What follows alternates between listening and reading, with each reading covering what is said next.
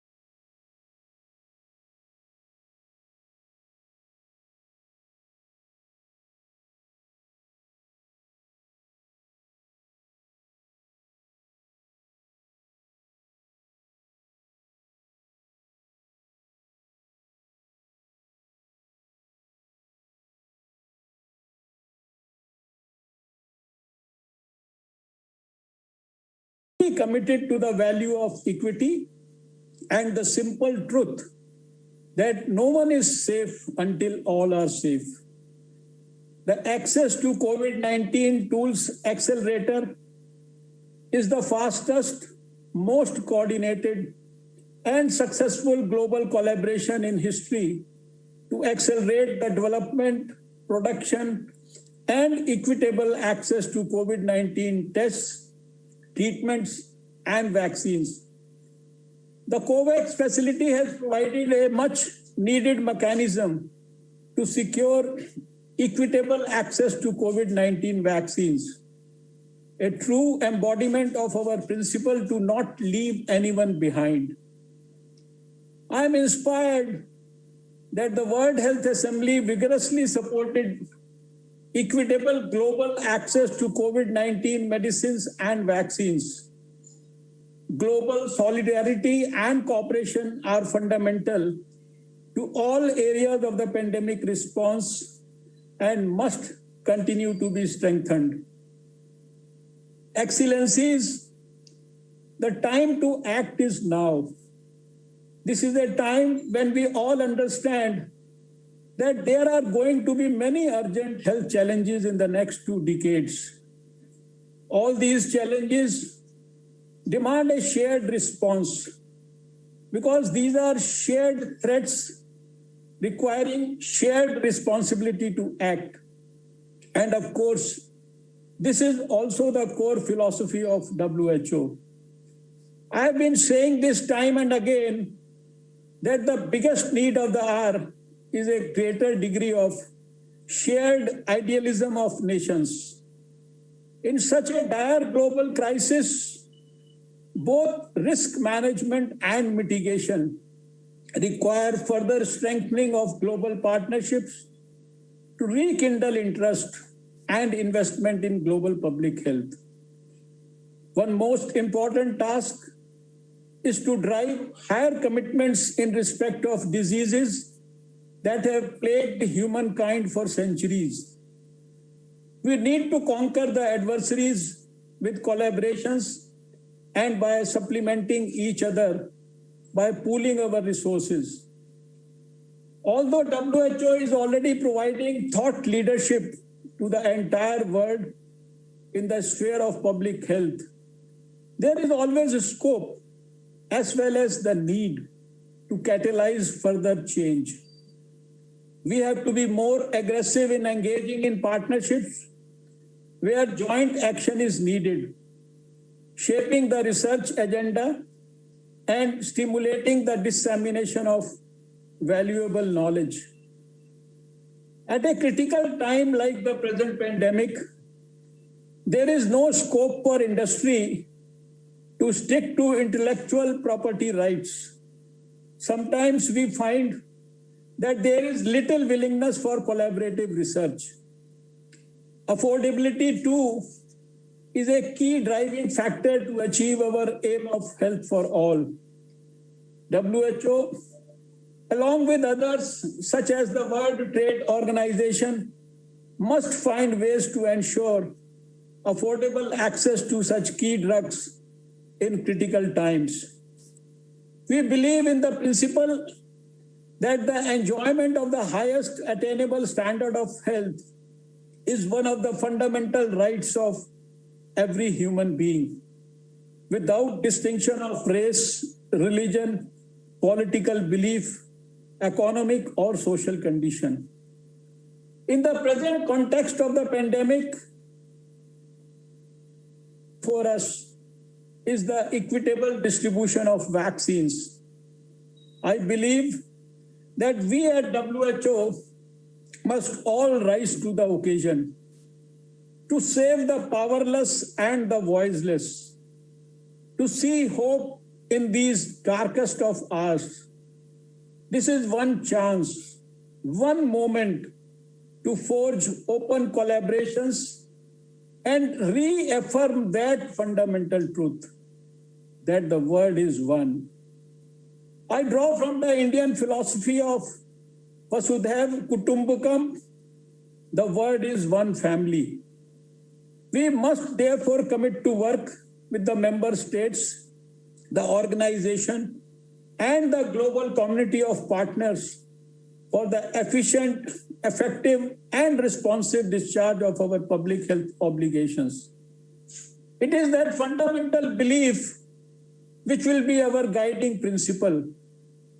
For us, vaccines for health must go to the affluent as well as those without wealth. Many of you have commented that my tenure as chairman of the executive board has gone past very fast. And yes, it has. It has been a very rewarding experience for me. It has been a very affirming experience for me. And I am looking forward to handing the baton to my successor. I feel honored that you all placed your trust in me and that I have been chairman of the executive board during one of the most turbulent years in the history of mankind. And yet also, this is the year where our scientists worked relentlessly. They moved at record pace to give us the life-saving COVID-19 vaccine. My friends, this has also been the year of science. This year holds great importance for grounding decisions that took place in the fields of science, evidence, and data. It had all come like a bolt from the blue. Little did any of us realize at the time how dramatically we would be put to the test. But match the moment we have done. Healthcare workers across the world are working long hours in hospitals, sleeping in their basements or hotels so they do not infect family members. Scientists are working overtime to develop new vaccines and treatments. You are all countering the endless false narratives circulating across media channels. And doctors are reopening medical practice so we can meet the postponed health needs of our patients. In the middle of all this, lakhs of healthcare and frontline workers have been lost forever. Forever. But I do have hope. However, that hope is up to us. It is up to us at the WHO, an organization that the world reveres, to demonstrate how to understand more, to be the voice our members can trust in this time of trial and tribulation, and to lead on action to move us forward in this difficult, perilous time. To all of us, I would also like to say congratulations for passing this test. Your resilience and determination to serve the society continued to thrive during this toughest period.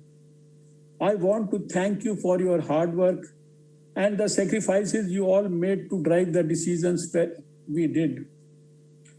I once again thank you for reposing your faith and trust in me as the chair of the WHO Executive Board. I sincerely appreciate the support of all vice chairpersons, the Director General Dr. Tedros, all regional directors, especially the Southeast Asia Region Director, Dr. Poonam Khetrapal Singh, in the successful conduct of the Executive Board sessions. I also want to thank all board members, including the outgoing members, for their support and guidance and for enabling all that we have achieved. Thank you and namaste. Before I hand over to Dr. Amot, I understand that the Director General would like to say a few words. Dr. Tedros, you can have the floor now.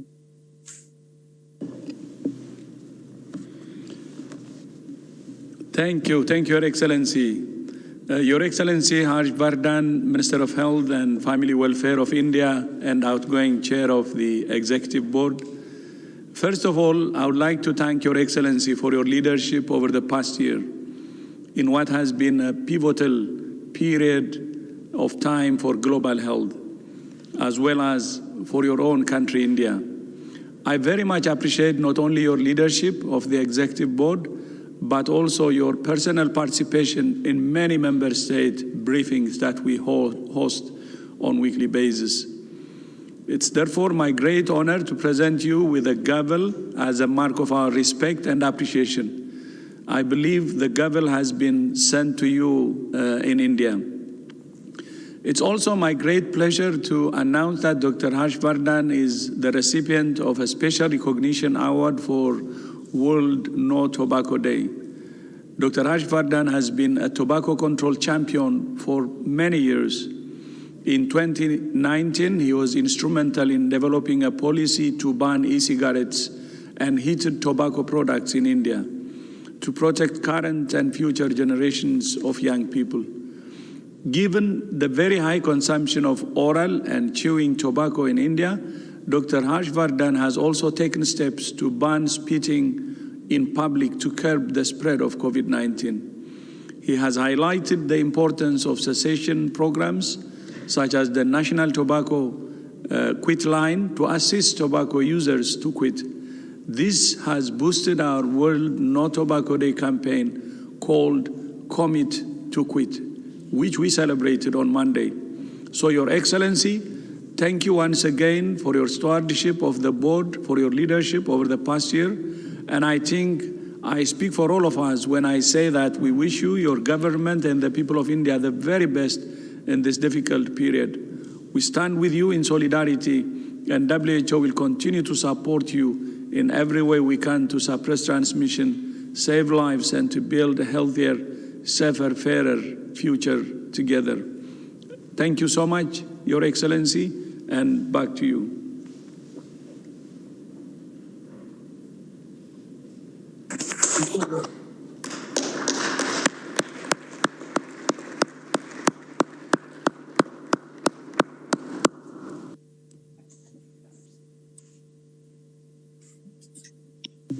Thank you, Dr. Vardhan, the Minister for Health of India, members of the Executive Board, Dr. Tedros Ghebreyesus, Director General of the World Health Organization, delegations of member states not represented on the Executive Board, the WHO Secretariat staff, distinguished ladies and gentlemen, I wish to thank you most sincerely for attending this 149th session of the WHO Executive Board, which is being convened just after the conclusion of a lengthy yet historic session of the Health Assembly, which saw more than 30 resolutions and decisions adopted in different areas of public health.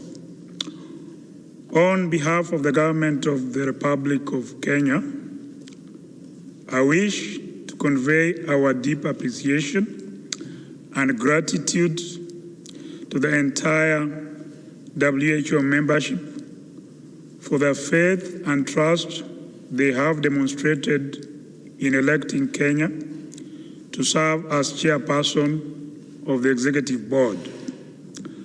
I also take this opportunity to especially thank the member states of the African region for nominating Kenya to serve in this capacity. This is not an honor that the Republic of Kenya takes lightly, and I commit on behalf of the government of Kenya to undertake the duties and responsibilities entrusted to this office with utmost commitment and humility.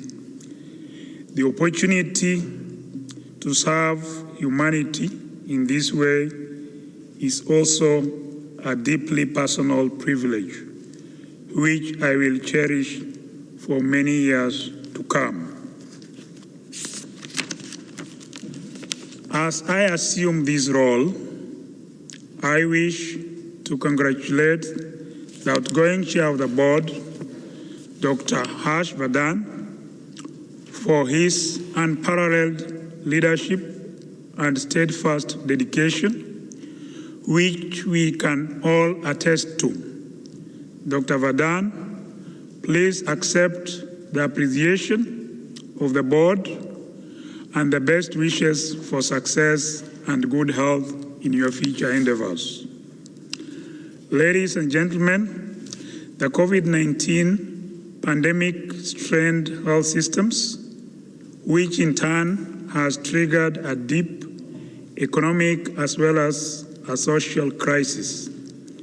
The COVID-19 pandemic has also tested the limits of multilateralism, laying bare its weaknesses, and WHO has not been left behind. As the governance organ mandated to provide guidance and leadership to the membership and the Secretariat, the Executive Board has a huge task ahead to repair the fault lines that have emerged as we have battled the greatest health challenge humanity has ever faced in the past century. During my term, I hope that we can purpose as member states to spare no effort in striving to bring an end to the ongoing pandemic and secure a healthier and sustainable future. We must endeavor to utilize all the available tools at our disposal and remain steadfast in our fidelity to the basic founding principles of our great organization towards the attainment by all peoples of the highest possible level of health. I will therefore be relying on your collective support, wisdom, patience, and expertise as we seek to strengthen WHO and make it better able to deliver on the aspirations for which it was established. In conclusion, I wish to thank the Director General and his team, as well as the Regional Director for the WHO Afro region for their support in preparing me for this role today. I thank you.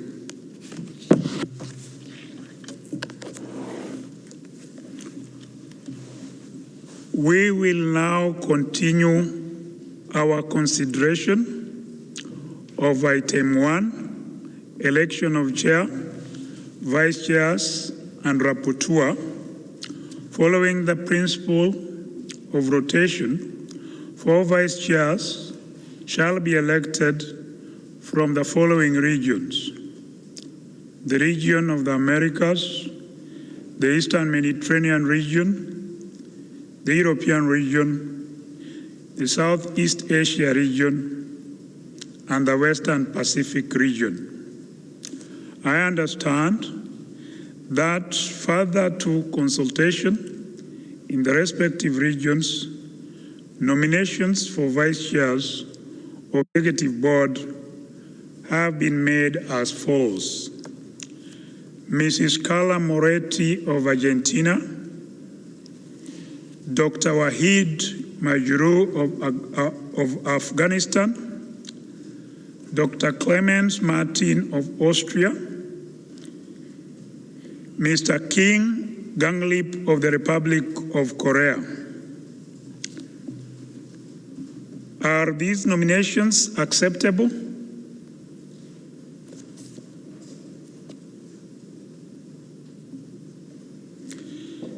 Since there is no other nominations, I declare them elected as vice chairs of the Executive Board, and I congratulate them on their election. According to paragraph 2 of Rule 17 of the Rules of Procedure, provides that if the chair is unable to act in between sessions, one of the vice chairs shall act in his place. The order in which the vice chair shall be requested to serve shall be determined by lot at the session at which the election takes place. According to the lot, and in case of my being unable to act in between sessions, the vice chairs shall act in the following order.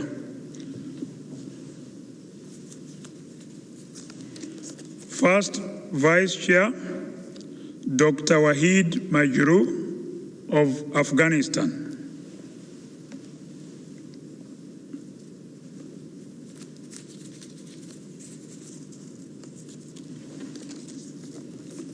Second Vice Chair, Mr. Kim Ganglip of Republic of Korea.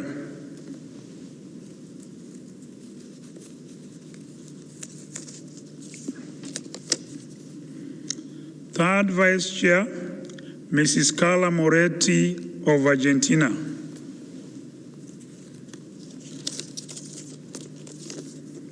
Fourth Vice Chair, Dr. Clemens Martin of Austria. Election of the rapporteur according to Rule 13 of the Rules of Procedure, which we will now elect one rapporteur, and following the principle of rotation among geographical WHO regions, that nomination shall be from the Western Pacific region. I understand that Mr. Zahid Malik of Bangladesh has been nominated as rapporteur. Is this nomination acceptable?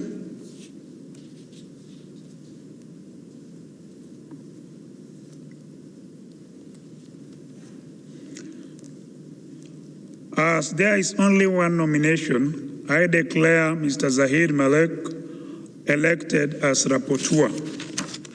Congratulations. Let's now turn to agenda item number 2 and adopt our agenda. The relevant documents are provisional agenda contained in document EB 149/1 and provisional agenda contained in document EB 149/1. I would like to propose the deletion of the following agenda items. As I understand, they are not needed. Under item 5.4, the first bullet point on proposals for WHO to host formal partnerships. Item 5.7, amendments to the financial regulations and financial rules. And item 6.2, amendments to staff regulations and staff rules. May I take it that this proposal is acceptable?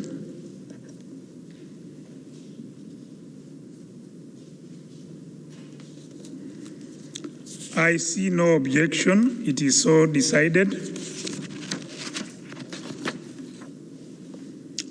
Are there any comments on the provisional agenda contained in document EB 149/1 and the provisional annotated agenda contained in document EB 149/1 annotated?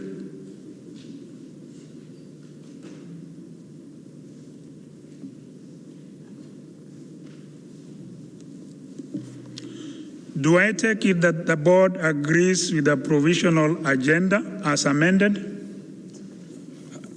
Sorry, do I take it that the board agrees with the provisional agenda?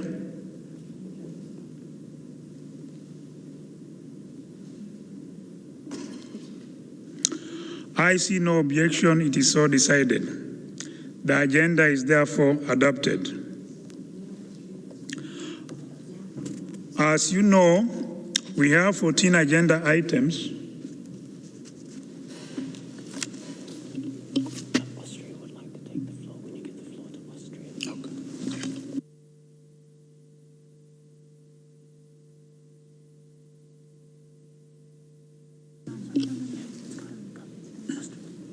Ask Austria. I'm made to understand that Austria would like to have the floor. Austria, please.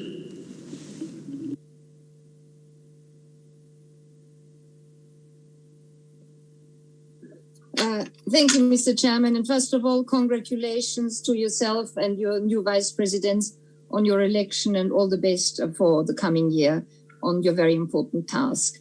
I have the honor to speak on behalf of the European Union.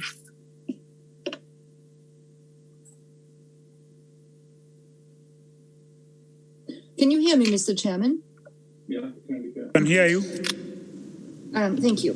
The European Union works closely with the World Health Organization on a wide range of subjects, both within the European region and on a global level.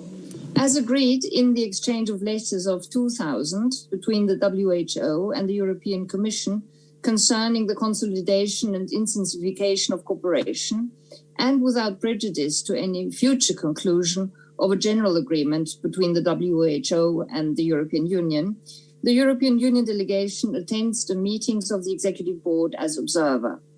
As in previous sessions, we ask the Board to kindly agree that the European Union delegation be also invited to attend and participate without vote in the deliberations of the meetings of subcommittees, drafting groups, or other subdivisions thereof, addressing matters falling within Union competence in the 149th session of the Executive Board.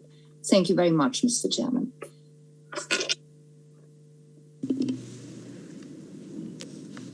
Thank you, Austria. As you know, we have 14 agenda items and sub-items to consider today. It is important that we hold the meetings in a constructive manner. I would like to inform you that individual statements by members of the board will be limited to 3 minutes. Individual statements by all member states not represented on the board and associate members will be limited to 2 minutes. Statements by observers, invited representatives of United Nations and other participating intergovernmental organizations and non-state actors in official relations with WHO will be limited to 1 minute. Regional and group statements will be limited to 4 minutes. When we move to the agenda items considered last week by the PBAC, I propose to build on the good work of that committee by focusing our discussion on the PBAC report and its recommendations rather than having another full discussion of each of the documents. May I take it that these proposals are acceptable? I see no objection. It is so decided. Now, with regard to the order of agenda items during our discussions, I propose that items 5.3, evaluation, annual report, 5.4, hosted partnerships, and 5.6, membership of the Independent Expert Oversight Advisory Committee that were considered by the PBAC be grouped and taken up after item 4, report of the Program Budget and Administration Committee of the Executive Board. We will then turn to item 5.1, WHO reform, followed by item 5.2, process for the election of the Director General of the World Health Organization. Then item 5.5, committees of the executive board, filling of vacancies. We will take the rest of the items in the order contained in the document EB 149/1. May I take it that this proposal is acceptable? I see no objection. It is so decided. I should like to propose that the board meet from 10:00 to 13:00 hours and from 14:00 to 17:00 hours. I take it that there are no objections to the proposed meeting schedule. I see no objection. It is so decided.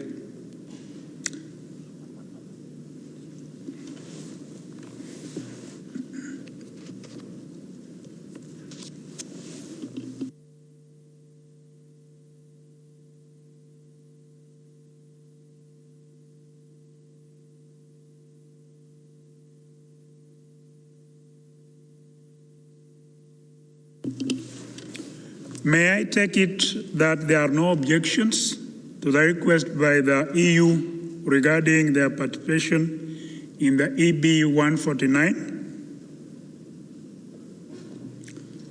I see no objection. It is so decided. I would like now to give the floor to the Director General to give his opening remarks. Director General, you have the floor.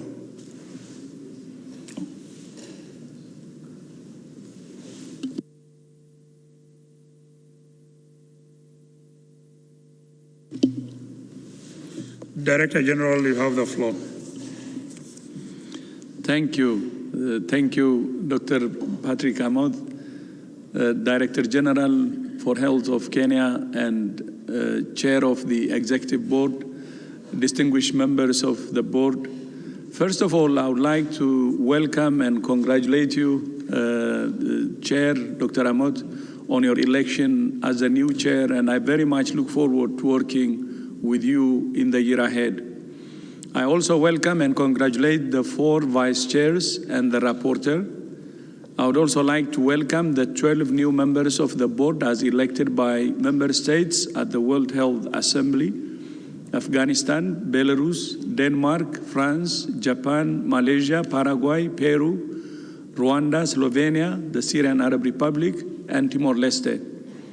And I would like to thank all members of the Executive Board for your work in preparing for and executing a very successful World Health Assembly last week.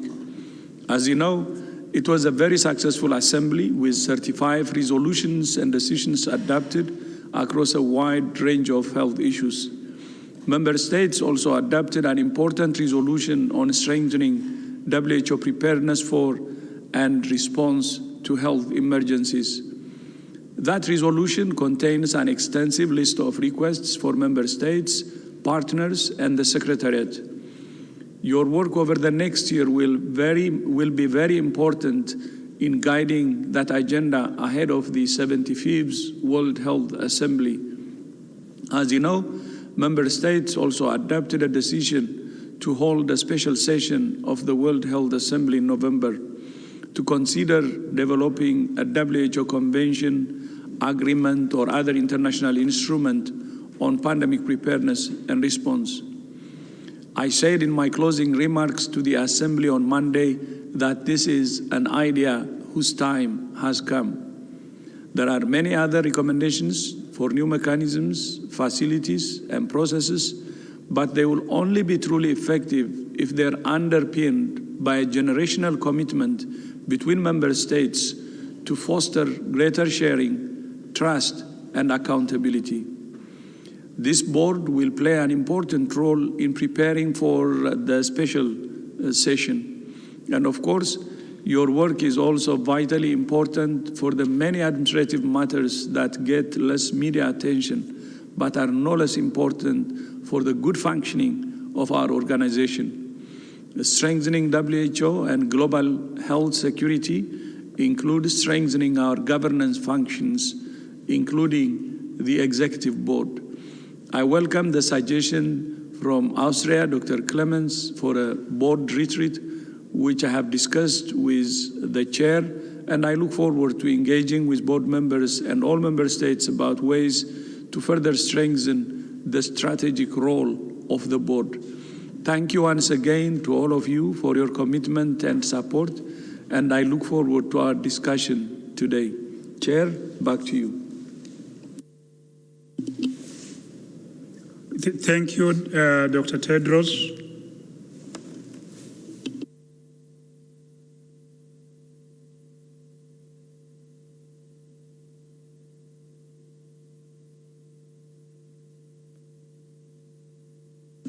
At this particular juncture, I would like to give the floor to the moderator.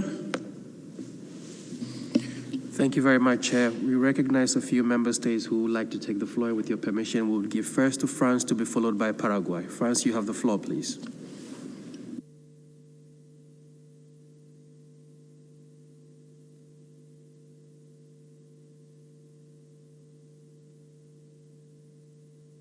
France.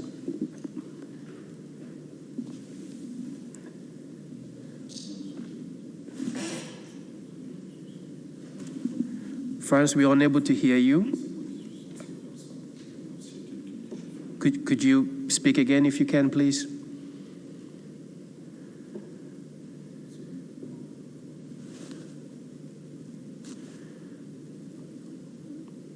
Okay, it appears we have a slight technical challenge. If I could crave your indulgence and go to Paraguay, we'll come back to you, France. Paraguay, you have the floor, please.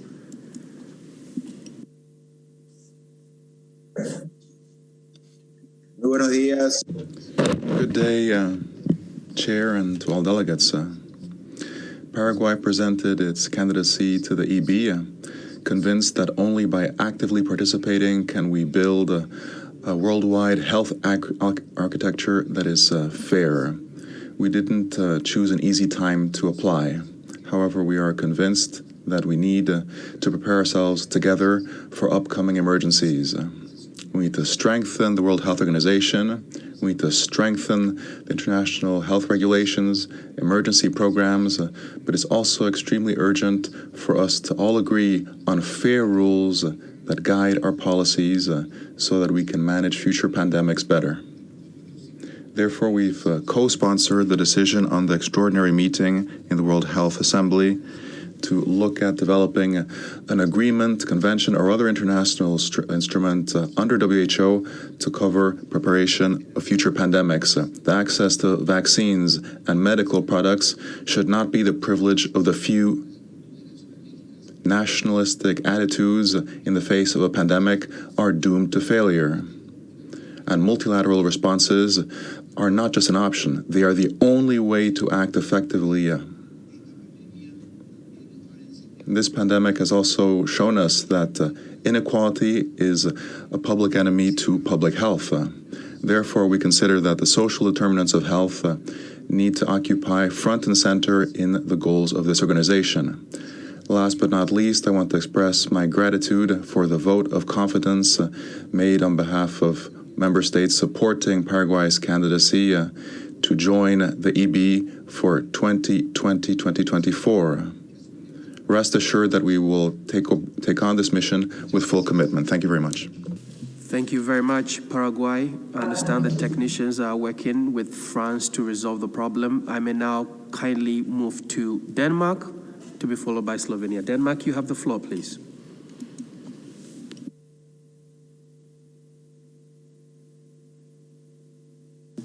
Thank you very much, Chair, and congratulations on your election. And Director General, congratulations to you on a successful World Health Assembly. I think it provided you and your leadership with a very strong mandate to continue your efforts to strengthen and reform the WHO towards implementing the DPW and the triple billion targets. Colleagues also I'm very honored to serve among you on this board, and congratulations to the 11 other newly elected members of this board. As a founding member of the WHO, Denmark strongly supports international cooperation on global health, and we strongly support the global leading role of the WHO. In supporting the implementation of the GPW and the triple billion targets, and when joining this board, Denmark will put a particular emphasis on universal health coverage, on reducing health inequalities, on strengthening public health, and on ensuring people-centered healthcare systems. As a member of the executive board, Denmark will, as a very strong priority, emphasize the normative role of the WHO as a key pillar in the global health infrastructure. To maintain a strong position, the organization must continuously strive to uphold its legitimacy and its relevance. We believe that a strong normative WHO is a solid foundation for the development of sustainable health systems in all member states. This requires the WHO to continue and to strengthen working in a science-based manner. The global health architecture is fragmented, at times with ineffective and incoherent global responses to health challenges. Denmark supports a strong role and a leading role of the WHO in this global health infrastructure. We also support the continued efforts to ensure an efficient, accountable, and inclusive WHO. This is a prerequisite to maintain the strong normative and technical functions of the organization and the ability of the WHO to address the increasingly complex challenges of global health. We will continue to support the process of ensuring good governance, sound financial management, and an efficient, effective, and accountable WHO. In this process, a more sustainable financing of WHO is needed. While the level of assessed contributions has remained largely static, the proportion of voluntary contributions, often earmarked, has increased, and as a consequence, important areas are underfunded. We support the work to achieve a long-term financial sustainability of the WHO, including by expanding the group of member states who provide long-term core support. Denmark's recent decision to double our voluntary core support to the WHO should be seen in this perspective. Thank you very much, Chair. Thank you very much, Denmark. I understand France is ready to make his intervention. Professor, you have the floor, please.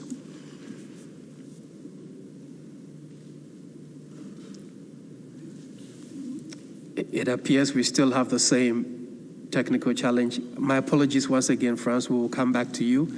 I shall now proceed to Slovenia. You have the floor, please.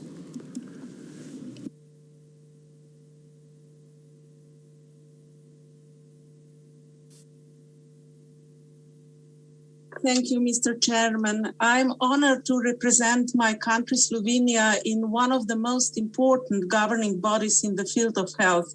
In particular, I would like to thank European region and its member states to support our candidature in this important body.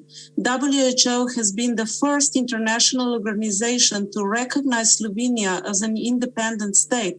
Since then, we have worked together intensively in many health areas in developing innovative solutions, in particular in strengthening primary health care as a cornerstone of healthcare systems and in addressing equity in health, good access for all to qualitative health services and universal coverage. We are convinced that we would contribute to the work of EB, representing European region, but also representing small countries that have in many ways, particular challenges. Slovenia would like to thank Dr. Vardhan for excellent leadership and for his work in tobacco control, he deserves the prize, as it was mentioned earlier today. We would also like to congratulate the newly elected chairs and vice chairs of the EB. They have agreed to take this responsibility in a very difficult time. We wish them successful work and offer all support needed. I would also like to thank Dr. Tedros and Secretariat for an excellent General Assembly last week and for all the work that was done in the last year. Thank you very much, Mr. Chair. Thank you very much, Slovenia. I shall now invite Oman. You have the floor, please.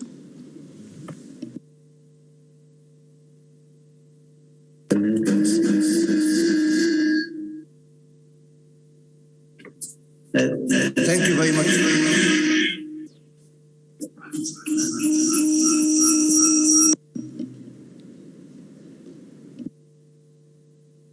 Ladies and gentlemen, Honorable Minister, may we ask that you probably turn down the mic, the volume on your set, so there'll be no echo in the chamber.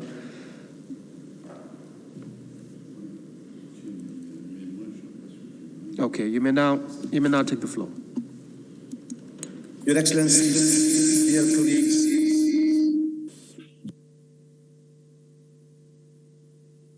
Chair and the Vice Chairs for their election, and his team for successful.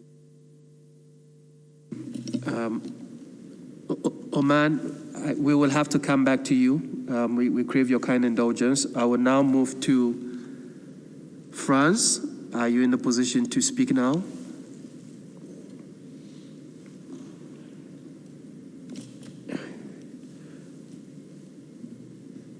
Professor Solomon, I understand that our technicians are trying to reach you by phone. If you would kindly avert your mind to that. I will proceed to Oman again, and then I'll move to non-EB members, and we'll come back to France. Oman, you have the floor, please. Thank you.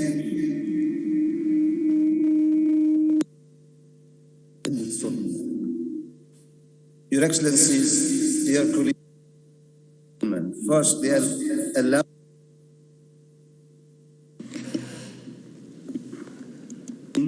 And also to Oman, my sincere apologies. We would have to come back to you. It appears that the sound is better, but there's a problem with the mute and unmute on your end. We would revert soon. If I may kindly move to non-EB members and then come back to you and France later with the permission of the chair. I shall now give the floor to the US. You have the floor.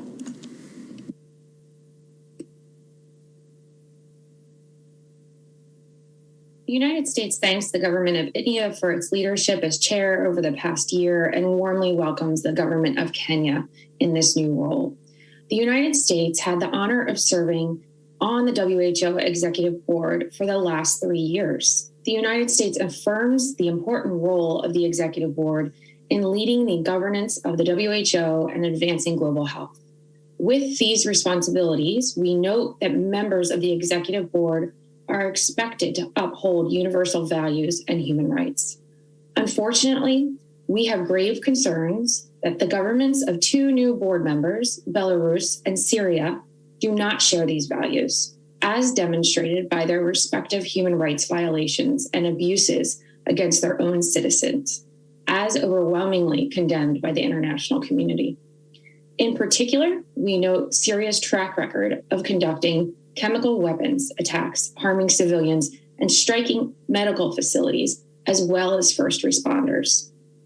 The United States takes this opportunity to reinforce the expectations of members of the Executive Board and calls on the governments of both Belarus and Syria to respect human rights.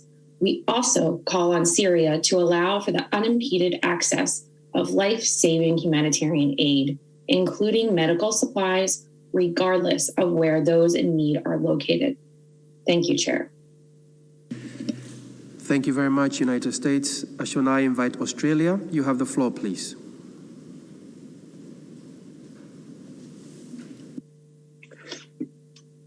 Thank you very much, moderator. Australia welcomes Dr. Patrick Amos as incoming chair. and newly appointed vice chairs and rapporteur. We look forward to your stewardship of the EB. We thank Dr. Harsh Vardhan for leading the Executive Board as chair during its 147th and 148th sessions and the special session of the board in 2020. This has been a most significant period for WHO's governing bodies, and we acknowledge the unprecedented pressure on your own health system and population. We truly appreciate your contribution during this turbulent past year as Australia concludes its own term as member on the Executive Board. Thank you. Thank you very much, Australia. I shall now invite Indonesia. You have the floor, please. Thank you, Chair. Firstly, Indonesia would like to congratulate all of the new members of the Executive Board. We wish to extend support to Timor-Leste as the new Executive Board member representing the Southeast Asia region. Indonesia would also wish to express our gratitude to all the outgoing EB members, including Prof. Nila Muluk as a member of the Executive Board from Indonesia. Her contribution has concretely strengthened our global health cooperation, including on specific issues such as eye health, as well as on our common interest on universal health agenda and the COVID-19 pandemic. The support from the Secretariat and fellow Executive Board member during her tenure as a member of the EB is highly appreciated. With that, Indonesia is committed to continuing our active participation in the governance of the WHO. Thank you. Thank you very much, Indonesia. We shall now revert to Oman. Honorable Minister, you have the floor, please.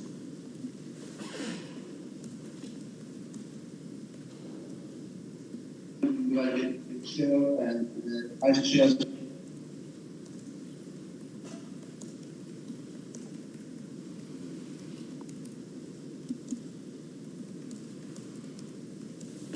Oman, are you there with us?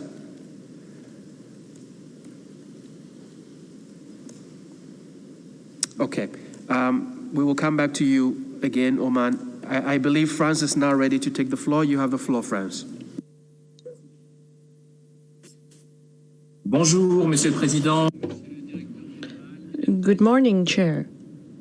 Director General, ladies and gentlemen, members of the EB, I congratulate all of those elected today. As the Director General of Health here, it is an honor for me to represent France on the Executive Board, and we intend to continue to play a key role in the ongoing governance of WHO. The past year has shown that only a multilateral coordinated response allows us to overcome crisis in a sustainable manner. And this has re-emphasized the need for the international community to coordinate on public health issues. The EB, at its 150th session in January, will have many important issues to look at relating to strengthening the mandate, governance and funding of WHO. We will have the working group on sustainable financing, as well as the report from the IPPR, and these will be considered in January. It is my hope that through this work we can collectively assert that WHO will have the resources it requires to do the job of work it has to do. It needs robust and flexible governance, if that is to be the case, so that it can take flexible, prompt decisions to manage crisis in full, transparent coordination with member states. The WHO can count on the constructive commitment of France and the EU, which we will hold the presidency of in the very near future, in the first half of next year. We wish to conclude by stating that if we are to attain the triple billion goals and to establish UHC as well as prompt health emergency response, we all need to work together. Overcoming health inequalities are also a key challenge for us in the future. We wish to emphasize the importance of strengthening the multilateral health architecture and full implementation of the IHRs. France certainly believes that WHO needs to coordinate preparedness and response for health emergencies, and we believe that the HEP needs to be strengthened. That is clearer than ever in the light of the crisis. The crisis has also highlighted the fact that we need to focus on prevention as a function of solidarity, allowing us in particular to focus on the most vulnerable groups and to ensure that we can mitigate risk factors for them. Here again, we have to look at environmental issues as well as public health education issues, and these are priorities for France. Another priority is mental health. As we emerge from the crisis, this is clearly an area where a great deal of attention will have to be paid, again targeted on vulnerable groups. And in the autumn of this year, we will be hosting a global summit on mental health, which is organized in cooperation with WHO as well as the Mental Health Alliance. We also will be working through the WHO Academy to ensure that the kind of high-quality training is provided to all of those who are very much in the front line of our response. I apologize for the technical problems with that statement. Patience. I shall now move to Oman. You have the floor, please. Thank you very much, and my apologies for the previous technical problem. Firstly, allow me to congratulate you, Mr. Chair, and your co-chairs, and congratulate my friend Dr. Tedros for the success of the Assembly. As you know, infection prevention and control, IPC, is a scientific approach grounded in infectious disease, epidemiology, social science, and health system strengthening, designed to prevent harm due to the infection of patient and health workers. IPC occupies a unique position in the field of patient safety, since it is universally relevant to health workers and patients at every healthcare encounter. It promotes health, contributes to global safety, and serves the vulnerables. So far, IPC has been considered critical to achieving several key WHO and global health priorities. Prevention of health emergencies, including fulfillment of the international health regulation, compacting AMR, achieving universal health coverage, maternal and neonatal health, and water, sanitation, and hygiene. The COVID-19 pandemic and previously the Ebola outbreak in West Africa have shown the devastating consequences of the lack of preparedness and of defective IPC programs, at times combined with inadequate water supply, poor sanitation, and a weak hygiene infrastructure in both community and healthcare facilities. As such, instead of serving as points where disease is identified and controlled, healthcare facilities can become dangerous places, amplifying outbreaks among staff and patients and transmission back to the communities. The COVID-19 pandemic has provided a unique momentum for strengthening IPC programs and practices in healthcare and in the community. We need to see IPC as a holistic and comprehensive approach applied across all healthcare priorities and beyond. We also need to deeply root IPC programs and practices in health system and sustain them for both improving preparedness for outbreaks and ensuring good quality care and health workers' protection.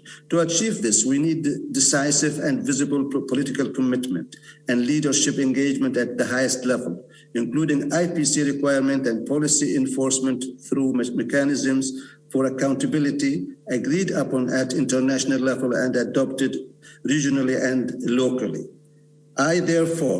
Oman therefore requests flagging IPC programs and adding specific global discussion on IPC in the next executive board meeting for the year 2022. I thank you.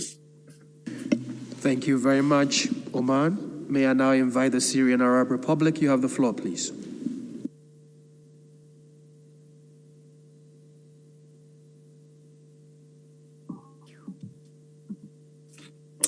Thank you, Mr. Moderator, and please allow me at the outset to congratulate the chairperson for his election along with the members of the executive board for the current session.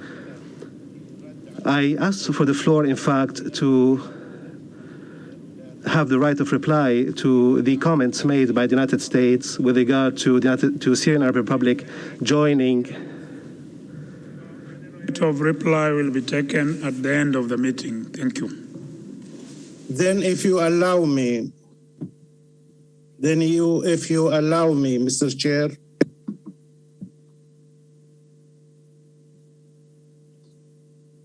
Mr. Chair. Go ahead, yes. I would like to deliver a statement on behalf of my government.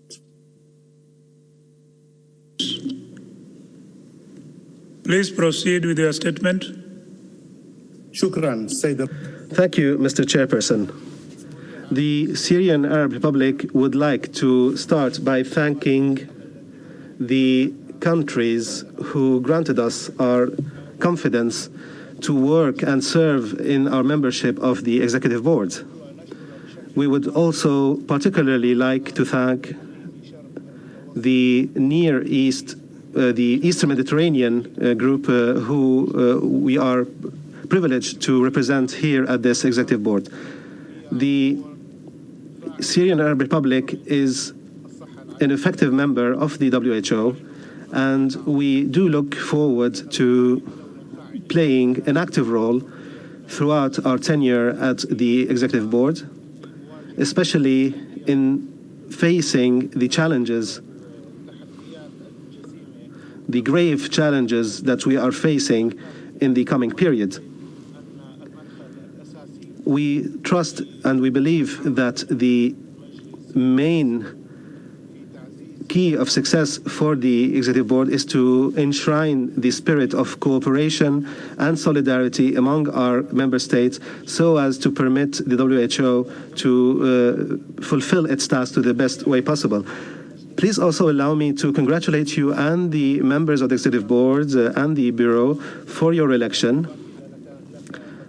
And we also reaffirm our aspirations to work with you in close cooperation in the coming session.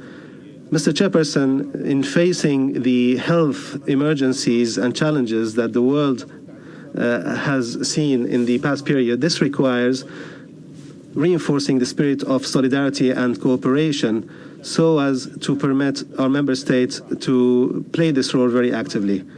And there is no doubt that the politicization of the WHO and leading it and forcing it to take measures that are led by political imperatives that politicize the humanitarian nature of operating in this field is going in the wrong direction. And in this context, we believe that the comments made shortly by a member state is one example of this wrong behavior, and we reserve the right to reply at the end of this session, of this sitting. Thank you very much. Thank you very much, Syrian Arab Republic. I shall now invite Afghanistan. You have the floor, please.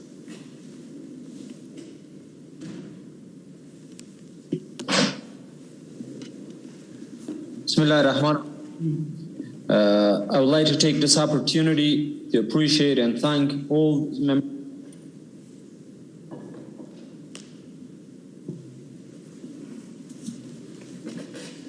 Okay. As representative of the Afghan government, I can assure the member states and executive board and the WHO that Afghanistan will play a very proactive role in this forum. And our experience of last 20 years as being an active partner with the international community here in Afghanistan, regionally and globally, is a proven fact. I believe that the executive board is a platform where the voice and the advices of those nations who were heard in the past will provide us a platform, an opportunity to communicate the real needs and the expectation on the ground from the WHO. Based on the experience I have with the Emirate region for the last 5 or 6 years, and the lessons learned we have within the COVID pandemics, I believe that this is the time for executive board to provide advices and recommendations to different levels of decision-making at WHO to divide the focus, the energy, and the resources we have not only on technical aspects of the work, but the pandemics taught us, the ministries of health, the Ministry of Health, the technical agencies are required to have the capacity to lobby and join forces and make alliances to combat those threats whom are threatening the health of people, the prestige of health sectors, and the trust of communities on the great work the health workers are doing in different parts of the country, different parts of the world. It is not only the pandemics, but the war in war-affected countries. Afghanistan, part of that is where the great work, the sacrifice of the health sector providers is not respected, well noted, and supported the way it should be. The next idea I wanted to touch upon is this is the time for us to ensure that WHO, our operations, our decisions are neutral and not politicized. We as a country affected by war and somehow felt as marginalized, believe that equity, especially when it comes to human capital recruitment, is an agenda that should be promoted more and more. Given the limited time, I reiterate my message of thank and appreciation, and I can assure you that Afghanistan will not only be a member state, proactive member state, but a member who will try his best to voice the needs of those whom are not heard until now. I thank you very much. Thank you very much, Afghanistan. Belarus, you have the floor, please.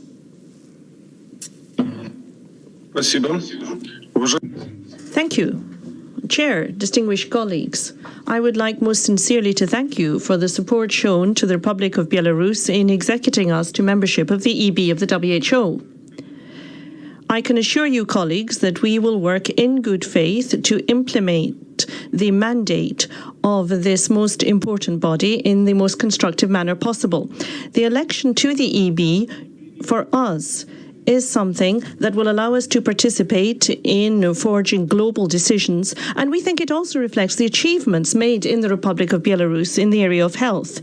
The WHO has worked in a way that is fully in accordance with our own national priorities, and we fully support the initiatives taken by WHO to do the utmost possible to achieve the goals that have been set. We are very happy indeed to have received advice and guidance from WHO in areas such as training of health personnel, deciding on the future course for health in our country, and certainly the way in which we have been able to upskill our personnel to give them the education that they need, fully in line with the approach taken by WHO, focusing on prevention, diagnostics, treatment and rehabilitation for all those in need of it. We note what was stated here by the US, and we do not accept the criticism about the human rights situation in Belarus. In Belarus, we could spend a very long time talking. Any right of reply will be taken at the end of the meeting as per the rules of procedure, please.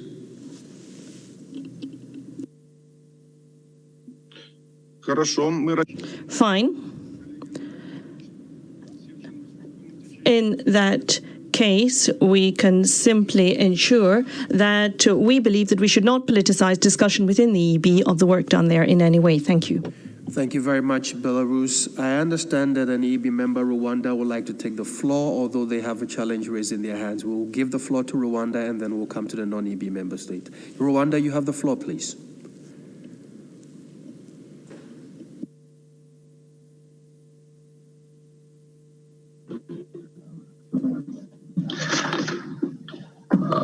Thank you, Chair. Congratulations for your election. Same for the Deputy Chair and all new members.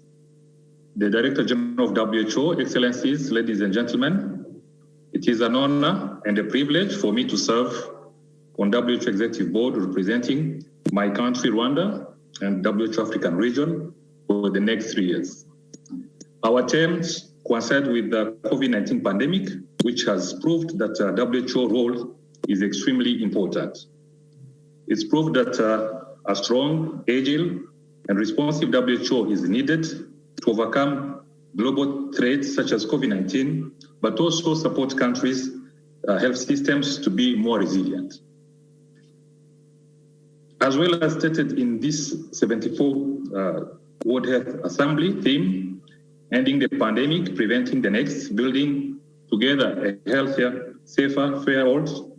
We have to strengthen preparedness for health emergencies because we are convinced that this pandemic might not be the last threat to our humanity. Therefore, global coordinated efforts are needed. The WHO transformation agenda will continue, and if we are to attain the triple billion target by 2023, and if we are to attain also the SDGs by 2030, then there is a long list of health priorities for which the board will play a key role. I congratulate all colleagues recently elected, and I pledge my contribution to the executive board to the best of my capacity. Thank you, Chair. Thank you very much, Rwanda. May I now invite Turkey? You have the floor, please.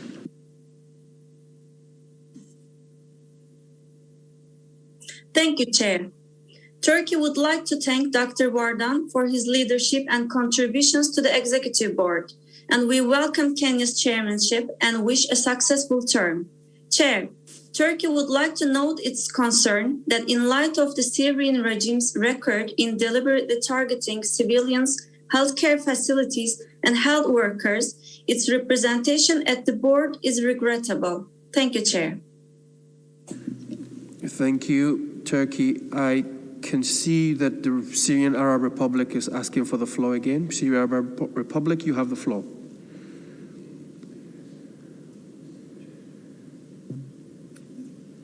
The discussion, can you hear me? Yes, we can. Please proceed. Thank you. Thank you. I would like, as we begin the discussions of our current session of the Council, that the Chair reminds the speakers to abide by the rules of procedures and address member states in their proper names. Reverting to unacceptable language should not be allowed in this room. Thank you, Mr. Chair. Thank you very much, Syrian Arab Republic. I shall now invite the Russian Federation. You have the floor, please.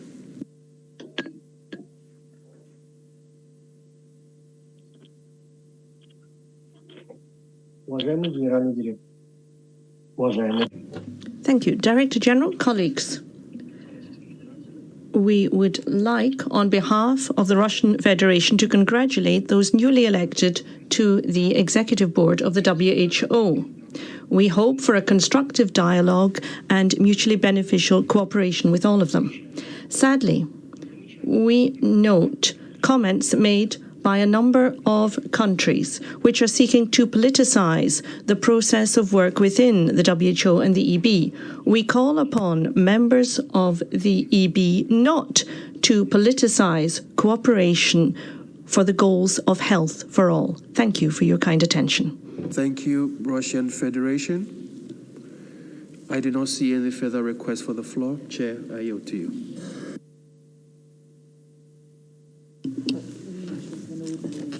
Thank you. This concludes our consideration of item 2. Let's now turn to item 3 of our agenda.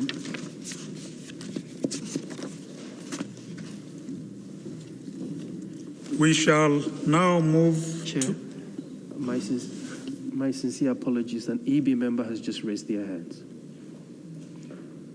An EB member has just raised their hands. May I give the floor to the Yes, please proceed. Thank you.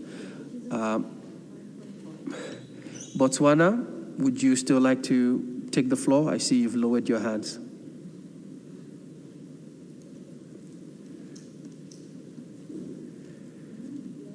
I no longer see Botswana, but I do recognize Syrian Arab Republic. Is this an old hands already raised, or is it a new intervention you wish to make?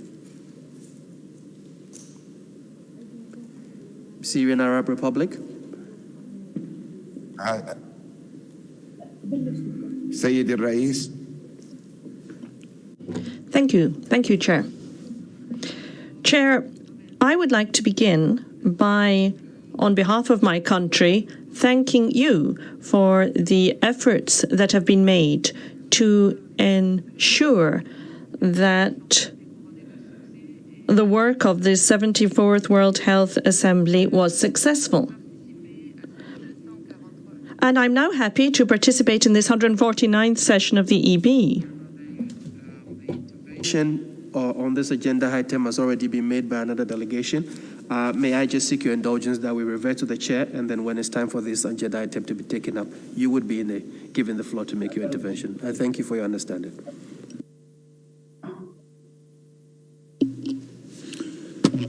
Thank you. We shall now move to agenda item number 3, outcome of the 74th World Health Assembly. The floor is now open for discussion. I would like to request that the Secretariat moderate the discussion on the virtual platform. Thank you very much, Chair. I should invite the Syrian Arab Republic to be followed by Japan. Syrian Arab Republic, you have the floor, please.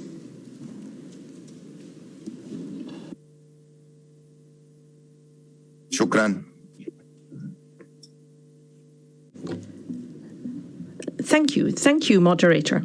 Chair, I would like to begin my comments by thanking you on behalf of my country for all of the efforts that have been made to ensure the success of the 74th World Health Assembly. It's now a pleasure for me today, on behalf of my country, to participate in the 149th session of the Executive Board. The Syrian Arab Republic was elected as a member of the EB for the next 3 years.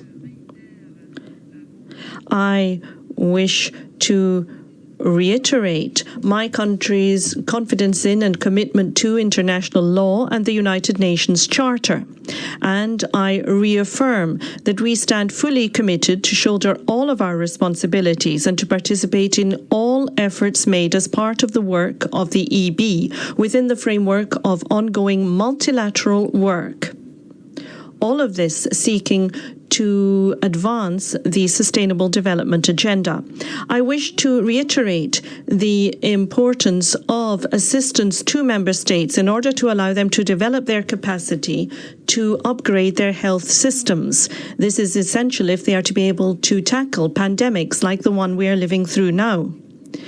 Collective work is what we need. We all need to work together to face these challenges, and we must also uphold the principle of justice in vaccine distribution between rich and poor countries.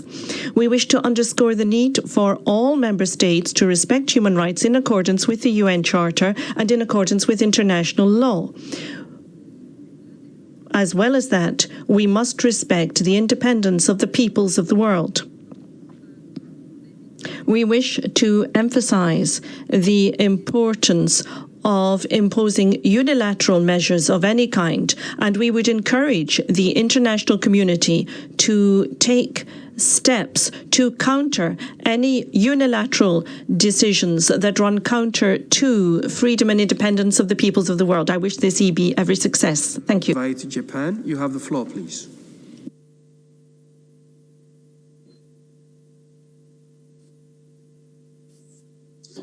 Thank you very much. First, I congratulate the appointment of Dr. Patrick Oman of Kenya for the chair and new bureau members who will guide us for the next 12 months. Also, I wish to thank departing chair Dr. Harsh Vardhan from India and his bureau. Namaste. As previous speakers pointed out, that we have many issues agenda to address. This comes from a very successful 74th World Health Assembly. The 74th World Health Assembly would be remembered as the turning point assembly. The President, Committee A, Committee B chairs, and importantly, Dr. Tedros and his senior management team should be congratulated. But if successful World Health Assembly bring more agenda for World Health Assembly, I'm sure 150 EB is very successful. That means more agenda for the next World Health Assembly. So that is something like snowball to grow. That is not the case. To facilitate this process, I think our mission will be to build solid basis for another successful session of the World Health Assembly. In order to do so, I have two requests and one question. Request number one is the publication of background documents, World Health Assembly documents relating to the budget, beginning with the revision of A74/5 and continue to A74/9 were available only averagely 14th of May. That is 7 days before the opening of World Health Assembly. Considering the feedback, it was only 3 working days. The EB 150 will have enormous and vital agenda. And I call upon the chair to encourage Secretariat to give us the necessary information in a timely manner. This is number one. Second request is the statement order of member states and non-state actors at the Assembly. So that is a little bit mélanged or mixed. I wonder that we should emphasize the Secretariat should prioritize member states over non-state actors. I don't mean that I disrespect the non-state actors, not at all. But the World Health Assembly is the highest governing body. This is why I am insisting priority should be given to member states. My question is alliance speech of some non-state actors. I heard, if I'm correct, that some of non-state actors formed alliance and delivered a statement with organizations that do not have official relationship with WHO. Is it possible? That is I would like to hear the advice from the legal counsel. I thank you. Thank you very much, Japan. I shall now invite Peru to be followed by Botswana. Peru, you have the floor. Señor Director General. Mr. Director General of the World Health Organization, ladies and gentlemen, member of the Executive Board, ladies and gentlemen, representatives of the countries that make up the World Health Organization. For Peru and for our Ministry of Health, it's a great opportunity for us to congratulate the 74th World Health Assembly for its work and important agreements. We are going through a global COVID crisis. That is the context. And in this context, it's extremely important to organize that meeting, which has marked the direction for World Health and the World Health Organization that is so important to humanity. In a crisis such as the one we're going through, we can only move forward with a policy that strengthens multilateralism. And that is something that the World Health Organization does, not only in word, but also by its deeds. It's done so with concrete actions such as creating the COVAX mechanism. This is one of the most important measures to promote fairness at a global level, because when it comes to something as important as life, it is the WHO that set up a mechanism that allows the vast majority of low-resource countries to be able to access the vaccines easily, and therefore to protect lives. It is for that reason that Peru, like others, commits itself to living up to one of the most important agreements, namely between now and September to have covered at least 10% of our population with a vaccine. Similarly, we'd like to express our solidarity to the proposal made at the WHO for all countries to be more transparent regarding the impact COVID has had on us. We need to be clear and provide updated and accurate figures regarding the numbers of death due to the pandemic. In the case of Peru, we have recently adopted an extremely important decision, which is to update the numbers of those who have passed away. We initially recognized slightly less than 70,000 as confirmed deaths due to coronavirus. Now, we're going to live up to the commitment of using all the instruments and all the proper scientific criteria when it comes to computing our death toll, which now reaches 180,000. To do that, we've incorporated several different criteria, not only virological. And the test, we also have a test to see if the virus is present in the deceased. And we've also looked at other criteria that we would offer up to the consideration of the WHO. For example, serological criteria, radiological criteria, different epidemiological criteria can also be included. And we've also included clinical criteria. And last but not least, the opinion of the attending physician that determines the moment of death. Mr. Director General, we lay these criteria out at your disposal, and our team of investigators will provide them to you so that they can help WHO's reflection on this matter. Thank you very much.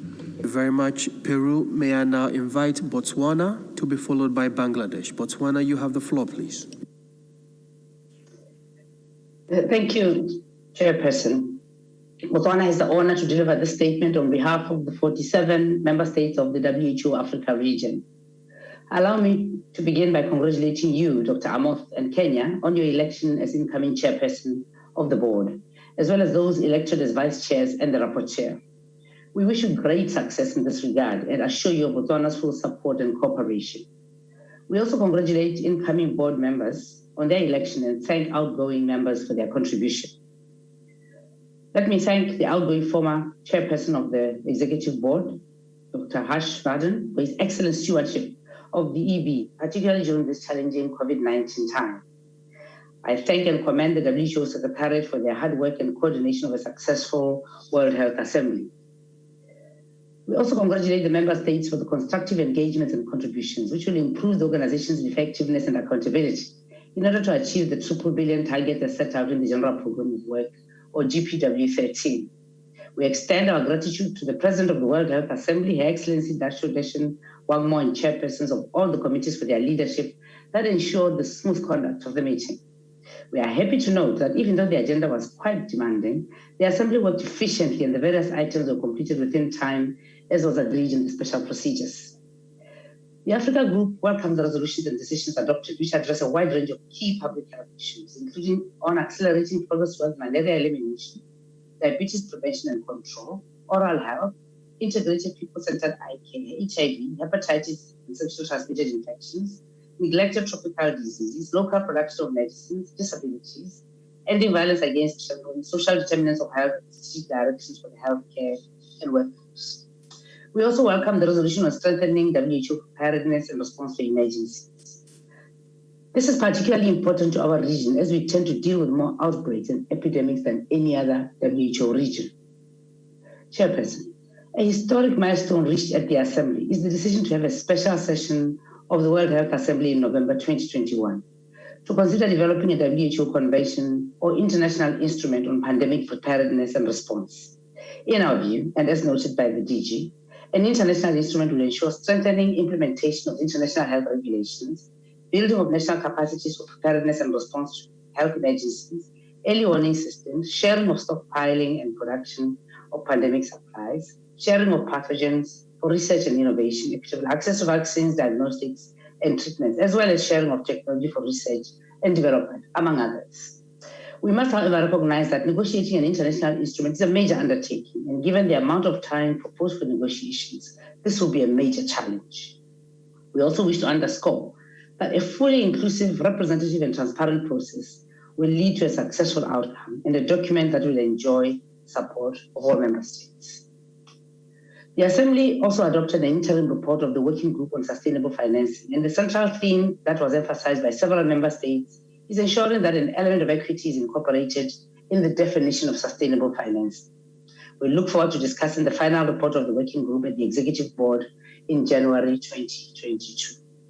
The Africa Group congratulates the member states for approving the planned program budget for 2022 and 2023.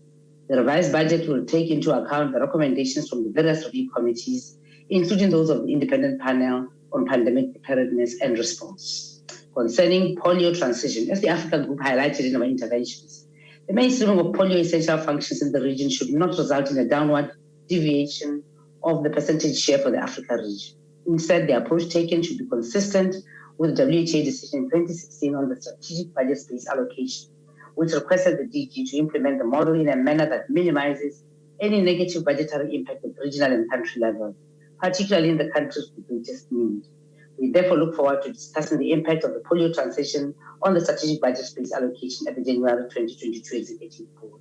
Chairperson, as I end, despite the overall success of the Assembly, there were also challenges that our region experienced. While the grouping of similar items on the agenda allowed the completion of the agenda within time, it continues to hinder our ability to fully discuss some critical issues due to the limited time. In this regard, we are confident that the Secretariat will continue to work with Member States to address these issues in the upcoming governing body meeting. Let me conclude, Chair, by once again thanking you and the WHO Secretary for a successful Assembly. I thank you. Thank you very much, Botswana. May I now invite Bangladesh to be followed by the Republic of Korea. Bangladesh, you have the floor, please. Thank you. Thank you, Mr. Chair. Mr. Chair, first of all, I congratulate you on your appointment as the Chair of the Executive Board. Also, I congratulate newly elected Vice Chairs and Rapporteur. I take the opportunity to thank Dr. Vardhan, immediate First Chair, for the efficient manner he led the Executive Board during a trying time for the organization. Bangladesh commends Member States, the Secretariat, and other participants for the successful conclusion of the 74th World Health Assembly. I wish to place on record our appreciation to Dr. Tedros and his team for their tireless effort in making the Assembly successful. With more than 30 resolutions and decisions adopted, the just concluded WHA was quite significant. Member States adopted resolution on strengthening WHO preparedness and response for emergencies. It decided to hold a special session of the Assembly in November. It also rightly underscored sustainable financing for strengthening WHO. All these outcomes are commendable. The theme of the Assembly, ending this pandemic, preventing the next one, was very timely. Mr. Chair, we shared our views, comments, and recommendations on various issues in our statements during the session. However, I would like to reiterate a few points. First, on national context. Bangladesh launched nationwide COVID-19 vaccination in February. Within 3 months, over 5.8 million people have received the first dose, and around 3.5 million have been fully vaccinated. However, there is a shortfall of around 2 million doses of AstraZeneca vaccine to cover the second dose due to sudden supply disruption, and we need those on an urgent basis. We count on the COVAX facility to help us overcome this unforeseen crisis, as we also expect to receive the supply of 20% of our total need committed under this facility. Second, I quote from Director General Dr. Tedros, and quote, "No one is safe until everyone is safe," unquote. To make everyone safe, we need global solidarity. We need unity. We need to share technologies and know-how with the low and middle income countries as to increase local production capacity. Also, we need to waive TRIPS agreement now to help development, manufacturing, and distribution of COVID-19 vaccines, therapeutics, and other tools to fight this public health crisis of history. Finally, Mr. Chair, Bangladesh delivered ROV on AMR and mental health on behalf of the Southeast Asian region countries at the Assembly. We believe if we would like to prevent future pandemic, this is the high time to achieve the goal of antimicrobial resistance containment and promote mental health preparedness and response for public health emergencies. Let me conclude by saying that this is a time for action, and we all must play our role to save lives and reduce sufferings. We hope the outcome of the 75th World Health Assembly will help WHO take the decisive role in making our world free from the pandemic this time and in future. Thank you. Thank you very much, Bangladesh. May we now invite the Republic of Korea to be followed by Austria. Korea, you have the floor, please. Thank you, Mr. Chair. First, I have heard about the level of exhaustion among WHO staff and would like to extend my gratitude to the Secretary and the DG for the successful hosting of the first entirely virtual WHA and the EB. The 74th Assembly closed after the most passionate discussion of all time. Discussion on item 17 and 18 on COVID-19 response and the WHO's work in health emergencies particularly took days to complete. The Republic of Korea agrees that there is no going back to business as usual and that urgent action is required to end this pandemic. We hope to see faithful implementation of the resolution on strengthening WHO, including annual reporting on the implementation of the IHR and renewed alert system based on clear criteria. We are also looking forward to seeing important advancement in establishing the global emergency response system through the special session in this November. The Republic of Korea would like to express our support for transparent and independent evaluation and analysis of the origins of the COVID-19 outbreak and calls for a timely, evidence-based, and expert-led phase 2 study. Mr. Chair, I cannot stress enough the importance of WHO's leadership during the pandemic. In this regard, the Republic of Korea is very glad to see smooth progression of WHO transformation at all levels of WHO, as shown in the annual report. More effort, however, is required in assessing the outcome level and the effect of this progress and urges swift action. Considering that the working group on sustainable financing also requested more visibility of WHO's achievement, clear demonstration of the achievement of WHO transformation can also help increase the sustainability of WHO's financing. On that note, I also hope that the working group on sustainable financing that is currently discussing the essential function of the WHO proceed in a timely fashion in order to make a sustainable recommendation to the next EB. The Republic of Korea promises to continue engaging in these discussions and hope that increased vaccine production and equitable distribution will allow us to meet face-to-face at the next EB and World Health Assembly next year. I thank you.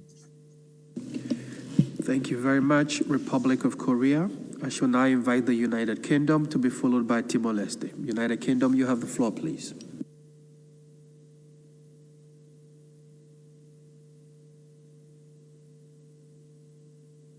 My sincere apologies. I think I have skipped Austria. I had earlier indicated Austria before the United Kingdom. Apologies, Austria. You have the floor, please.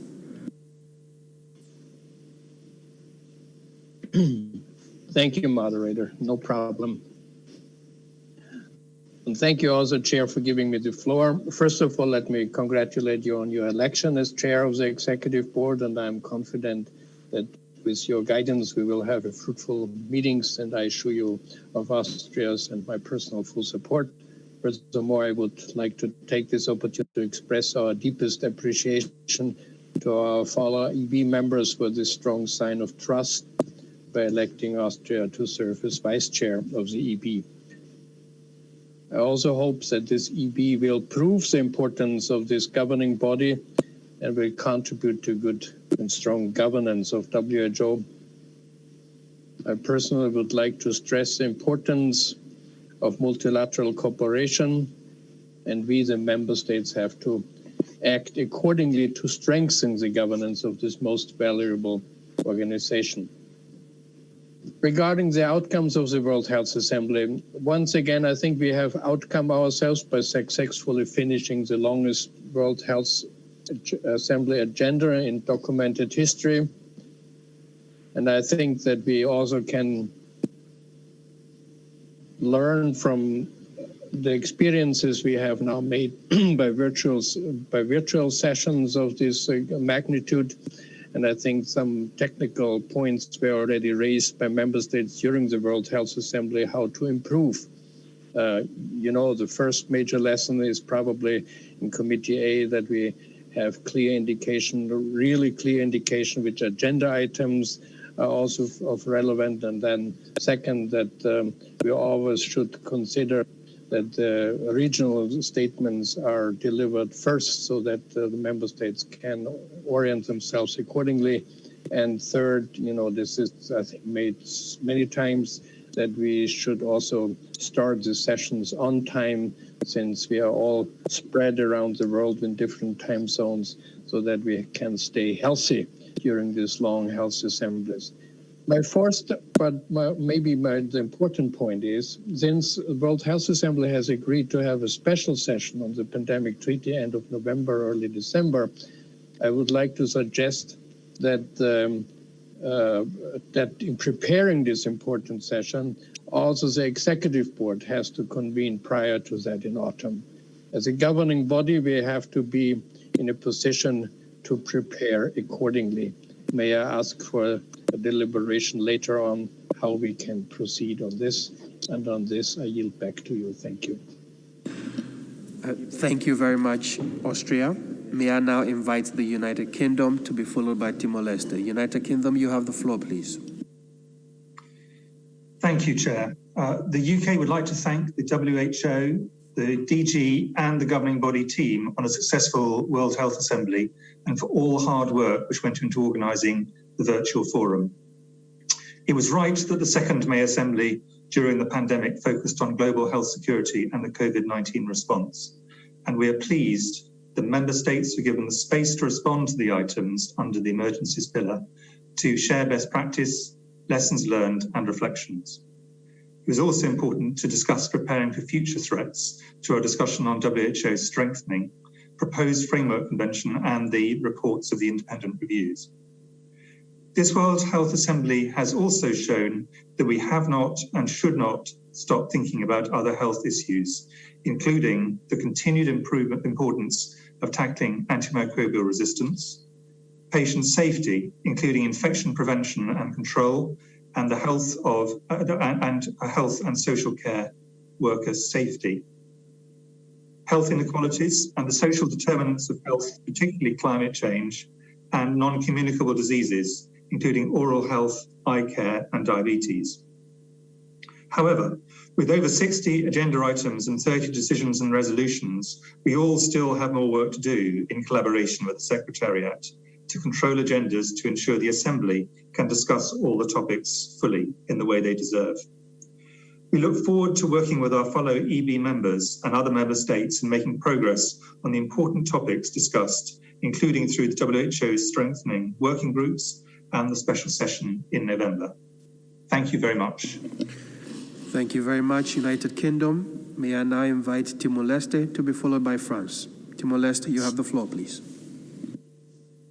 Excelência Presidente, Vice-Presidente y Composición.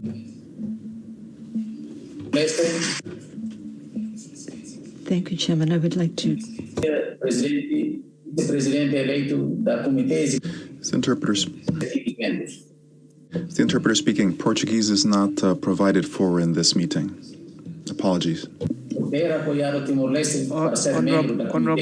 Honorable Minister, distinguished delegate from the Timor-Leste, if I may, we understand that there is no Portuguese interpretation for this meeting. Could we hold on to your interpretation and come back to you? I'm afraid we are not in a position to interpret your statement at the moment. If you kindly bear with us, we will come back to you. With that, may I kindly move to France, and we will come back to you later. Thank you very much, Timor-Leste. France, you have the floor, please. Thank you very much. France wishes to congratulate the Secretariat for all the efforts made regarding the governing bodies in this very particular period, and to make sure that WHO could use digital platforms. The Secretariat has been able to continue its work and make sure that WHO governments could move forward when it was most needed. France wants to pay homage to the leadership team and to the entire WHO staff for this work, and we hope that the next session will be carried out in the traditional manner and a return to normalcy. France wants to highlight the real progress when it comes to the management of the agenda and the publication of reports, and we urge the Secretariat to continue in that vein. France realizes how important it is for member states to have secretarial documents as quickly as possible in all the official languages. This is important for reports and preparatory documents to governing body meetings, as well as a standard setting and other reports and documents throughout the year. It's a very important and wise investment to strengthen WHO governance and its reach. From a practical perspective, several things deserve highlighting to continue to improve the work of the governing bodies that we are so involved in. The agenda needs to be realizable. This is something that's important for us, especially for the member states and members of the executive board. The schedules need to be adhered to strictly, especially when it comes to starting sessions. Thirdly, the item to be covered needs to be clearly indicated and needs to be identifiable by all. In that regard, we wish to thank the Secretariat for setting up a sign ahead or in front of the speaker, and we urge that this be used all the time. Regional statements need to be duly highlighted and given priority to avoid national statements that might align themselves with a statement that had not been already made at a regional level. When it comes to statements that cover several items of the agenda, this should be used widely, but however avoiding the overlap of sanitary and institutional systems as happened with the case of item 26. Last but not least, the interpreters need to be provided with the best context possible. They need to be able to provide text ahead of time, and speakers need to do their best to speak it clearly. And we've also highlighted several technical issues and absences of interpretation services, which has actually excluded from the debate some member states. And once again, I want to thank the interpreters once again during this very session. Last but not least, logistical matters are the cornerstone of the success of the work of the EB. Therefore, we would suggest an informal working group that could make proposals on the specific issue by bringing together in Geneva the Secretariat as well as interested experts in this matter. Thank you very much. Thank you very much, Franz. Before we go back to Timor-Leste, we would invite the U.S. to make the intervention, and then we'll come back to Timor-Leste. USA, you have the floor, please.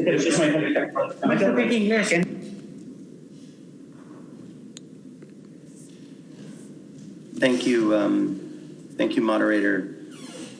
The United States commends the World Health Organization, the Secretariat, Director General Tedros, and member states for a very successful 74th World Health Assembly.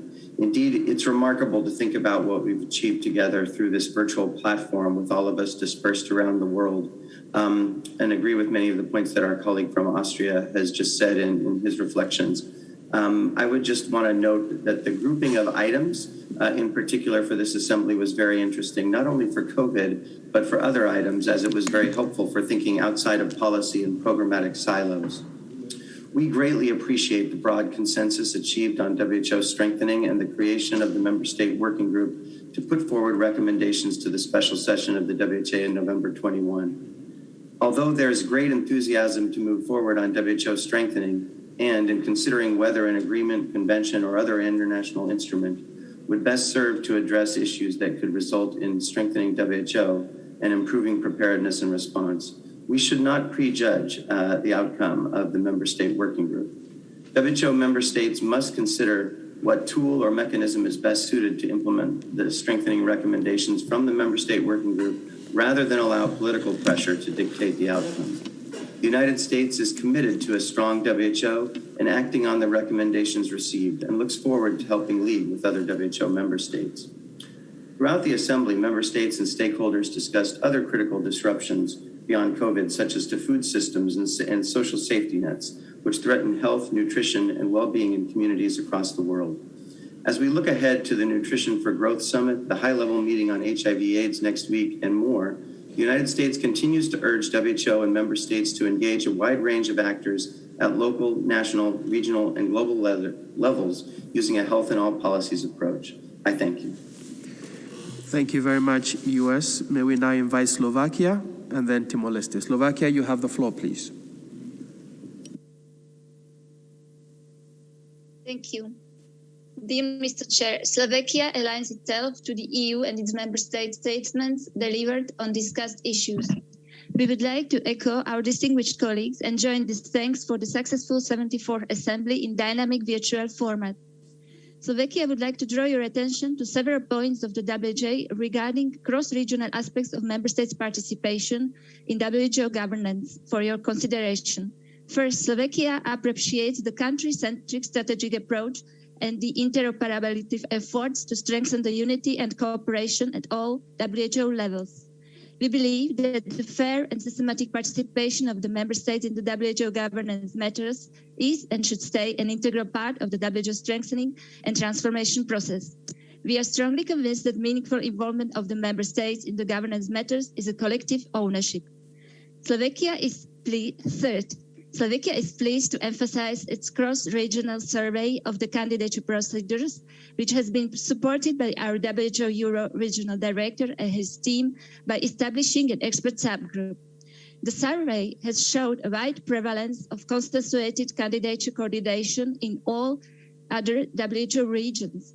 Stemming from the conclusions of this review survey, Slovakia is consistent with its belief that a more consensuated and predictable manner of the candidatures coordination would be highly instrumental within the European region. We appreciate all the effort and hard work ongoing in finding multilateral solution to inclusive, fair, transparent, and predictable participation process of member states in the WHO governance. And we are ready to continue triggering discussion together with WHO team and distinguished member states. We would like to thank them for all their support and their valuable interaction. Also, we would like to express our gratitude to our distinguished colleagues from the WHO regions for their feedback, and we especially appreciate the outcomes from the PAHO WHO team. In conclusion, Slovakia wishes to echo the distinguished Director General Dr. Tedros the following words at the end of WHO. Strengthening the WHO means not only strengthening the Secretariat, but also strengthening the bond between member states. Thank you. Thank you very much, Slovakia. I now understand that Timor-Leste is in a position to deliver a statement in one of the 6 official languages. I shall now give the floor to Timor-Leste.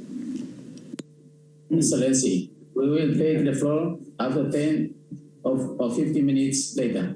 Thank you.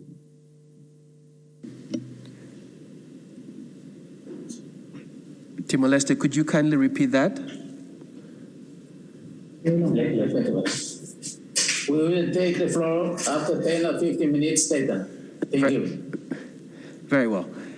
Thank you very much, Timor-Leste. May I now invite the Russian Federation? You have the floor. Okay.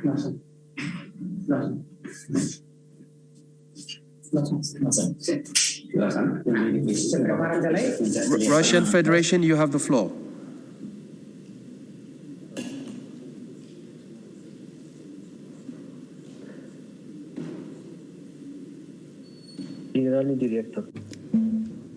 Thank you, Chairman. Chairman, ladies and gentlemen, Director General. The Russian Federation is very grateful to the Director General and to the Secretariat of the organization, as well as the member states, for the organization that went into holding the World Health Assembly. It was difficult, but it was also unique. It has shown that member states of this organization can come together to find solutions to the problems created by the outbreak of COVID-19 and the pandemic. The Assembly has adopted important resolutions on preparedness for health emergencies, for control of NCDs, and also on other issues. We would like to draw attention to one or two nuances in the process of holding the World Health Assembly. What I have in mind is that sometimes the deadlines for the dispatch of documents 2 WHO member states were not observed, and also it was rather complicated when items were grouped together for discussion. The Russian Federation supports Austria's proposal about a more active involvement of the Executive Board in the taking of decisions. We welcome the holding of a special session of the World Health Assembly in November this year in order to consider the possibility of adopting a treaty or another international document on pandemic preparedness. Thank you. Thank you very much, Russian Federation. I do not see any further requests for the floor. However, we would proceed with the agenda item as it is. We will get back to Timor-Leste when they are in a position to make the intervention with the indulgence of and the concurrence of the chair. So I'll now give the floor back to the chair. Thank you very much, Chair. Thank you, Moderator. At this particular point, I would like to invite the Legal Counsel to respond to the matter that was raised by Japan. Legal Counsel, you have the floor. Thank you, Mr. Chair, and thank you to the Executive Board member from Japan for his question to me relating to statements by non-state actors and the innovations which were introduced in the Health Assembly this year. The first thing I would like to clarify is that only non-state actors in official relations are given the floor and invited to address the Assembly. But in respect of the question as to whether non-state actors may, in a constituency statement or otherwise, mention other organizations that they say support their statement, I would suggest that this and the other issues that the Japanese delegation raised could be considered as part of the process of review of the innovations introduced at the Health Assembly this year. And in this respect, I would remind the board that there is provision for a report to be provided to the 150th Executive Board in January about those innovations. And I also understand that there will be an opportunity for feedback to be provided before that. Thank you. Thank you, Counsel, for the response. As I see no further comments, let me thank the board for this rich discussion. And this concludes our consideration of item 3.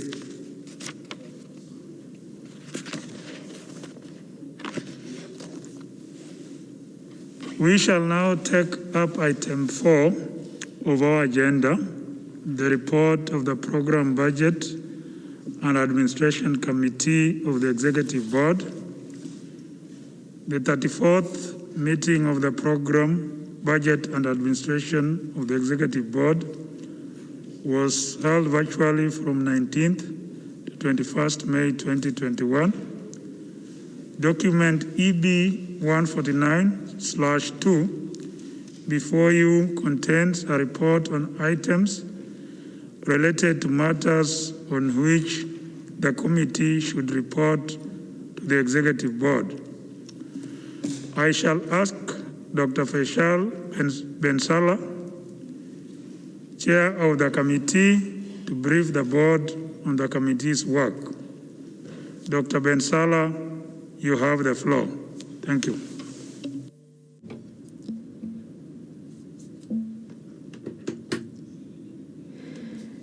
Director General, Chairman, Executive Board members, Your Excellencies, colleagues, ladies and gentlemen. It is a privilege for me and a great pleasure to be here and to have chaired the 34th meeting of the Program Budget and Administrative Committee, which concluded on the 21st of May this year.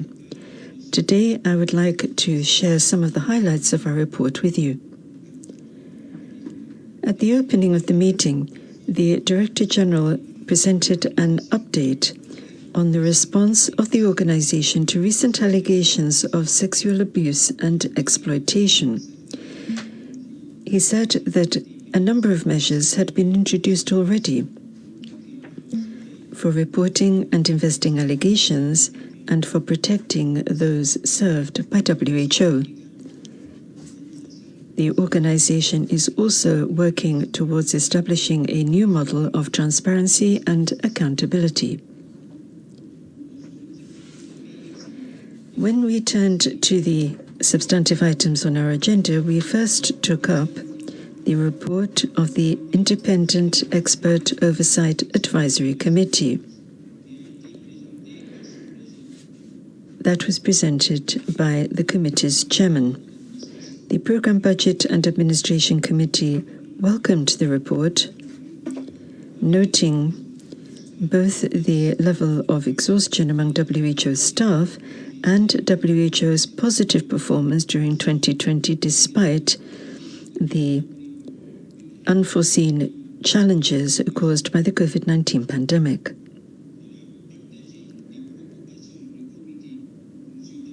It shared the IEOAC's concerns about the longer-term funding sustainability of the organization due to the decreasing percentage of the budget being funded through assessed contributions. The committee proposed the following guidance. There are 7 points. 1, to continue to monitor staff well-being and provide the necessary support to reduce staff fatigue. 2, to continue to work towards swift implementation of the recommendations of the Independent Expert Oversight Advisory Committee. 3, to continue efforts to ensure that the WHO transformation agenda is fully reflected at country level. 4, to seek to ensure zero tolerance of procurement fraud, especially in emergency situations. 5, to take prompt action to prevent sexual exploitation and abuse. 6, to continue working towards implementation of the new enterprise resource planning system with a view to enhancing internal processes. And 7, to request the committee to conduct benchmarking of budgetary levels of enabling functions as a proportion of the overall budget across the United Nations system. The committee also welcomed the IEOAC's intention of consulting PBAC members and the Secretariat informally before proposing revisions to its terms of reference to the PBAC.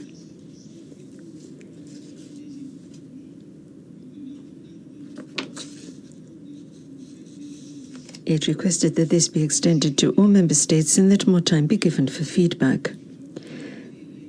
The Secretariat then presented an update on the progress made in advancing institutional accountability, highlighting the efforts made to strengthen WHO's business integrity functions and build best-in-class organizational accountability standards and approaches across the 3 levels of the organization.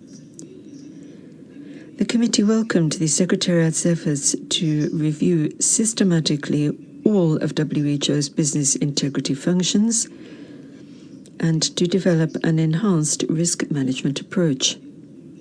It supported the recommendations relating to risk management and compliance made by the IEOAC and welcomed the allocation of additional resources to the WHO Office of Internal Oversight Services to increase its capacity to address the backlog of internal oversight investigations. Furthermore, the committee welcomed the implementation of the new WHO policy to prevent and address abusive conduct and the overall efforts made to strengthen the prevention of sexual exploitation and abuse across the organization.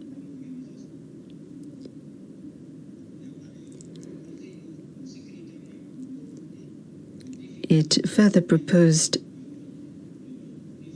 the following guidance to the Secretariat. 1, to clearly define the role of and resources assigned to all accountability functions. 2. To strengthen and adopt a proactive and forward-looking approach to coordination and cooperation across all accountability functions. 3. To regularly update and, when appropriate, seek comment from Member States on any plans to implement additional accountability policies and procedures, including in the areas of procurement, risk management, and tackling abusive behavior. And 4, strengthen ongoing training across a range of accountability functions for all relevant WHO personnel.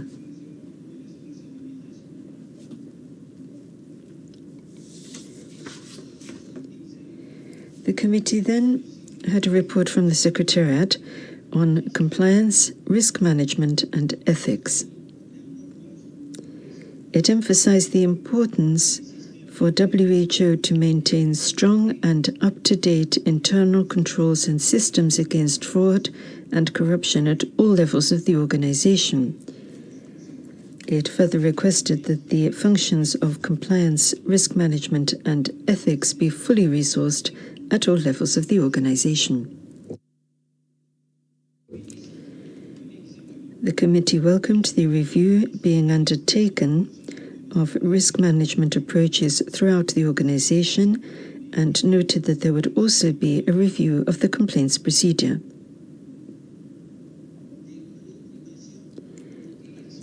Concern was voiced over recent allegations of sexual exploitation and abuse involving WHO.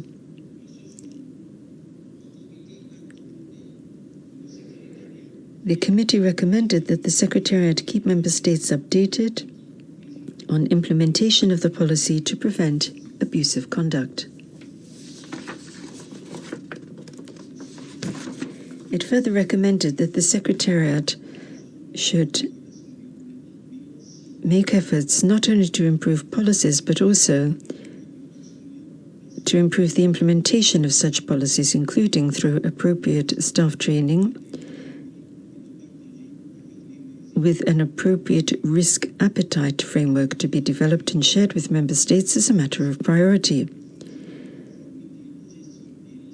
It should also ensure that compliance, risk management, and ethics functions are adequately resourced and staffed across the 3 levels of the organization in line with Decision EB 1484, and that using innovative methods.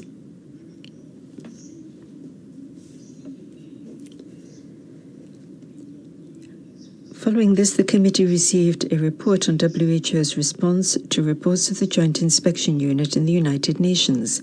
It expressed appreciation for the increase in implementation rates of the JIU's recommendations. The Secretariat was provided with the following guidance. 1, that it work within the high-level Committee on Management to respond to JIU recommendations related to interagency mobility, including those on misconduct and rehiring.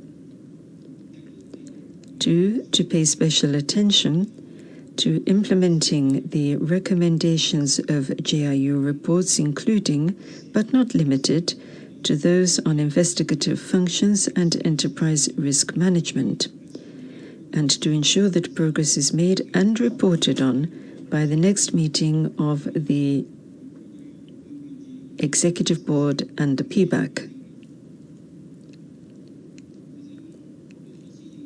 And 3, to facilitate any governance action required to ensure that the organization is on track to implement the JIU recommendation regarding development and adoption of appropriate formal procedures for the investigation of complaints of misconduct by executive heads within the time frame requested by the JIU.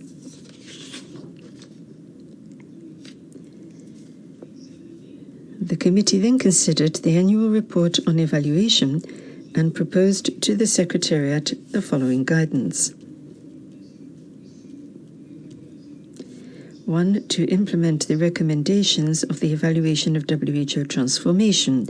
particularly regarding the establishment of outcome-level milestones for the remainder of the transformation, to engage more closely with Member States in pursuing future implementation of transformation and to ensure that the requisite resources and staffing levels were available for WHO's work at country level in the next phase of transformation.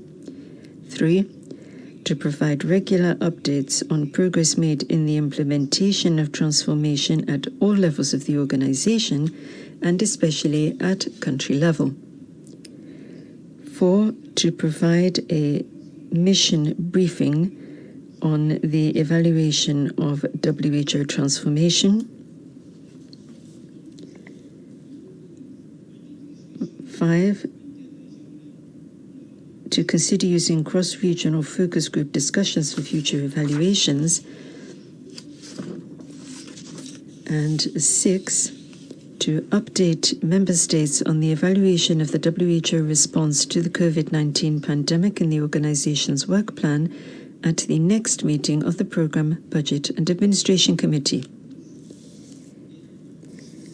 We then received some reports on WHO's hosted partnerships. The committee noted that the lessons learned from COVID-19 make it clear that mechanisms are needed to share experiences on COVID-19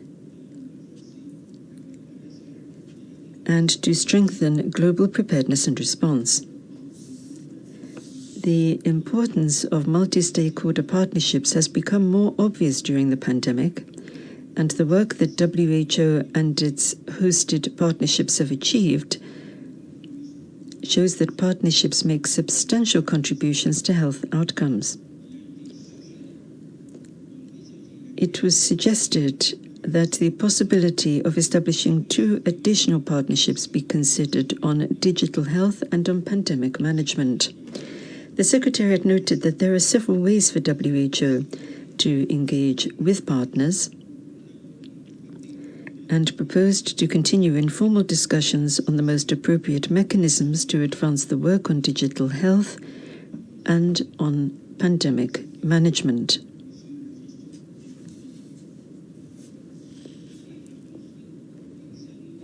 Next, the committee considered the nominations for the membership of the Independent Expert Oversight Advisory Committee.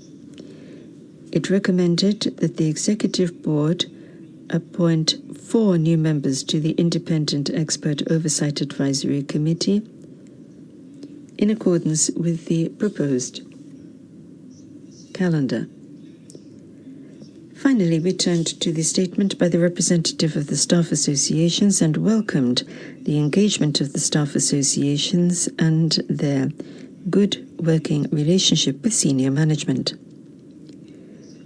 The committee welcomed the measures taken to improve staff health insurance services and to protect and promote the health of staff, particularly during the COVID-19 pandemic, and specifically in terms of providing more flexible working arrangements. I should like to thank the Executive Board, its Chairman, and the Director General for inviting me to provide you with this report. I would like to take this opportunity also to thank the members of the committee and the representatives of non-member states of the committee for their advice, support, and willingness to find consensus during the session. I firmly believe in the importance of the Programme, Budget and Administration Committee for WHO's effective functioning and greatly appreciate the opportunity to have chaired this 34th session. Thank you very much. Thank you, Dr. Bensala. I would like to request the board's indulgence for Timor-Leste, who had a problem with their translation, to make their statement under item 3 of our previous agenda.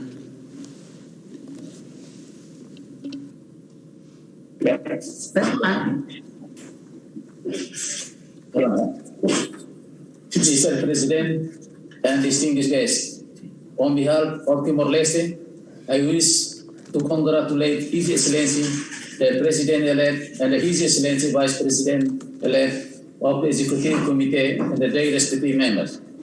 I would also like to take this opportunity to acknowledge the support given by all nations for having selected Timor-Leste to be a member of the WHO Executive Board Committee for the next 3 years.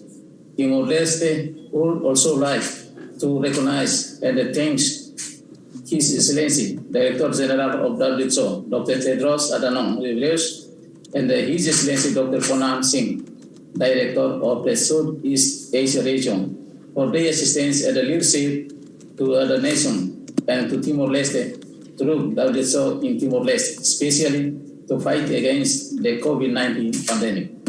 I am immensely grateful for the support given to COVID-19 vaccine and also for other items of personal protective equipment and medical equipment. I believe Timor-Leste will remain active as an executive member for the mandate term for the next 3 years. I thank you, Chair. Thank you, Timor-Leste, for your statement. The floor is now open for discussion for the agenda item that had been presented by Dr. Bensalo. And I would like to request that the Secretariat moderate the discussion on the virtual platform. Thank you. Thank you very much, Chair. I recognize France to be followed by Ghana. France, you have the floor, please.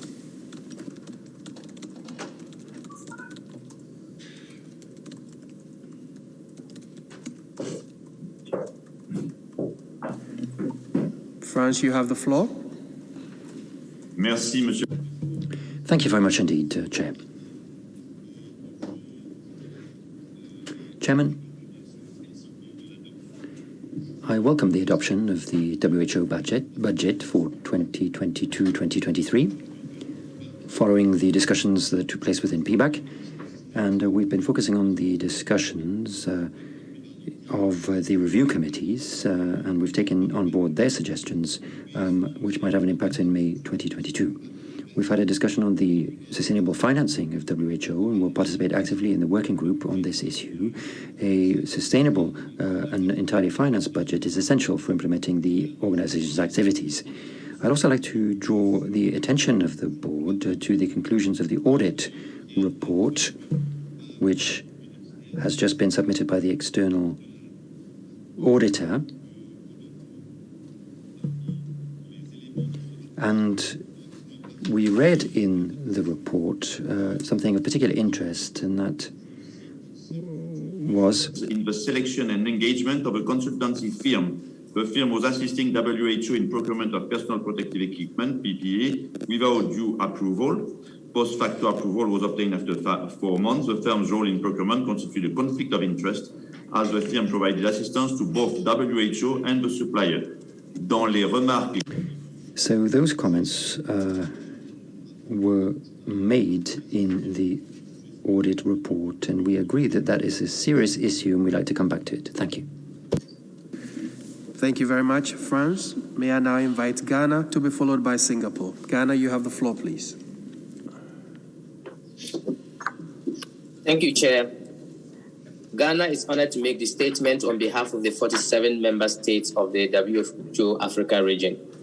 We'd like to congratulate Dr. Patrick of Kenya for his election as chair of the executive board.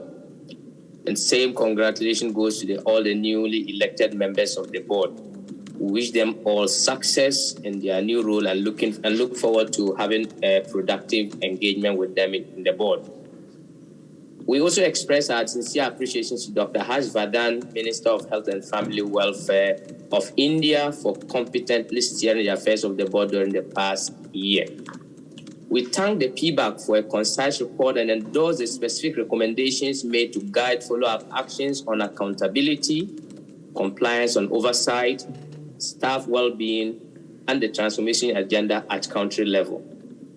We welcome the annual report of the Independent Expert Oversight Advisory Committee and support its recommendations. We endorse the recommendation to appoint 4 new members to the IEOC in accordance with the proposed calendar. We commend the actions taken by management to improve the work environment and make it conducive for all employees. In this regard, we call for the urgent implementation of the new policy for preventing and dealing with abusive conduct, with particular attention to strengthening the prevention of sexual exploitation and abuse across the organization. The appointment of focal points on sexual exploitation and abuse and sexual harassment by management of the WHO Regional Office for Africa is worthy of commendation. We request the general support of member states and donors to make these initiatives successful. We welcome the allocation of additional resources to the Office of Internal Oversight Services to increase its capacity to address the backlog of cases and manage new ones more efficiently. In acknowledging the progress made in the implementation of recommendations of the Joint Inspection Unit, we support the call for expedited action in implementing Recommendation 7 of document JIU/REP/2020/1 regarding the development on adoption of appropriate formal procedures for the investigation of complaints of misconduct by executive heads. We note the progress made in the implementation of organization-wide evaluation work plan for 2020-2021 and look forward to reports on country-focused evaluations as soon as the COVID-19 situation allows for these to be undertaken. We further look forward to the outcome of evaluations of the integration of gender, equity, and human rights in the work of the organization. We endorse a recommendation for a report to the 150th Executive Board in January 2020 on the impact of the polio transition on the strategic budget space allocation, and we request the Director General to safeguard the Health Assembly's decision on the strategic budget allocation.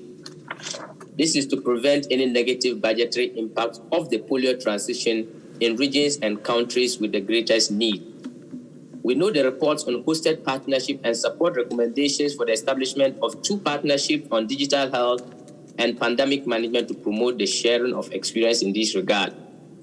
We support the request by the WHO Staff Association, including the need to be consulted on policies that affect them directly, as well as the need to implement swiftly the recommendation of the Task Force on Flexible Working Arrangement. We support the adoption of the report. I thank you for your attention. Thank you very much, Ghana. May I now invite Singapore to be followed by Bangladesh. Singapore, you have the floor, please.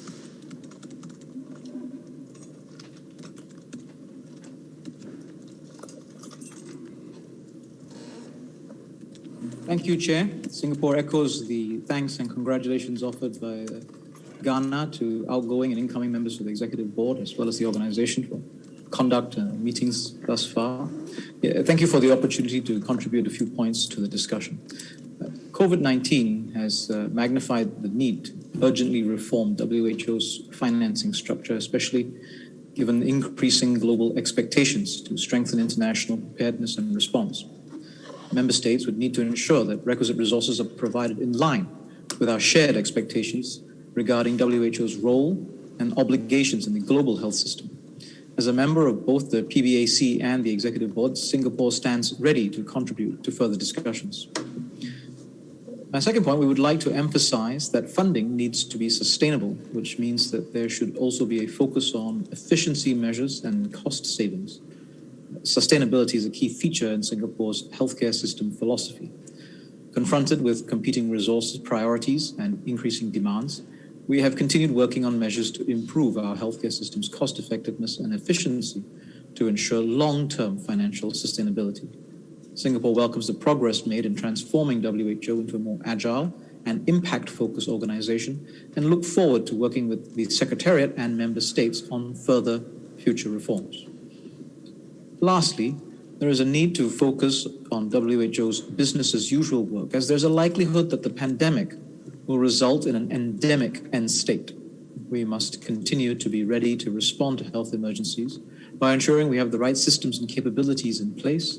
In particular, the strengthening of health data systems would be instrumental in building resilience in the health systems by allowing for better surveillance and the evaluation of outcomes.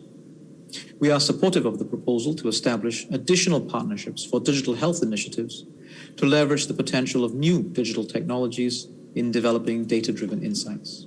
All member states would need to reach a certain level of technical capability to collect and analyze high-quality data, and we will urge everyone to continue investments in this area. Thank you, Chair. Thank you very much. Singapore, may I now invite Bangladesh to be followed by Japan. Bangladesh, you have the floor, please.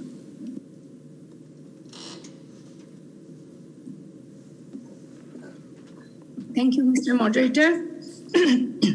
Mr. Chair, we thank the Program, Budget and Administration Committee of the Executive Board for a concise report with recommendations. We recognize that the proposed budget program 2022 to 2023 was prepared in the context of the COVID-19 pandemic, and the budget proposal was adopted in the Assembly. My delegation would like to take this opportunity to express its appreciation to the Regional Director of the WHO Southeast Asia region, Dr. Poonam Khetrapal Singh, on her leadership in taking forward and strengthening the emergency preparedness, including the WHO Southeast Asia Health Emergency Response Fund. The fund has been playing a key role in response to an acute public health emergency. The countries in Southeast Asia region have been benefited by this fund. Mr. Chair, we echo Director General Dr. Tedros that the pandemic of COVID-19 has changed the world, and the world needs a strong WHO more than ever before. Without sustainable financing, we cannot think of making a stronger WHO.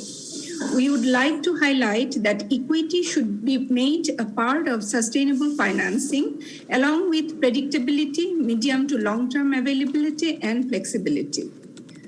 A robust discussion on the report of the Independent Expert Oversight Advisory Committee, annual report on compliance, risk management and ethics, reports of the Joint Inspection Unit was held during the PBAC meeting, and all the important points seem to be reflected properly in the report. Therefore, we support the adoption of the report. I thank you. Thank you very much, Bangladesh. May I now invite Japan? You have the floor.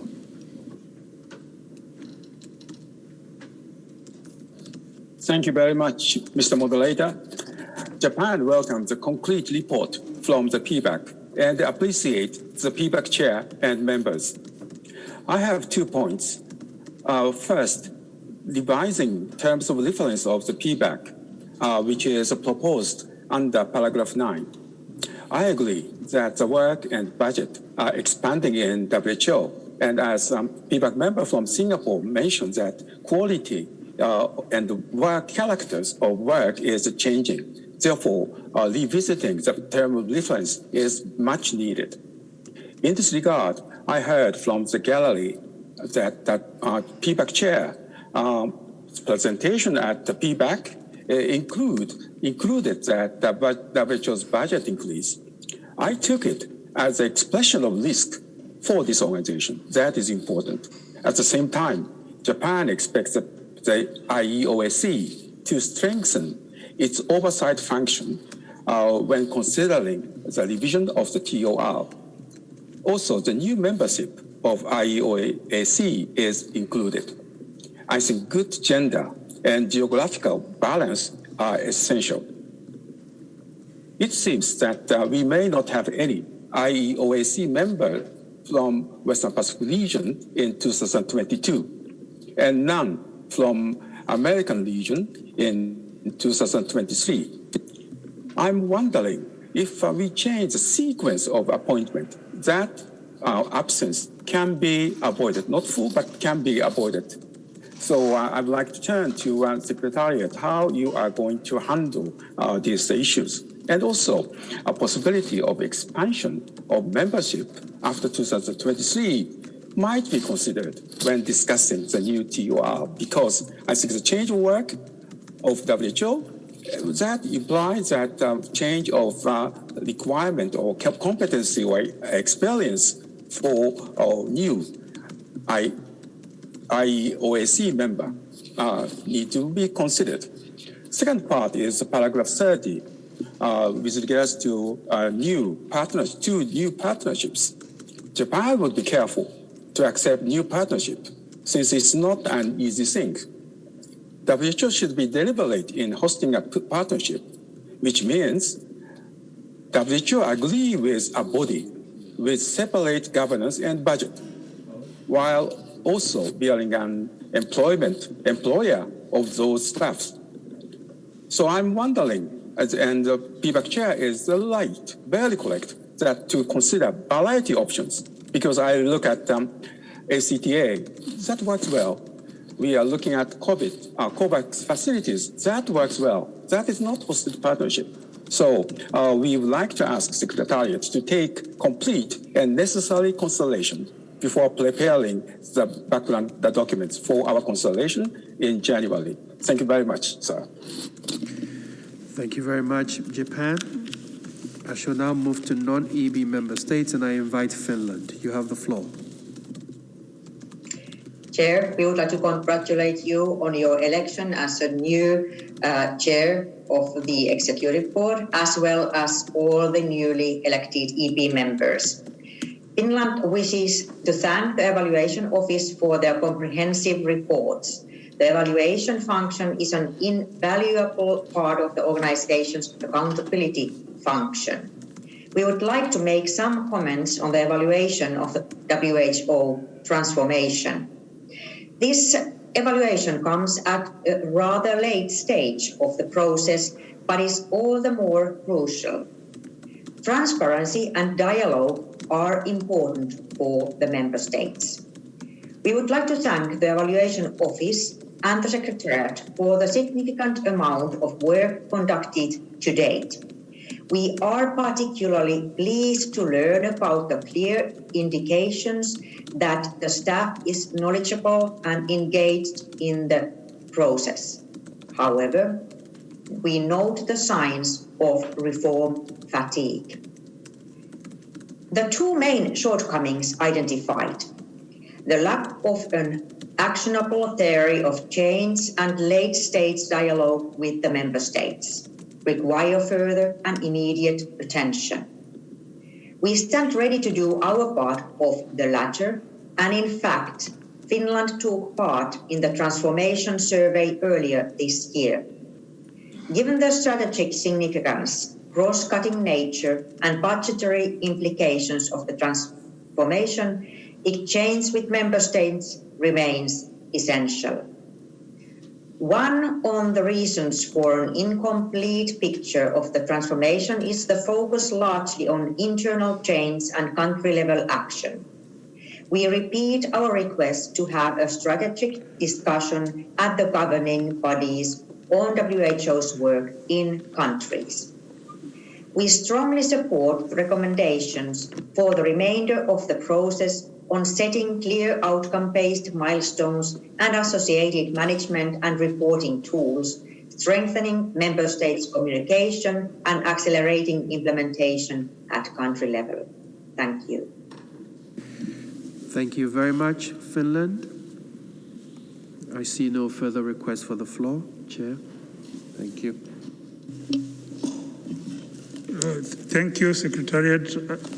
Moderator, I thank the EB members and non-members for your comments on item 4. Many of the issues raised were discussed during the WHA, and I don't intend to discuss this further now. Other matters raised will be taken up in more detail, including responses by the Secretariat during the course of our agenda today. I thank you. And I take it now that the board wishes to take note of the report contained in document EB 149/2. I see no objection. It is so decided. We shall refer back to the report when considering the committee's recommendations under the relevant agenda items. And this concludes discussions of item 4 of our agenda.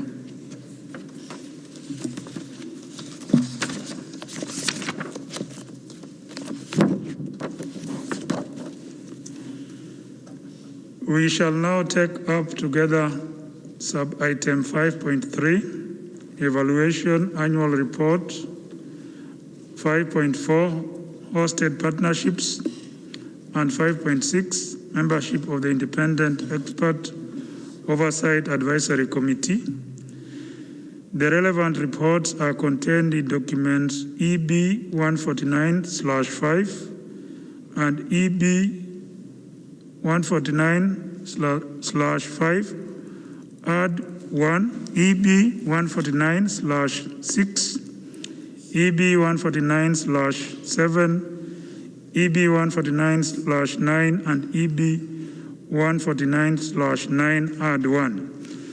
As you may recall, these items were also discussed by the Program, Budget and Administration Committee. I would like to draw your attention to the report of the PBAC contained in document EB 149/2. The board is invited to note the reports contained in documents EB 149/5 and EB 149/5 add 1, EB 149/6, EB 149/7, EB 149/9, and EB 149/9 add 1. The Executive Board is further invited, subject to its approval, to appoint the following 4 members to the Independent Oversight Advisory Committee for non-renewable terms as follows. Mr. Dashak Shah, Kenya, with immediate effect until 30th April 2024. Ms. Beatrice Sanz Redrado, Spain, France, for a 4-year term starting on 1st January 2022. Mr. Rob Baker, Netherlands, for a 4-year term starting on 1st January 2022. And Mr. Greg Johnson, New Zealand/Switzerland, for a 4-year term starting on 1st January 2023. The floor is now open for discussion. I would like to request that the Secretariat moderate the discussion on the virtual platform. Secretariat, you have the floor.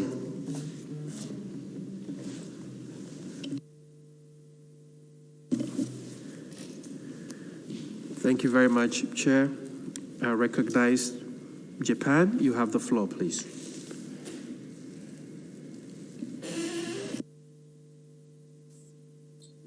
Thank you very much. IEOAC membership is concerned. I'm expecting some response from Secretariat for the consideration of the board. So I would like to concentrate at this time on evaluation. First of all, Japan would like to thank Secretariat for providing this report, which articulates the progress made on WHO's extensive evaluation program. Thank you.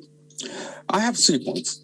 First, Japan is grateful to UPLO for the development of the regional vision for the future and for articulating a shared vision for WHO's work with member states and partners in these documents. We expect that UPLO will engage member states, including my own, in the ongoing review process.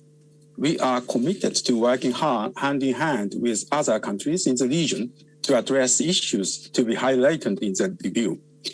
Second, as discussed in PBAC on May 20, we understand that it has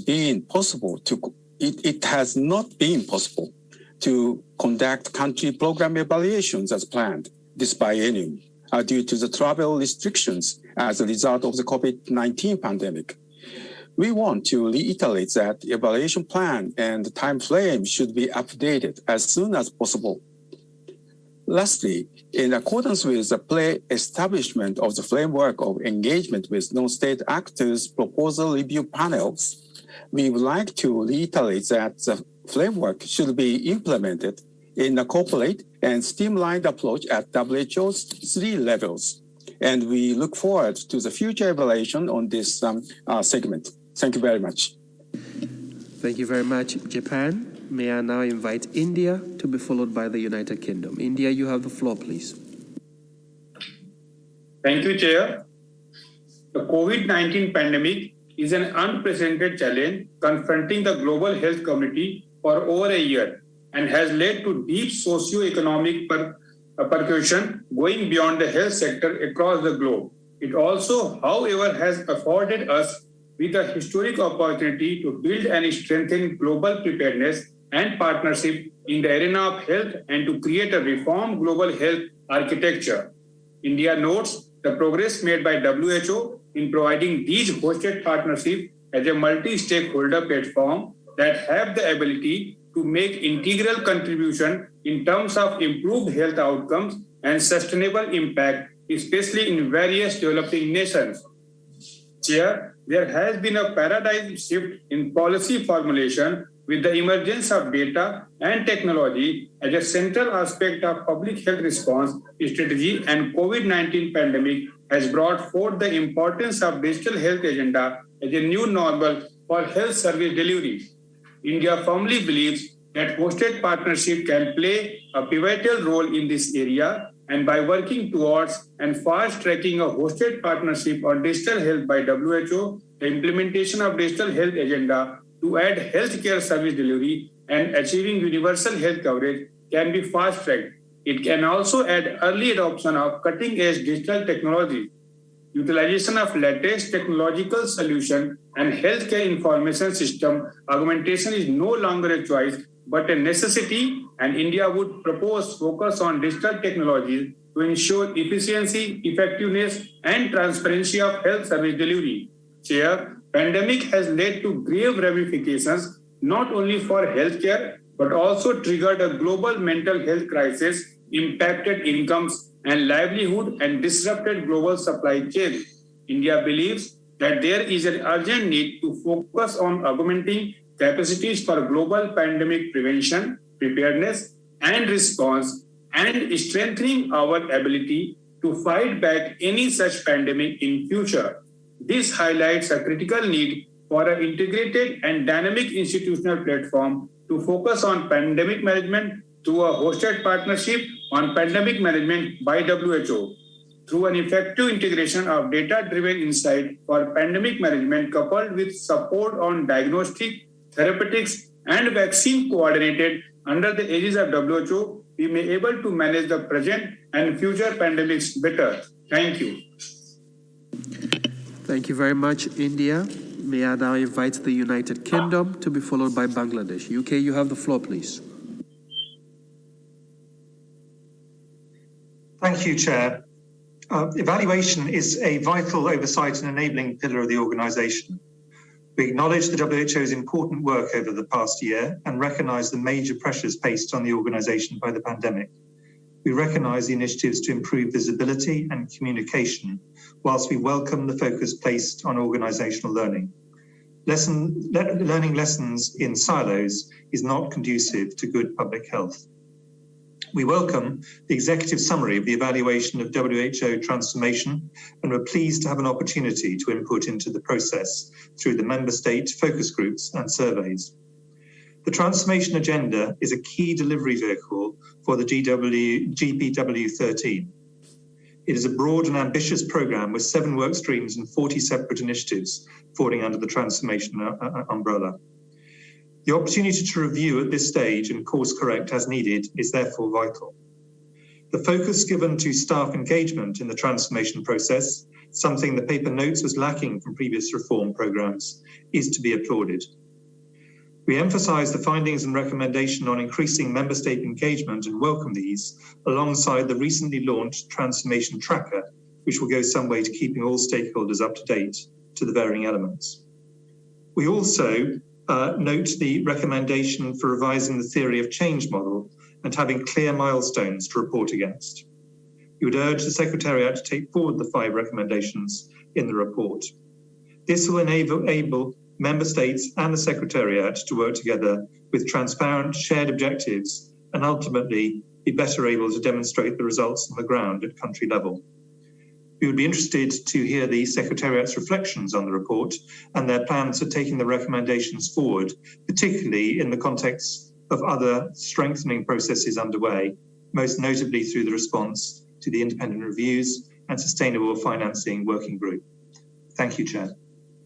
Thank you very much, United Kingdom. May I now invite Bangladesh to be followed by France. Bangladesh, you have the floor, please. Thank you, Mr. Moderator. Mr. Chair, we appreciate WHO Secretariat for the annual evaluation report. We commend the Secretariat for delineating the progress in implementing WHO evaluation policy and its effectiveness in informing policy and decision making. We take note of the status of implementation of evaluation activities, including the organization-wide evaluation work plan for 2020 and 2021. We appreciate WHO for its efforts to demonstrate its accountability and ensure transparency. We hope that its corporate evaluation, along with support to decentralized evaluation, will be useful to creating enabling environment and ensuring better governance for the workforce. Evaluation of governance, program and activities, etc. is as such an arduous task. Naturally, this has become more challenging owing to the ongoing COVID-19 pandemic. We take note of the fact that country program evaluations to date this biennium have suffered a setback owing to the requirement of country visits as an essential methodological component. However, requisite adjustment may be made in future to conduct the evaluations through digital platform during this kind of unavoidable difficulty. Now the world is passing through an extraordinary time, and hence extraordinary measures are required to respond to the call of time. It is undeniable that the impact of the COVID-19 pandemic is disproportionate on the member states. So it is crucially important to take into consideration national circumstances for any evaluation or assessments. Otherwise, relevance, effectiveness, and efficiency of programmatic contribution will stand to be futile. In the current context, we are waiting for the evaluation of interagency COVID response. This will, we do believe, orchestrate the true capacities and competence of the organizations to serve the humanity during such a crying need. We are eagerly waiting for the completion of the ongoing evaluation of WHO transformation to know the status of implementation of the WHO transformation plan and architecture. To conclude, we express optimism that WHO will be able to live up to the expectations of the people of the world to secure global health. I thank you, Chair. Thank you very much, Bangladesh. May I now invite France to be followed by Madagascar. France, you have the floor, please.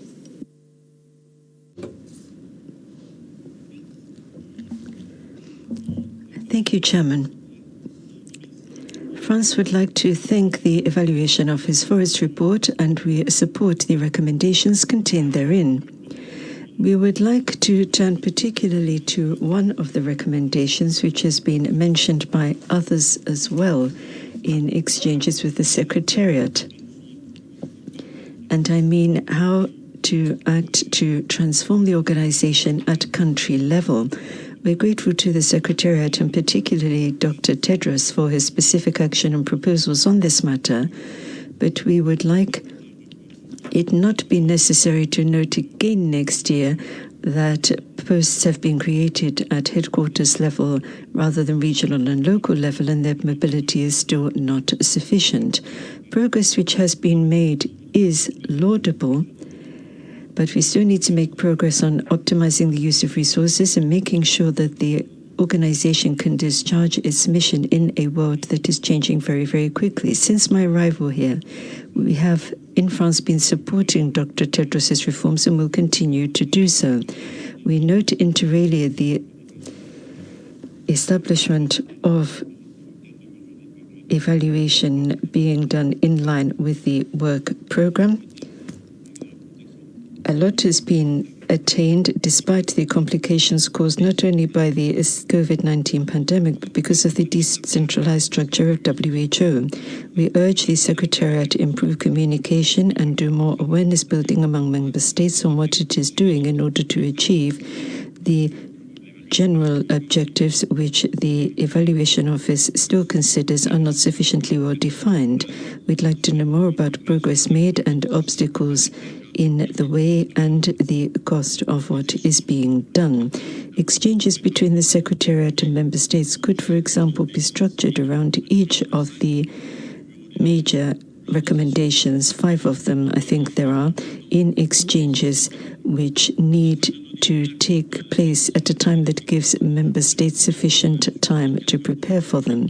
We would also like to know a little more about one of the statements made in the report to the effect that we need a global logical model on the theory of change so as to make sure that we're acting in a coherent and consistent way. I know that external evaluation of WHO reform is underway, and I hope that we can get the results of that as early as possible.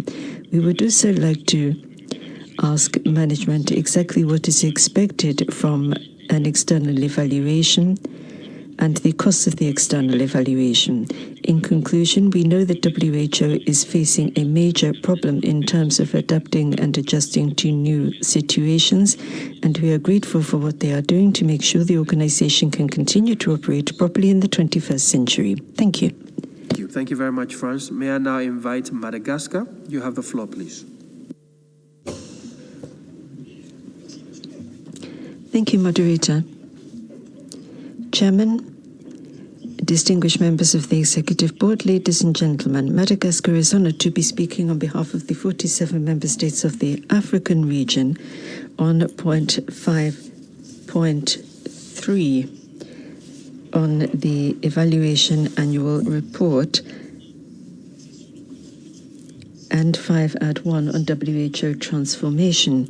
We are grateful to the Secretariat for the quality of the reports it has submitted to us. Our region welcomes the progress which has been made already by the Secretariat in implementing a WHO evaluation policy which is structured on 6 issues and which is in line with the work program. Chairman, the African region welcomes the efforts which are being made to strengthen the evaluation capacity of the office and its carrying out of independent evaluation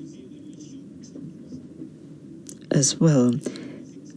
We support the conclusions of external experts from WHO's various regions which have improved planning on the basis of recommendations issued at the end of evaluation procedures. The African region would like to see specific briefings and webinars held for the national and regional focal points, and that on a regular basis. Independent and institutional evaluations are essential in preparing for and responding to pandemics such as the COVID-19 pandemic, and indeed to other health emergencies, as well as to assessing humanitarian actions such as dealing with the results of the hurricane that recently hit Mozambique. We believe that we need to look at organizational questions at all levels of the organization, but we also need at the same time to look at program-related issues. We note WHO's evaluation of the procedure for electing the WHO Director General on the program against neglected tropical diseases, which has been underway since 2019, and we hope the outcome will be a roadmap for the period 2021 to 2030. We also appreciate what has been done in evaluating FENSA. The African region notes the 5 issues relating to training and learning within WHO.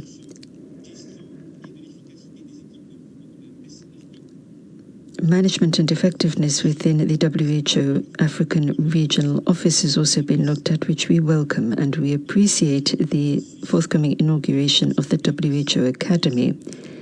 As to the transformation launched in 2017 of the organization by its Director General, we hope this will give WHO greater impact at a country level so that the triple billion goals and the health-related sustainable development goals can be duly achieved. We would particularly like to see more focused investment with appropriate resources for plans and programs. We would like to continue to be briefed on the transformation process and the role of member states within it. Chairman, the WHO African region notes the reports, and again, we thank you for them. Thank you, sir. May I now invite Burkina Faso. You have the floor, please.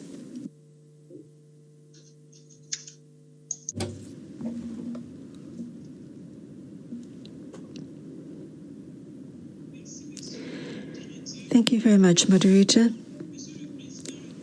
Chairman, Burkina Faso has the honor of making this statement on behalf of the 47 member states of the WHO African region, and we are making it on agenda item 5.4. The African region thanks the Director General for the quality of his report,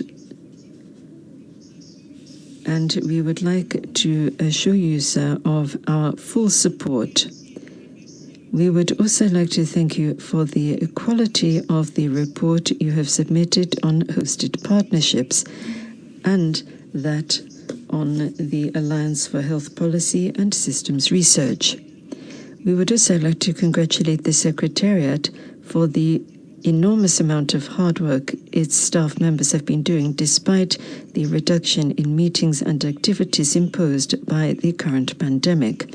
We acknowledge the important role of the various hosted partnerships when it comes to achieving WHO's global goal, but we urge that they focus more on those areas where the needs are most urgent.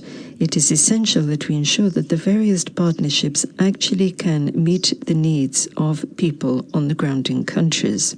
Furthermore, the activities undertaken by the partnership should promote local innovation and be sustainable.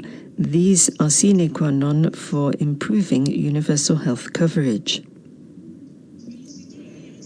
We congratulate the Alliance for Health Policy and Systems Research on the fact that despite COVID-19, they have continued to support member states to build stronger and more resilient health systems, particularly so that they can fight the pandemic, step up research, and improve training.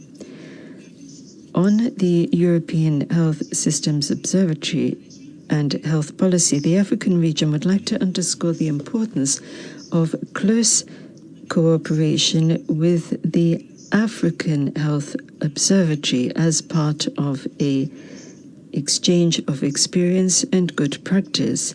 This will facilitate the continued improvement of health systems in WHO's various regions. That in its turn will benefit people, whatever their age, sex, or socio-economic conditions, and all that is especially important while the pandemic is ongoing.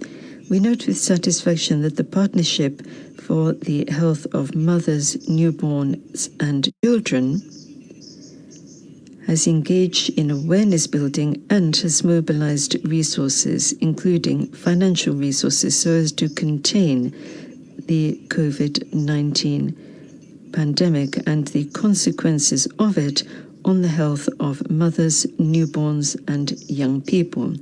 This, of course, should bring down child maternal mortality and morbidity, and mortality and morbidity among adolescents as well. We congratulate Unit Aid for its commitment to effectively contributing to the response against COVID-19, particularly among poorer groups in the population, and to promoting the health of those same persons. Chairman, we note the two reports and invite the Executive Board to do the same. Thank you. Thank you very much, Burkina Faso. I shall now proceed to non-EB member states, and I invite Australia. You have the floor, please. Thank you very much, Mr. Moderator, and I apologise for kicking colleagues from the break. WHO transformation has been bold in its ambition. Australia has and continues to be supportive of the transformation vision. Australia notes that while WHO transformation has promoted positive change at headquarter and regional levels, dedicated attention is required to ensure benefits are experienced at the country level. We encourage the WHO to implement the recommendations detailed in the evaluation report and provide information at future governing body meetings on the proposed approach to addressing the recommendations. In particular, Australia welcomes further information on how the elements under Recommendation 1, establishment of clear and comprehensive outcome level milestones, will be implemented.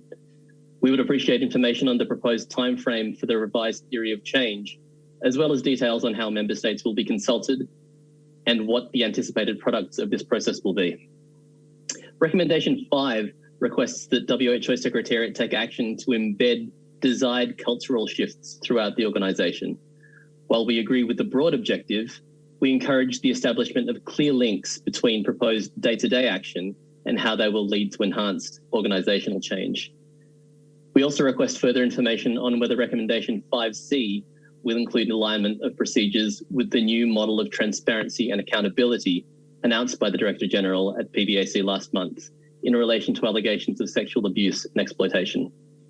We look forward to engaging with WHO and member states to achieve a transformed end state that drives positive impact for all staff and WHO activities. Thank you.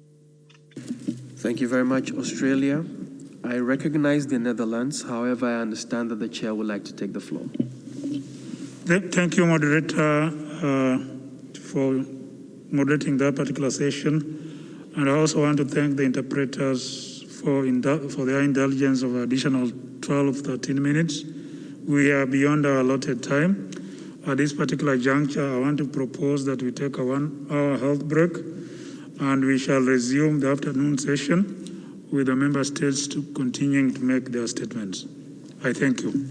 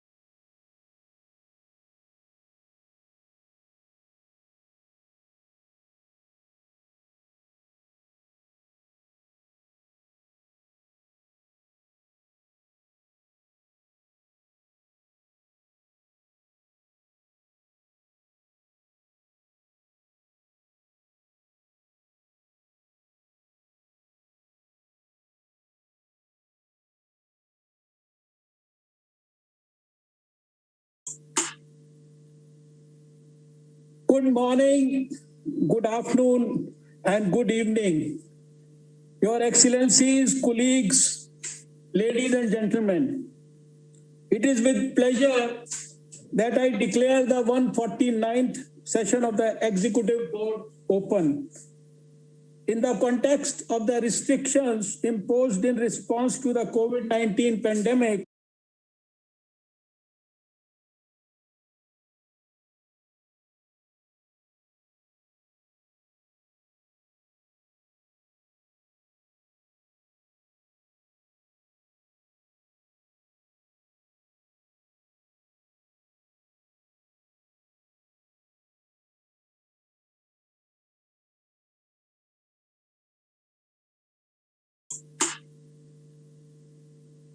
good morning, good afternoon, and good evening.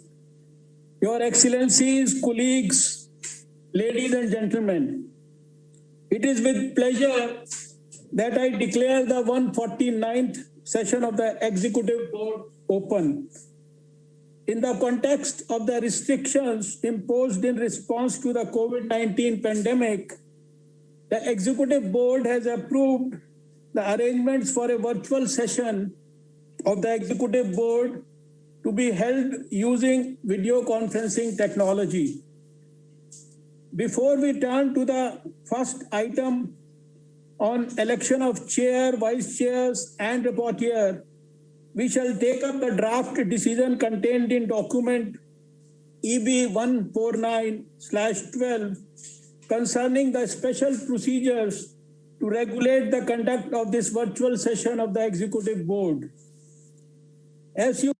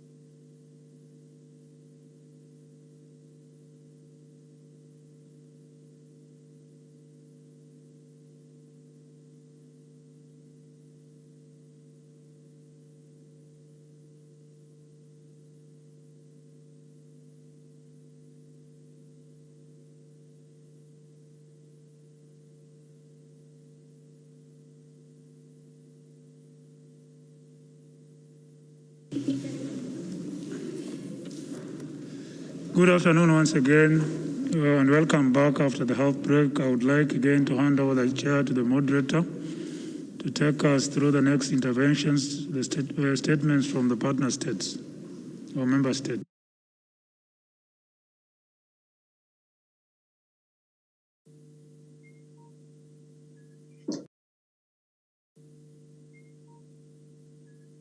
Thank you, Chair.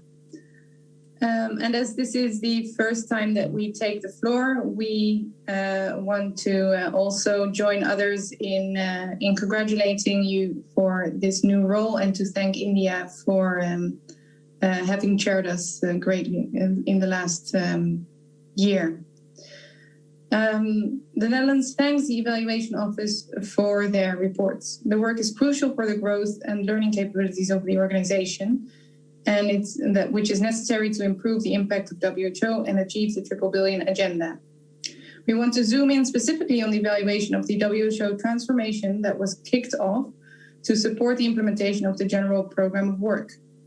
We appreciate how this introduced a clear orientation to results-based working, and it is good to read that staff experiences show that they feel better, valued, and heard.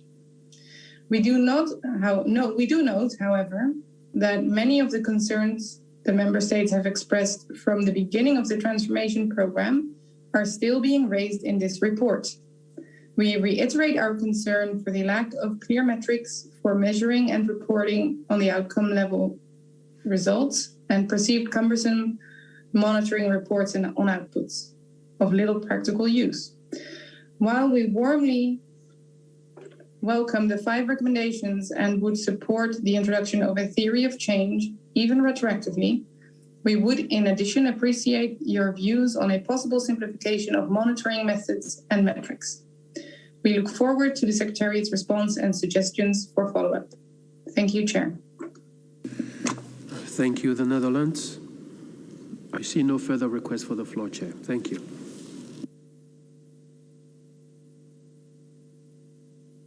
Ask the Secretariat to respond to any questions raised, starting with the Regional Director, Euro. RD Euro, you have the floor.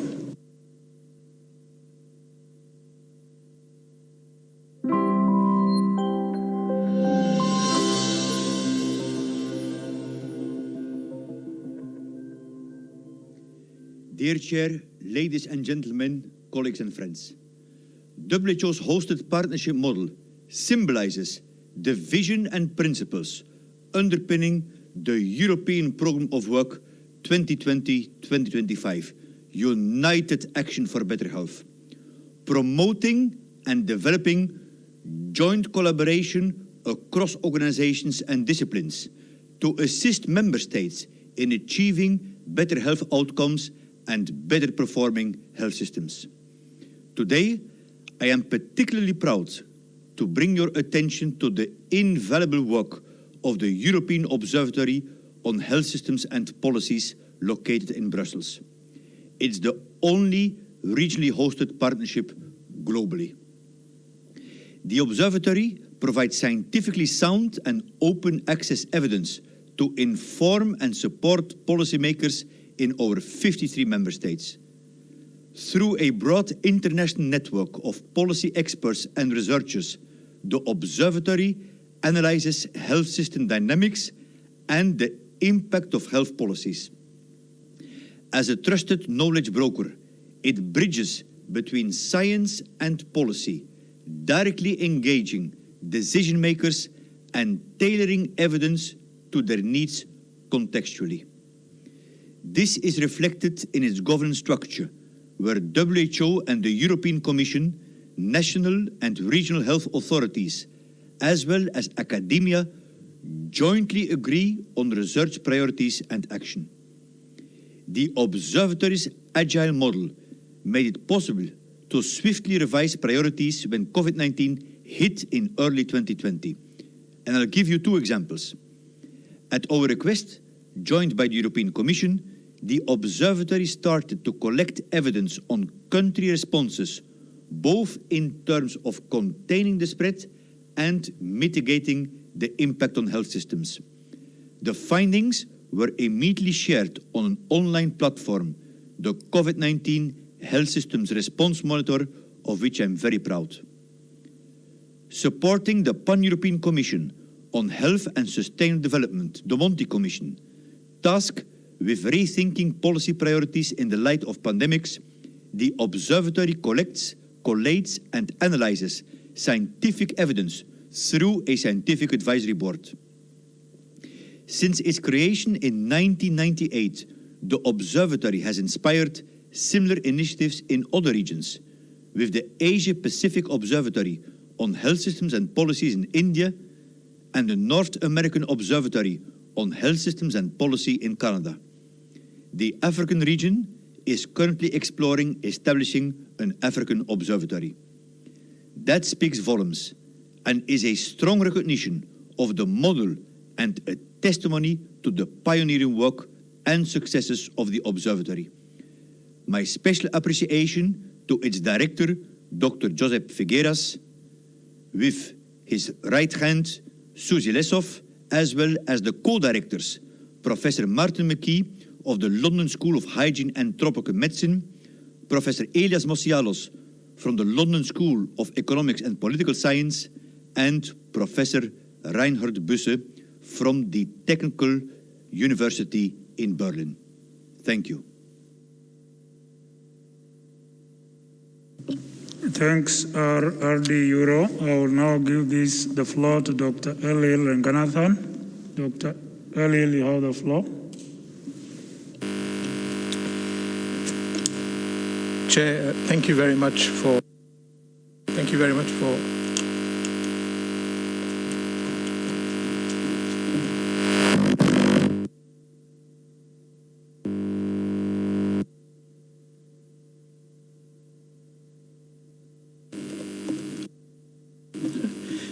Thank you very much, Chair. At least I'm now awake.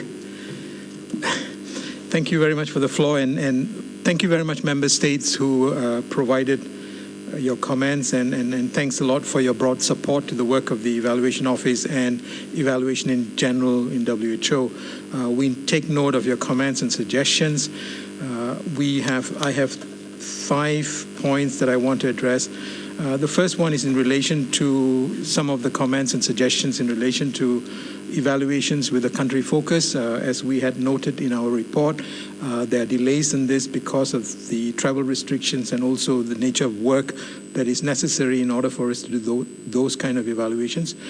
We take on board your recommendations and suggestions to do this as soon as possible. We will update you as soon as we have a good sense of how we are going to proceed with that. And we also take note of the comment made by one of the member states in terms of starting to use digital and other innovative methods to try and get this evaluation type going. The second one is in relation to following up recommendations, organizational learning, having an influence on policy and decision making. We have presented information in this regard to you. We also take note that you want to have webinars and briefings to support this, both for member states and also internally for staff.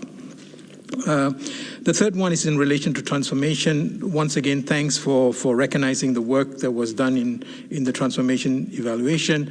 As mentioned by the DG at the PBAC, Secretariat is taking this work forward, and the senior advisor for organizational change will respond to that. But what I wanted to tell you is that the evaluation office is working closely with the transformation team in order to make sure that the management response to this evaluation is prepared in a timely manner and would be put up on our website as soon as it's done. Maybe a point of clarification to France. France referred to an external evaluation.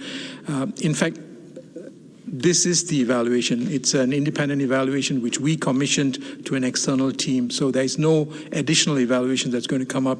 It's just this evaluation that was done by an evaluation external team. The fourth thing is what we've heard in the PBAC, but also raised by some of the member states here, that there is expectations to see the outcome of the evaluation of the integration of gender equity and human rights.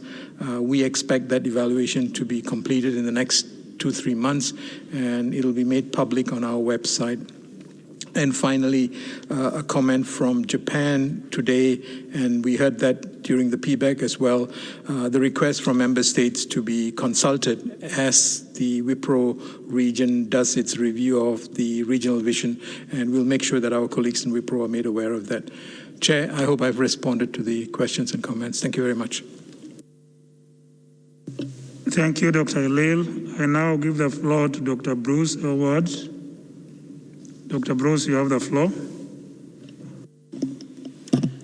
Thank you very much, Chair, and thank you, honorable delegates, members of the board, ladies and gentlemen. We appreciate the strong support for the transformation, the recognition of the progress made so far, and especially the importance of the transformation to taking forward the mission of the organization, and especially GPW 13. We heard in particular today the appreciation for the recognition given to the engagement of staff, and I'd just like to highlight again what a priority that aspect of the transformation has been for the Director General, the regional directors, the DPMs in the regions, the WRs, and of course the ADGs and senior staff here at headquarters. In terms of the recommendations from the evaluation, we heard in particular the emphasis on the outcome-based milestones, which is indeed a priority for the Director General, the regional directors, and ourselves going forward, and making sure that that underpins the theory of change, which has been at the heart of the transformation. We heard as well, of course, the importance of more regularly communicating with our member states as we go forward, ensuring you're fully engaged, and then, of course, prioritizing those changes that are going to drive impact and results at country level. So we heard those very clearly. Going forward, we were also asked as to how we would incorporate now the findings from not just this evaluation, but the major reviews, the IAPPPR, the IHR review, and others, as well as the work on sustainable financing. So as we look going forward, we're in the process now of putting together the management response to the evaluation, as Elil highlighted. That will be published on the web, of course, and if possible, we'll try to see if we can incorporate and work with Elil for the member state briefing on the evaluation to also include our thinking on the management response and the actions that lie behind it. There was a specific question as to our position on the 5 recommendations. We thought they were incredibly helpful, constructive, and across all of the sub-elements as well, and are working right across those. I think there was a question as to whether or not we can test any, and definitely not. We thought this was all quite helpful as we move forward. So also on the member state briefing, as I mentioned. And then finally, on that issue of the broader reviews, et cetera, we are looking now, because there will also be a external audit of the transformation in the coming months, and we're looking at bringing all that together for a stock take with the organization, perhaps in the third quarter, then to map out as we go forward, not just the response to these recommendations of the evaluation, but the others issues that arise from the other reviews. Thank you, Mr. Chair. Thank you, Dr. Bruce. As I see no further comments,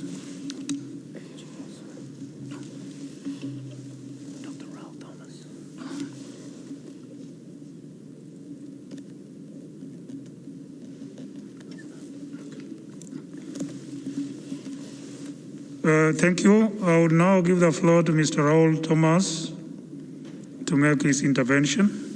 Mr. Thomas, the floor is yours.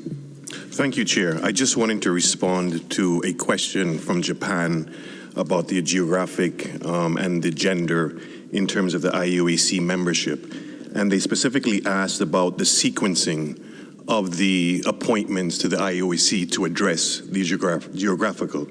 And essentially, we could accomplish this through, if we look at the action by the EB to change Mr. Darshak Shah to Mr. Greg Johnson with immediate effect from 30 April 2024, and paragraph C to change Mr. Rob Becker from to Darshak Shah for a 4-year term starting on 1 January 2022, and D to change Mr. Greg Johnson to Mr. Rob Becker from New Zealand for a 4-year term starting on 1 January 2023, and that would address some of the geographical imbalance because we would then have 3 regions represented in the initial going forward until 2023. So again, under 5A, it would be Greg Johnson with immediate effect until 30 April 2024.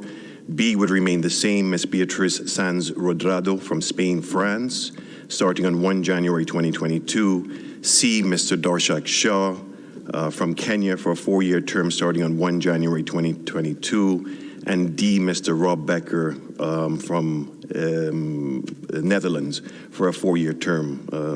And if the committee is in agreement with that, Chair, that would then address the concerns expressed by Japan. And then the other piece would be around how do we continue to increase our outreach or improve our outreach to ensure that we have candidates applying from multiple regions. And I have to say that we did this time publish in numerous journals, and we did have, as you see in the documentation, 165 applicants that crossed all the regions. In the shortlisting process, we came down from 20 to 8. And what the committee could also consider is when the PBAC is proposing its revised terms of reference, that it look at the membership. And I think that was the other thing that Japan raised was, could we potentially look at the number of IUAC members to address geographical and gender?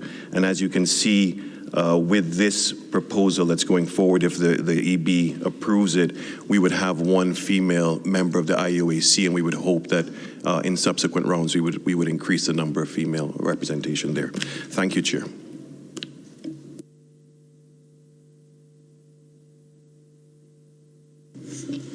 Mr. Thomas, I would request you to repeat the change in the dates for the Secretariat to be able to record the proceedings appropriately. Would you like me to do that now, Chair?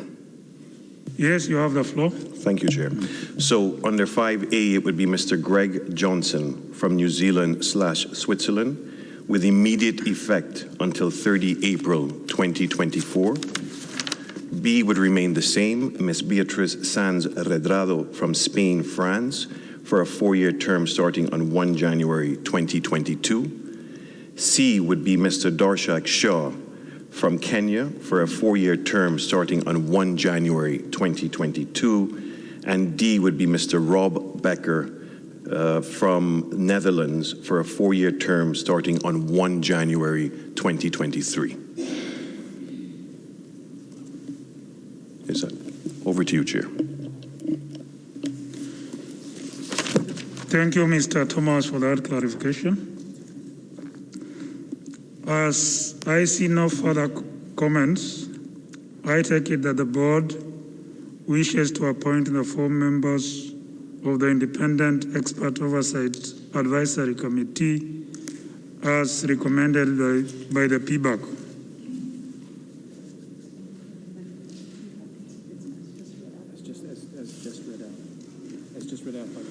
As read out by Mr. Thomas on the floor.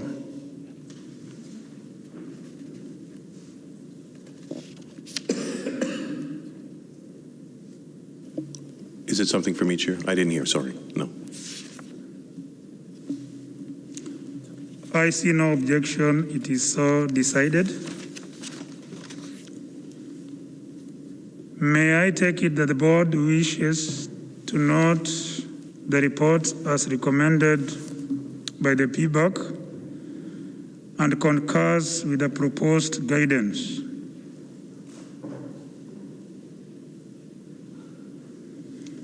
I see no objection. It is so decided.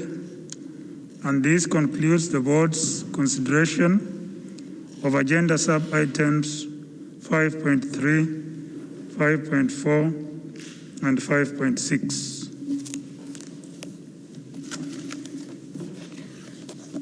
We shall now turn to item 5.1, WHO reform.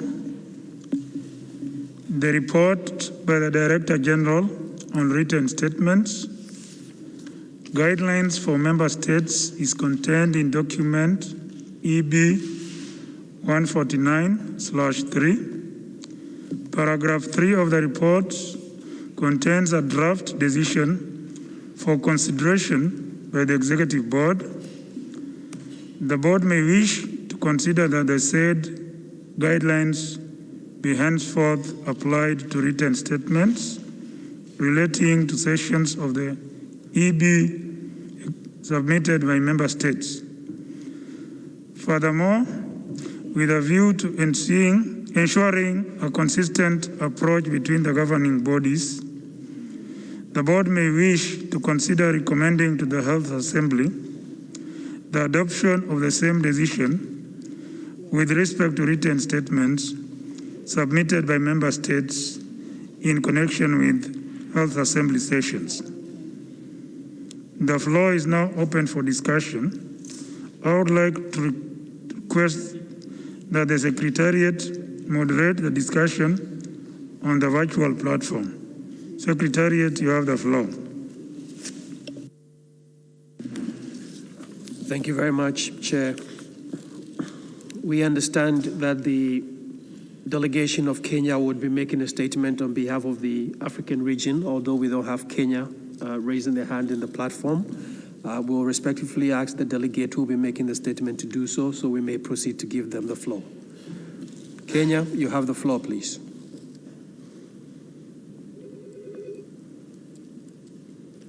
Thank you, Chair. Thank you, Chair.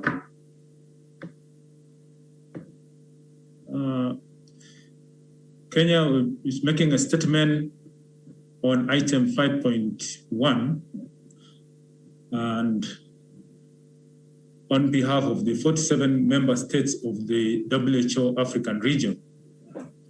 The African region appreciates the Secretariat's work on the implementation of the decision EB 146 into brackets 17 of the Executive Board on the trialing of guidelines for written statements submitted by member states and takes note of the Director General's report on the use of the guidelines to this session of the Executive Board.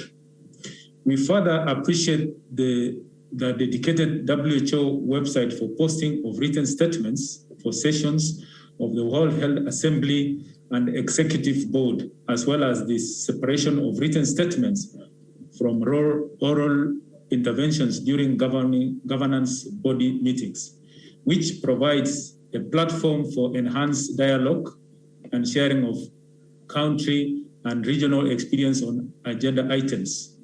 We also welcome the confirmation of the status of written statements as not replacing or supplementing the official records of the relevant meetings of the WHO governing bodies.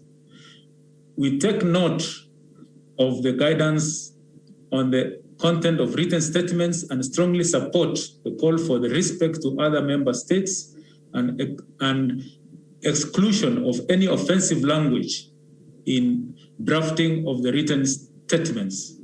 In conclusion, Chair, we support the adoption of the revised guidelines for written statements and request the Executive Board to consider the inclusion of formal procedures for raising and handling of potential complaints to written statements. I thank you. Thank you very much, Kenya. May I now invite India? You have the floor, please.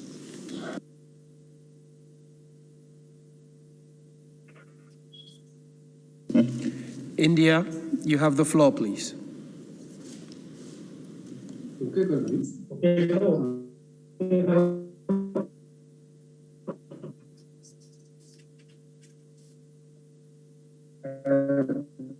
Thank you, Chair.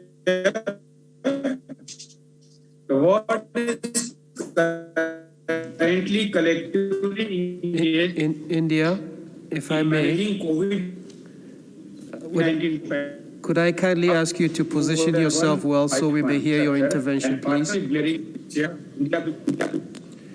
We seem to have a problem with your bandwidth. We are not able to hear you clearly. May I suggest that you position yourself slightly from your where you are to be able to speak. If we cannot hear you, we would come back to you, but please give it a second go.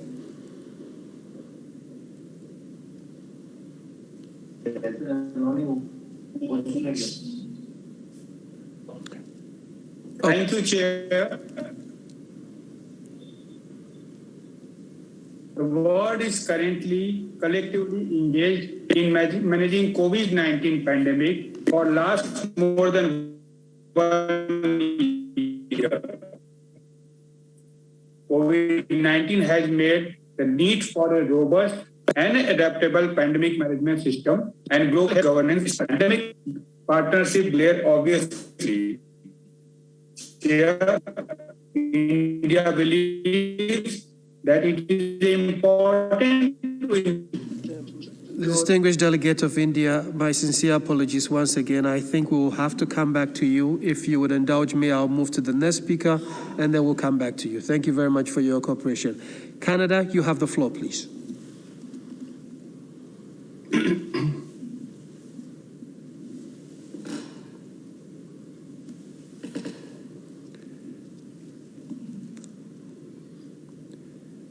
Canada, you have the floor. Thank you, Chair. Sorry for the technical difficulty. First, I would like to take this opportunity, as it is the first time we take the floor today, to congratulate you, Chair, for your nomination. And we would really like to thank India for their leadership over the last very difficult year in navigating through their governing bodies. On this issue, Canada recognizes the value of written statements as a way for member states to provide additional information to complement their oral statements. For Canada, in the past, we have taken advantage of the written statement page as a way to post the text of our oral statements. We think this is a good practice for transparency reasons, as it allows interested parties to see the text of our statements before official records from governing bodies are available. Currently, it appears that some member states also submit the written text of their oral statement, while others share additional information that complements their oral interventions. These statements are all posted on the same website without differentiation. We find that mixing these two purposes on the governing body's website can lead to confusion, as it could be unclear to the reader which member states are posting the unofficial text of their oral statements and which are posting additional complementary information. We are interested in whether it would be feasible for the Secretariat to separate the pages in two sections, one for each purpose, with member states indicating upon sharing their statement with the Secretariat which section it should appear in. This might provide some additional needed clarity and incentivize the submission of written statements further. In both cases, of course, the guidelines would continue to apply, including the recognition of the written statements themselves do not form part of the official record of the meeting. Thank you very much, Chair. Thank you very much, Canada. We will go back to India. You have the floor, please. Thank you, Chair. The world is currently collectively engaged in managing COVID-19 pandemic for last more than 1 year, 5 months. COVID-19 has made the need for a robust and adaptable pandemic management system and global health governance structure. Chair, India believes that it is important to ensure equitable access to diagnostic, therapeutics, and vaccine. However, I'm afraid the problem still persists. Interpreters are struggling to interpret. May I respectfully suggest that we move on and we'll come back to you. And if I may, perhaps you would like to slightly adjust your seating arrangement so you can get a better internet feed. With that, I would move to the Syrian Arab Republic and then we'll come back to you. Syrian Arab Republic, you have the floor, please.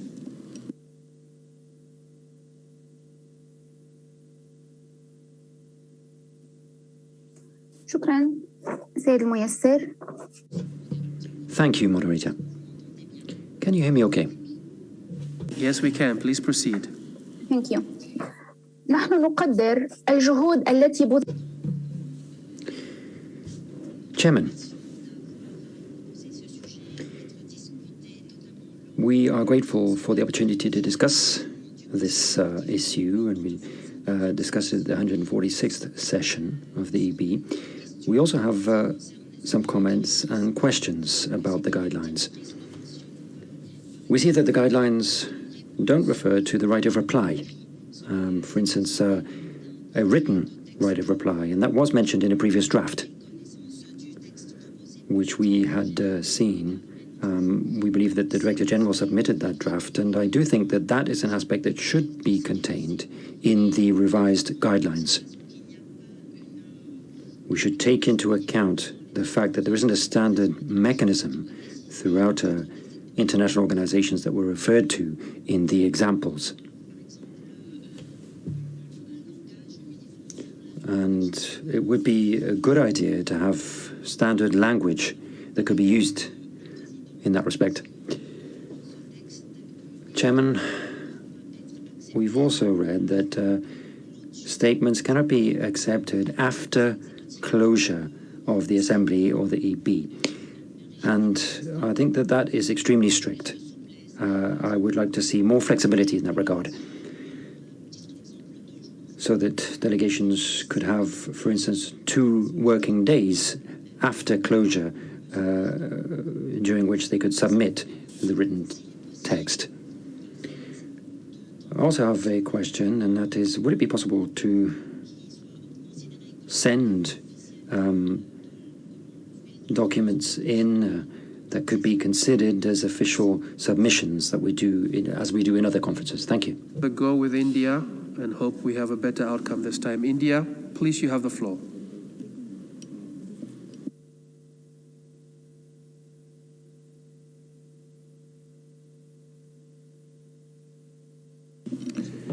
India, you have the floor.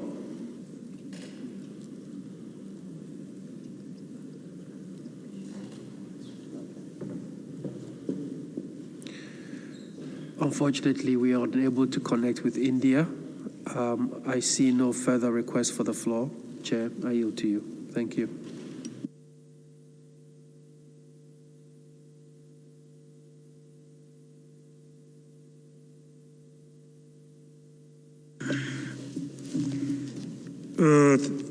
Thank you. If there are no more requests for the floor, I shall ask the Secretariat to respond to the questions raised. And at this time, I would like to give the floor to Derek to make the first response. Thank you, Mr. Chair, and thank you to those of you who have commented on this paper and the guidelines on written statements, which you've been applying for the last year and a half on a trial basis, and in accordance with what was requested a year and a half ago, have now come back to you for a decision on whether to apply them on an ongoing basis from now on. There were a couple of questions that I do want to address. In particular, the Syrian Arab Republic asked about the right of reply. And I think this was also part of what the Kenyan delegation was raising in respect to how one could make a complaint against a written statement. You may remember when this was discussed a year and a half ago, one of the issues that was raised was exactly that. Should there be a mechanism for having a right of reply? And it was not included in the final version that you adopted in the EB for a number of reasons. One of them was that you decided that these statements would not be part of the official record, and so in the absence of something being part of the official record, there is no strict need for rights of reply to be made. So there was a correlation between the two, We'll keep it out of the official record, and therefore we don't need to have rights of reply. The other point was that it was very difficult to construct a system that would work well for dealing with rights of reply, which would necessarily take place sometime after the closure of the relevant session, and you could end up with a system where there were rights of reply and responses to rights of reply several weeks after the closure of a session, which would have the effect of prolonging the debate in the governing body so that one would never know, when the debate was finally closed, which would cause some confusion. And we also did some research and found out that there were a few other international organizations that provided for a post facto right of reply to written statements. So that's why it wasn't included. If you wish to include it, it would mean a fairly significant revision to the text, and I think you would need to find a mechanism for taking that forward. The Syrian Arab Republic also raised the question about could we extend the deadline for statements being made. The Syrian Arab Republic is absolutely right that under paragraph 4, the deadline for submitting statements is the closure of the relevant session of the Health Assembly or Executive Board, respectively, and that's important to ensure again that the debate doesn't extend beyond the time of the governing body itself. If we did anything beyond that, if we allowed statements to be submitted after that, one could end up with a situation where one wasn't sure at the closure of a debate whether everything that had been raised was going to be raised had been raised. That's not to say you couldn't make a decision otherwise. You could, if you wished, amend the text to provide for a 2 days period of grace, for example, as I think Syrian Arab Republic suggested. That would need an amendment to paragraph 4 if you wish to go down that route. But as I say, the reason that it wasn't included previously was to provide closure of the whole debate when the governing body itself closes.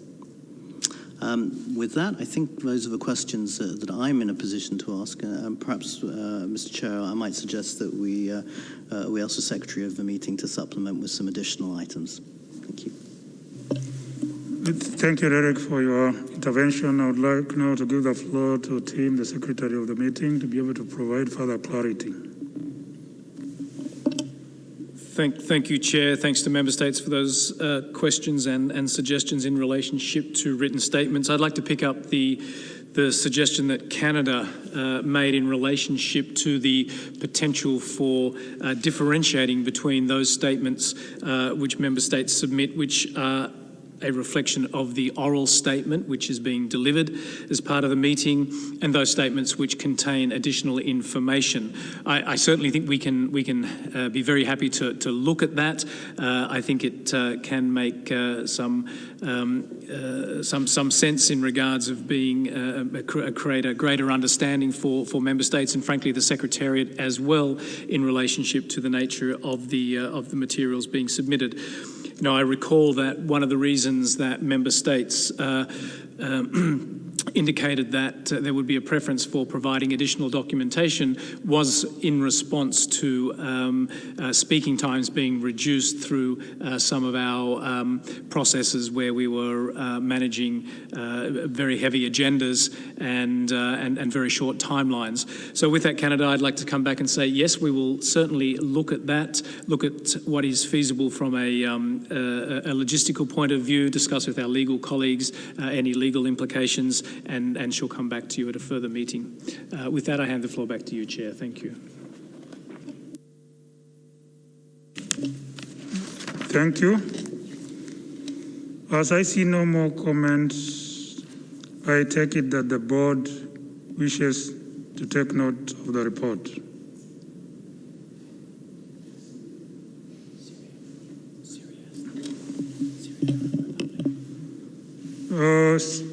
Syrian Arab Republic, you have the floor. شكرا سيد الرئيس. فقط كنا قد Thank you, Chair. We'd asked another question. We had asked whether it was possible to respond to the request made by some countries if countries wanted to send certain documents for them to be treated as official documents. This is a normal practice in other organizations and other bodies.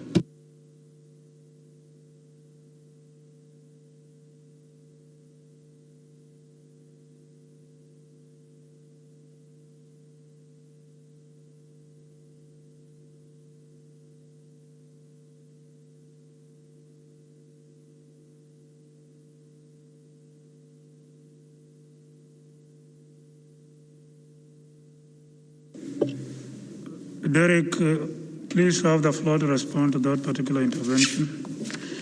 Thank you, and I'm sorry if I missed that question previously. I think what the Syrian Arab Republic is referring to is a practice that takes place in some other UN bodies, in particular the United Nations itself, where it's possible for a member state to submit a document to the Secretariat, and the Secretariat circulates that to the membership as an official document with the organization's logo on. WHO does not have such a practice. We don't have it in our rules of procedure, and it's not a practice that the organization uses. So we do not circulate member state documents as official WHO documents. It would be quite a procedural change to the way the organization operates to do that, and I would suggest that it's perhaps not part of this agenda item where we're talking about submission of written statements to go on the website. I think what is being suggested is adopting a practice which is used in other organizations. It would have implications, I think, to how the Secretariat operates as well as to how the organization carries out its work, and I think it would need some consideration before such a proposal was taken forward. So perhaps I might invite the Syrian Arab Republic to perhaps engage with the Secretariat to discuss that further, but I think a proposal would need to be made perhaps under a different agenda item on another occasion to take that matter forward. Thank you. Thank you, Secretariat. As I see no more comments, I take it the board wishes to take note of the report. Is the board now ready to adopt the draft decision contained in paragraph 3 of document EB 149/3 to the effect that the guidelines contained in the annex to the document EB 149/3 shall henceforth be applied to written statements relating to sessions of the Executive Board submitted by Member States, and recommend to the Health Assembly the adoption of the same decision with respect to written statements submitted by Member States in connection with Health Assembly sessions.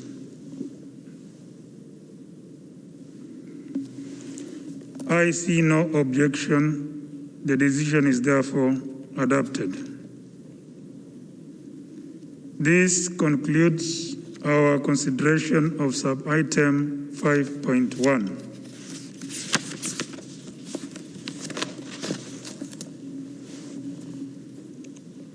We shall now consider sub-item 5.2, process for the election of the Director General of the World Health Organization. Under this sub-item, there are two reports by the Secretariat for consideration by the Board. The first report by the Secretariat is contained in document EB 149/4. The Board is invited to note this report and to consider a draft decision contained in paragraph 11 of the document on the dates of the candidates' forums and the modalities of the first one, as well as on the clarifications related to the nomination phase during the 150th session of the Board. The financial and administrative implications of this decision, should it be adopted, are contained in document EB 149/4 add 3. The floor is now open for discussion. I would like to request that the Secretariat moderate the discussion on the virtual platform. Secretariat, you have the floor. Thank you. Thank you very much, Chair. I recognize the Syrian Arab Republic to be followed by Rwanda. Syrian Arab Republic, you have the floor, please.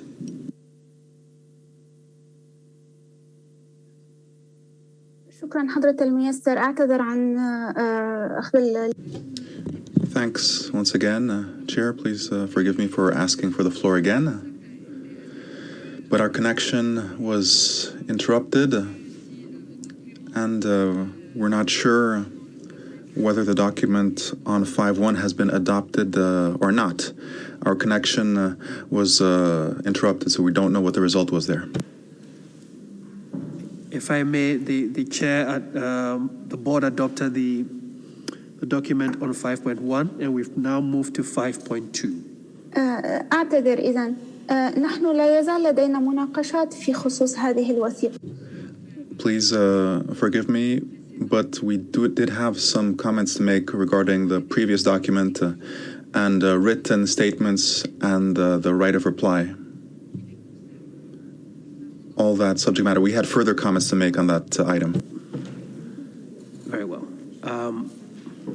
I will have to defer to the Chair on that, and we will come back. شكرا. Thank you.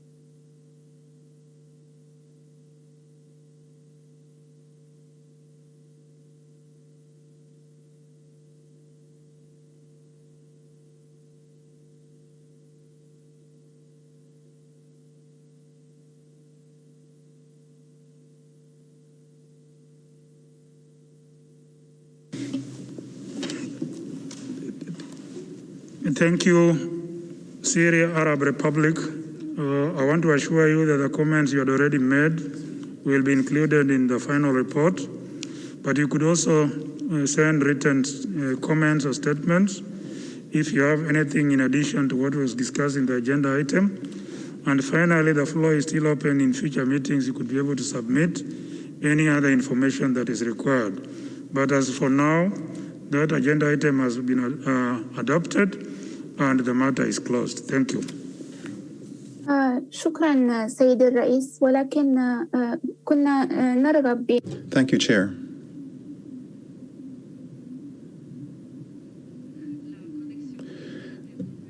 The connection was interrupted.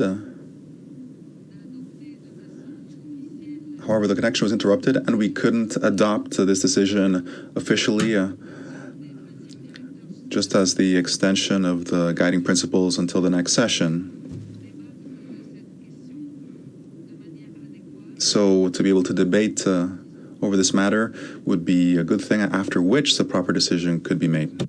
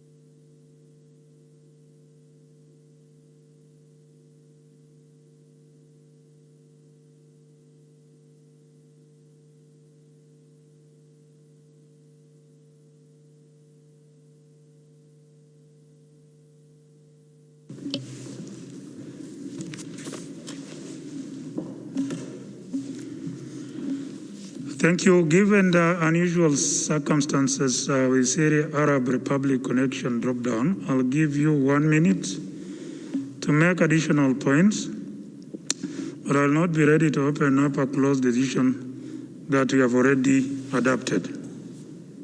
Syria Arab Republic, you have the floor.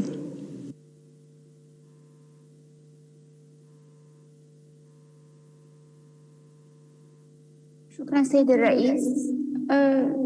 Thank you, Chair. We'd already mentioned that we wanted to extend the deadline for the implementation of the new guidelines until the next session of the EB. That was the proposal that we wanted to make earlier.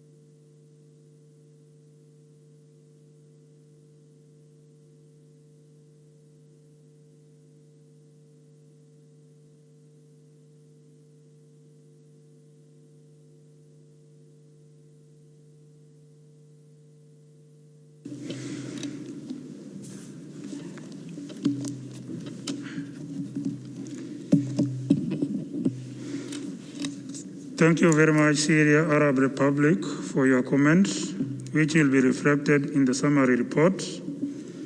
We now return to item 5.2. Thank you, Mr. Chair. May I now yield the floor to Rwanda?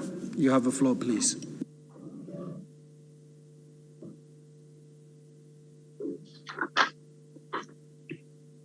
Thank you, Chair. Dr. Patrick, Excellency, the Director General of WHO, Dr. Tedros, Excellencies, ladies and gentlemen, Rwanda has the honor to take the floor on behalf of the WHO African region on the agenda item 5.2, process of election of the Director General of the World Health Organization. Africa member states are in agreement with the proposed selection process in two candidate forums in alignment with Rule 62 of the Rules of Procedures of the Executive Board. We are also in agreement with the proposed timelines for the two forums, interview modalities, and detailed as detailed in the annexed document, and the support to candidates attending 150 session of the EB for interviews, shortlisting, and nomination processes. Considering the challenge related to COVID-19 pandemic, where travels and physical meeting might be limited, the African region commends the contingency arrangement proposed, the level of detail provided, analysis of advantages and challenges for each of the voting options. There is a necessity to establish a clear, transparent process for making decisions on the modality to be used, corresponding rules to be used in timely manner and in consultation with member states. In conclusion, Mr. Chairman, the African region takes full notes of submitted reports, commends the Secretariat for the quality of the work, and support proposed board decisions as follows. 1, in the event that the 150th session of the Executive Board were to be held in person, the secret ballot vote for the nomination of Director General would be conducted following a paper-based system in accordance with decision EB 146. And number 2, in the event that limitation to physical meetings preclude the holding of the 150th session of the Executive Board as envisaged, the nomination of candidates for the position of Director General shall take place in accordance with the contingency arrangement decided by the Executive Board through a written silence procedure based on a proposal by officers of the board following consultation with all member states. I thank you, Chair. Thank you very much. Excuse me. Thank you very much, Rwanda. May I now invite France? You have the floor, please.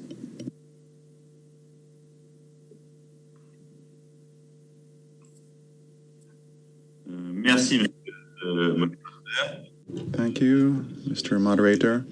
France wishes to thank the Secretariat of WHO for identifying the different election procedures for the next DG with a view to having an honest and secret vote in 2022. The current health context has made the UN system have to review its methods of work. Meetings and so forth have multiplied themselves. We need to make sure we guarantee the broadest possible participation, to make sure we uphold the principles of multilateralism. The interpreter apologizes, the connection is choppy. We cannot interpret. France, please proceed. Have not been developed when it comes to cybersecurity, and we see it even here today that there are still very basic technical challenges when it comes to sound quality and interpretation. The UNGA, in its decision that a physical meeting needs to remain the gold standard.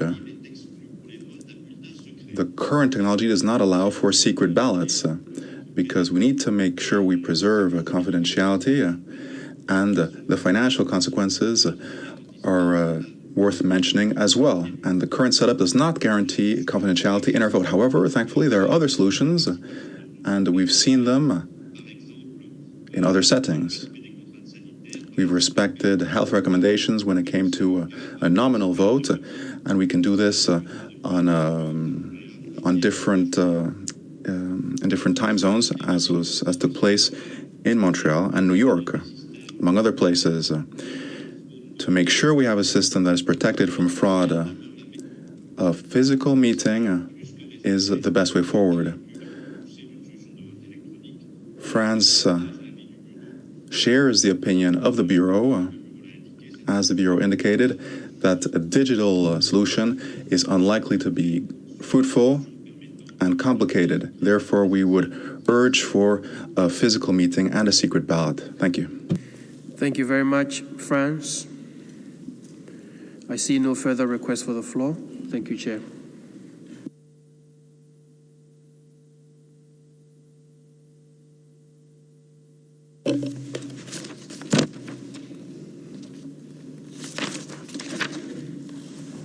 Thank you. If there are no more comments, I take it that the board takes note of the report contained in document EB 149/4. Is the board now ready to adopt the draft decision contained in paragraph 11 of document EB 149/4?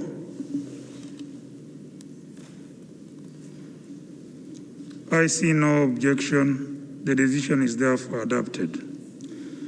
The second report by the Secretariat is contained in document EB 149/4, add 1. Paragraph 31 of this document contains a draft decision inviting the board to consider establishing a process for determining which of the contingency arrangements set out in this report should be pursued in the event that limitations to physical meetings preclude the holding of the 150th session of the Executive Board in person. The financial and administrative implications of this draft decision, should it be adopted, are contained in document EB 149/4, add 2. The floor is now open for discussion. I would like to request that the Secretariat moderate the discussion on the virtual platform. Secretariat, you have the floor. Thank you. Thank you very much, Chair. I do not presently see any request for the floor. However, I'll give it a few seconds, and if there's not, I'll yield the floor back to you, Chair.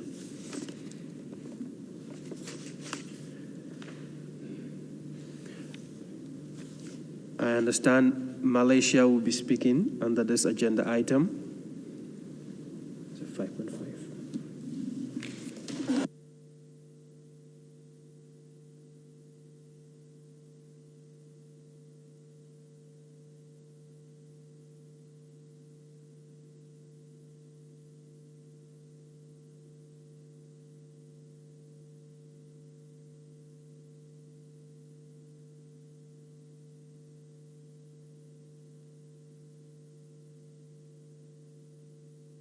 Chair, I understand Malaysia will be speaking under agenda item 5.5. In that case, there's no request for the floor. I yield back to you. Thank you. Thank you, Secretariat. If there are no more comments, I take it the board takes notes of the report contained in document EB 149/4, add 1. Is the board now ready to adopt the draft decision contained in paragraph 31 of the document EB 149/4, add 1?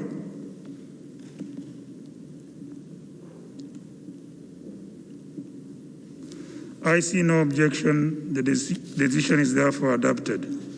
This concludes our consideration of sub-item 5.2.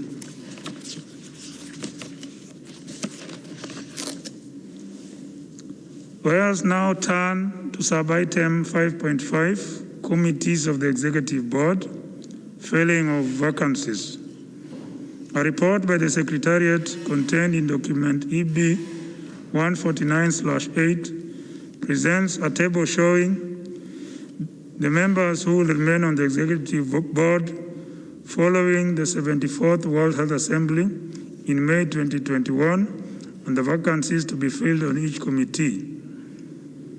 It also deals with the appointment of representatives of the board to the 75th World Health Assembly and the appointment of the ex-officio members of the Program Budget and Administration Committee of the Executive Board.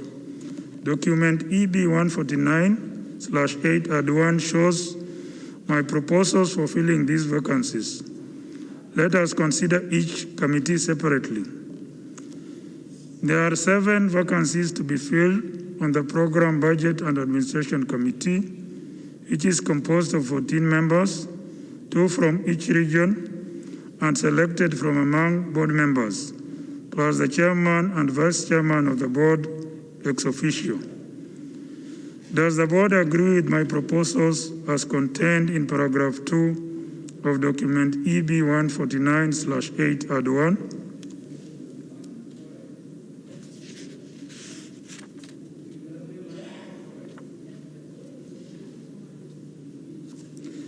I see no objection. It is so decided. There is one vacancy to be filled on the foundation committees. Does the board agree with the proposal put forward in document EB 149/8 add 1?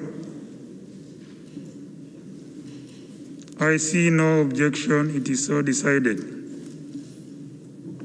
Let's now consider the representatives of the Executive Board at the 75th World Health Assembly.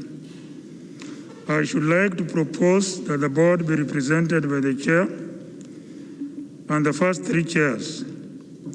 If any of them is not available for the Health Assembly, the other vice chair and or the rapporteur could be asked to represent the board. Does the board agree to this proposal?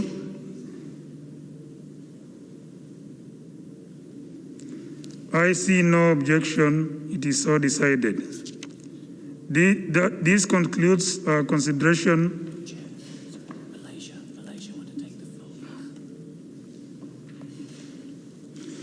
Malaysia, I'm told Malaysia wants to take the floor. Malaysia, you have the floor.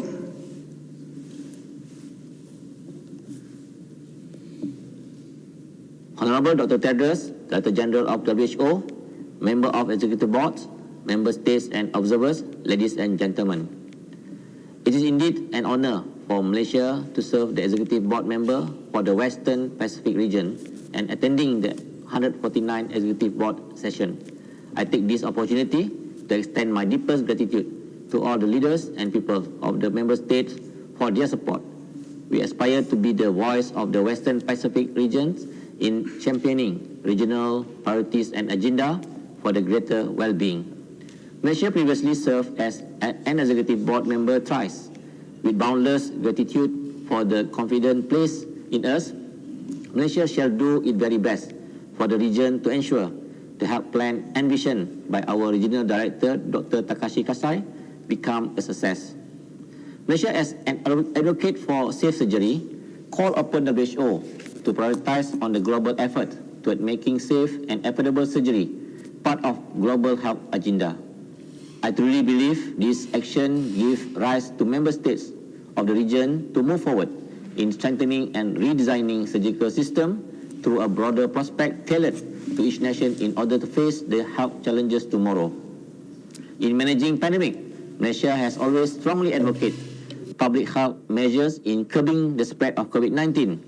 The fundamental basis of this would be public health preparedness, active surveillance, contact tracing, and constantly reminding our public to adhere to the standard operating procedure. One of Malaysia's latest innovations that have emerged through this pandemic is we developed hotspot identification for dynamic engagement, HIDE, a big data analytic and AI system. The access to the COVID-19 vaccine as well as other drugs for the treatment of COVID-19 positive patients are essential. Malaysia take note of the proposal from India and South Africa for a full waiver from certain provision of the TRIPS agreement for the prevention, containment, and treatment of COVID-19.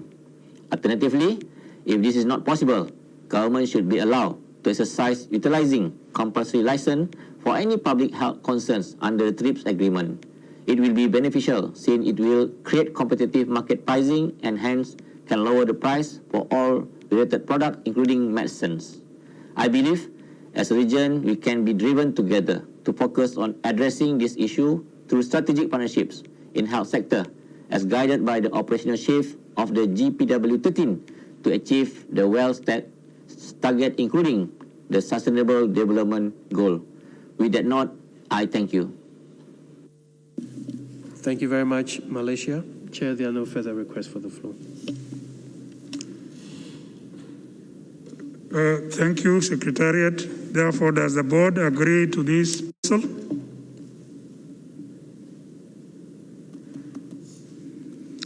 I see no objection. It is so decided. That concludes our consideration of Agenda Sub-Item 5.5.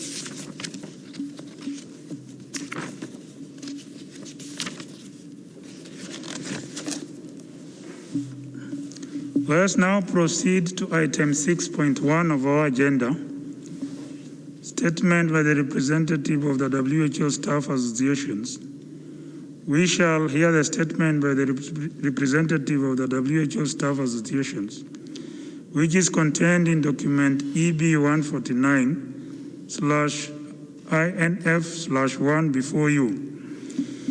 As you may recall, this item was also discussed by the Program, Budget and Administration Committee.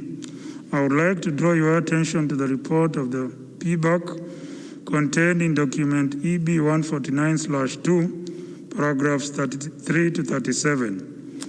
I would now like to invite the President of the WHO Staff Association to deliver the statement. Ms. Catherine Kirorei Kosini, you have the floor. Thank you, Chair. So, Honorable Chairperson, Honorable members of the Executive Board, Dr. Tedros, our Director General, distinguished delegates, dear colleagues. I am honored to read this statement on behalf of the staff of WHO, Pan-American Health Organization, International Agency for Research on Cancer, and UNAIDS, all representing over 9,000 staff within the UN common system. Throughout past years, we have brought many issues to your attention through our statements. In our written statement, we have highlighted progress and achievements that we have had to date. I take this opportunity to thank management for their collaboration and support in the past years. But in this verbal statement, we would like to mention some areas that still remain of concern and high priority to staff of WHO. The staff associations representing all the WHO staff works and collaborates with management in the aim of bringing solutions that are good not only for staff, but also for the organization. Therefore, it is very important for each WHO major office to enable collaboration between their respective staff associations and senior management. At headquarters, the Staff Association has the full support and direct line of communication with the Director General, with Assistant Director General for Business Operations, and with Director for HR. We strongly encourage for the same practice of collaboration to be extended to our regional staff associations who may still be struggling to have a better work relationship with their management. Staff associations committee members are colleagues who primarily have their own have their own area of work. Serving in the committee brings to them additional areas of work and priorities that are not necessarily appearing in their terms of reference or post descriptions. Their work in the staff committee is entirely voluntary. In order for them to serve and to provide the required support of the WHO workforce, it is very essential to work more, for them to work more efficiently and effectively with the management and with the administration.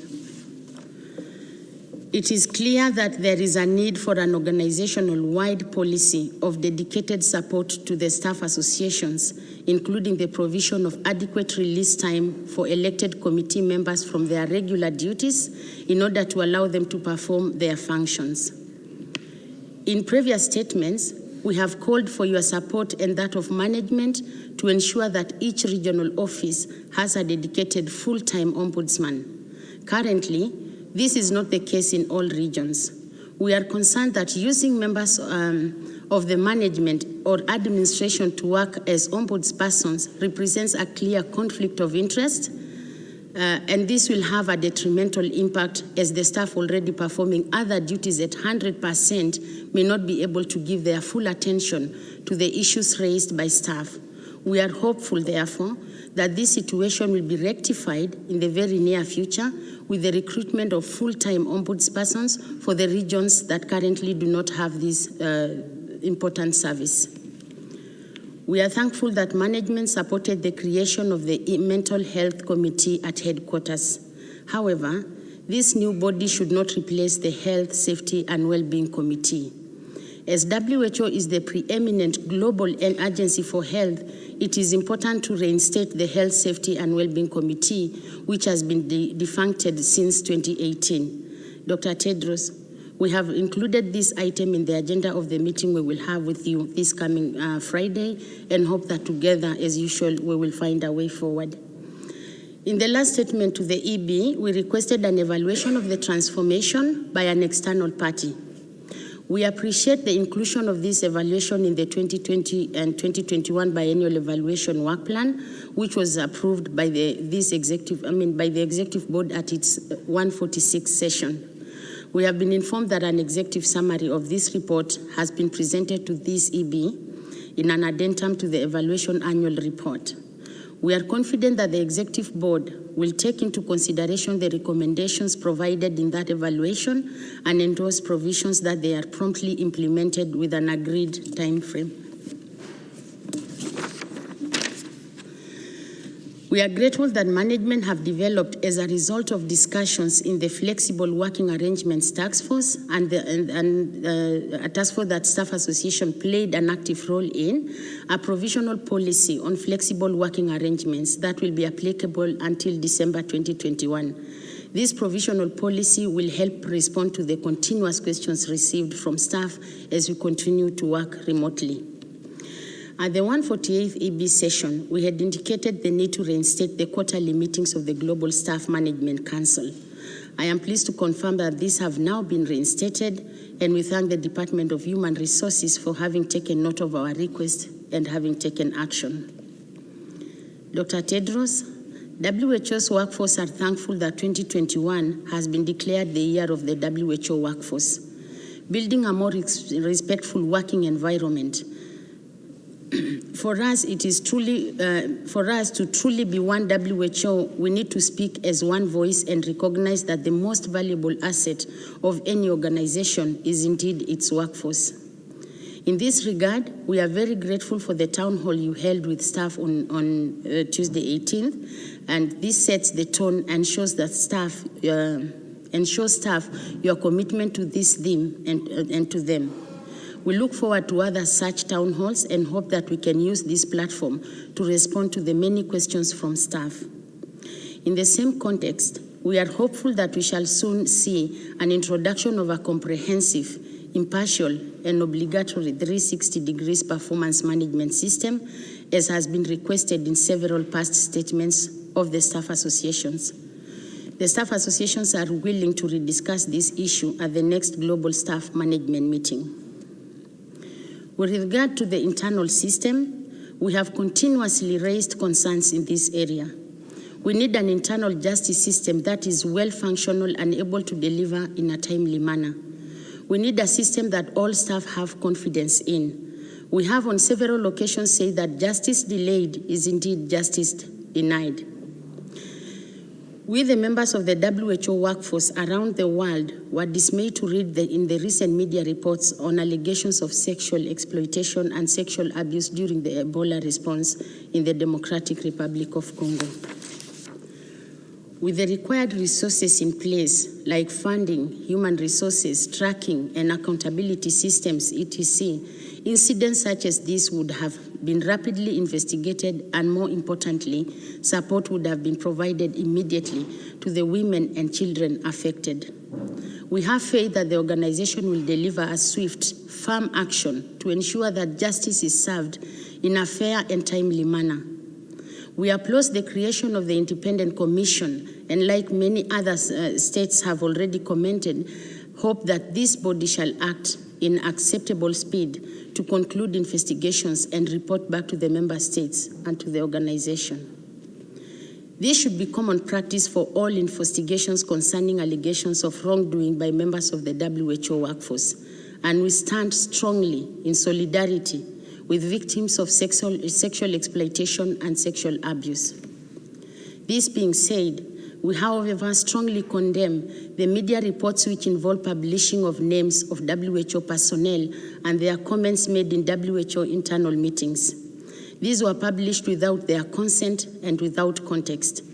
We are concerned that this will contribute to a distrustful environment in which colleagues may begin to feel uncomfortable to speak out during internal meetings, when their voice counts towards improving the way in which we work. We value any possibility where we are able to contribute in making our organization the employer of choice and an ideal place of work. When misconduct on the part of members of the WHO workforce goes unaddressed and is not dealt with swiftly, transparently, and rapidly, the reputation of the organization is damaged. The hard work to restore the positive image of our organization falls then back to our global workforce, including our management.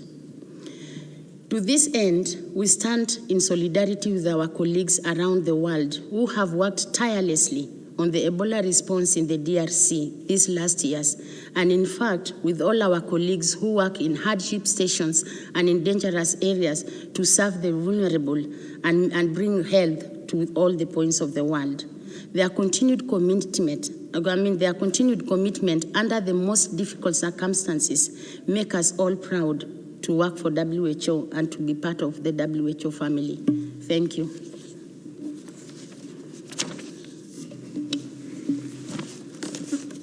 Thank you, representative of the WHO staff associations. The floor is now open for discussion. I would like to request that the Secretariat moderate the discussion on the virtual platform. Secretariat, you have the floor. Thank you. Thank you very much, Chair. I recognize France. You have the floor.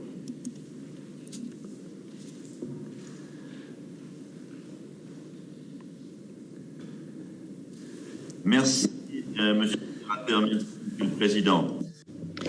Thank you, Moderator. Thank you, Chair. France welcomes mobilization of WHO staff at headquarters, in regional offices and in the field, and we recognize all that they have done, especially since the onset of the pandemic. We wish to pay tribute to all WHO staff. WHO transformation, we know, involves change that can often be difficult. It involves change that may cause concern for the staff. But without the staff, without their contribution, without their cooperation, no change can truly be effective. So we want to thank the staff, and we want to say that support for the WHO staff is vital for all of us, and certainly my country recognises that. We know that action in the field means that WHO staff are often exposed to risk, not only health risk, and we know that the pandemic has involved an enormous burden of work for the vast majority of the staff. We must pay tribute to them. And as has been said by the representative of the staff associations and by the Director General, that tribute is being paid to them, and we recognise that this is the year of the workforce. We therefore support the proposal that a fair system be established, a 360 degrees management system. This kind of system is used in many French institutions, for instance in the Quai d'Orsay, the Foreign Office, and we find that it's a very good system because it means that everyone assesses everyone else that they work with, and it's very profoundly democratic. We also wish to state that we believe that internal justice is an area that we must keep a very close eye on. This is certainly referred to in the report from the representative of the WHO staff associations, and it was also referred to in the external auditor's report. WHO needs to be exemplary in this area. We need investigations to be fair, carried out in a reasonable time frame, in a respectful way that allows everyone to appeal. And this has to be the case for all WHO staff, not only those at headquarters. Chair and Madam Chair of the WHO staff associations. WHO, like any other organization, needs committed people and people who feel at ease in their environment. And it needs to have the most talented and skilled people who want to work for it and who want to continue to work for it in an environment free of any kind of abuse or harassment. We must do our utmost to encourage that. That being so, we believe that the investigative functions carried out have to be carried out in a way that is both equitable and transparent, and we also believe that the results of the investigations in 28 be made available to us and be discussed at the next meeting of the EB. Thank you. Thank you very much, France. May I now invite the United Kingdom? You have the floor, please. Thank you. And thank you to the representative of the WHO Staff Association for their report. And thank you to all the colleagues you represent for their hard work and commitment during this pandemic. We welcome the many positive aspects you highlight within the report, including the Director General's open door policy and other inclusion policies, which are important initiatives. The report of the Independent Panel for Pandemic Preparedness and Response recognised the unstinting efforts made by WHO staff and how central you are to WHO delivering its core mandate and essential functions. We therefore support your proposal for 360-degree performance management. This is a valuable tool for embedding learning, encouraging open feedback, and for productive working relationships. You highlight some aspects where human resources policies are not applied uniformly across WHO. These include harmonised selection processes, staff development learning fund, and regional ombudsman services. It is important that areas learn from each other and spread that good practice for full benefit, and this should be encouraged. I also want to thank you for raising the important issue of sexual exploitation and abuse. We hear you and share your concerns, and we will continue to work with WHO senior management to help ensure timely and appropriate follow-up. And I want to end by thanking you for your continuing hard work. Thank you very much, United Kingdom. I shall now move to non-EB member states, and I invite the Netherlands. You have the floor, please.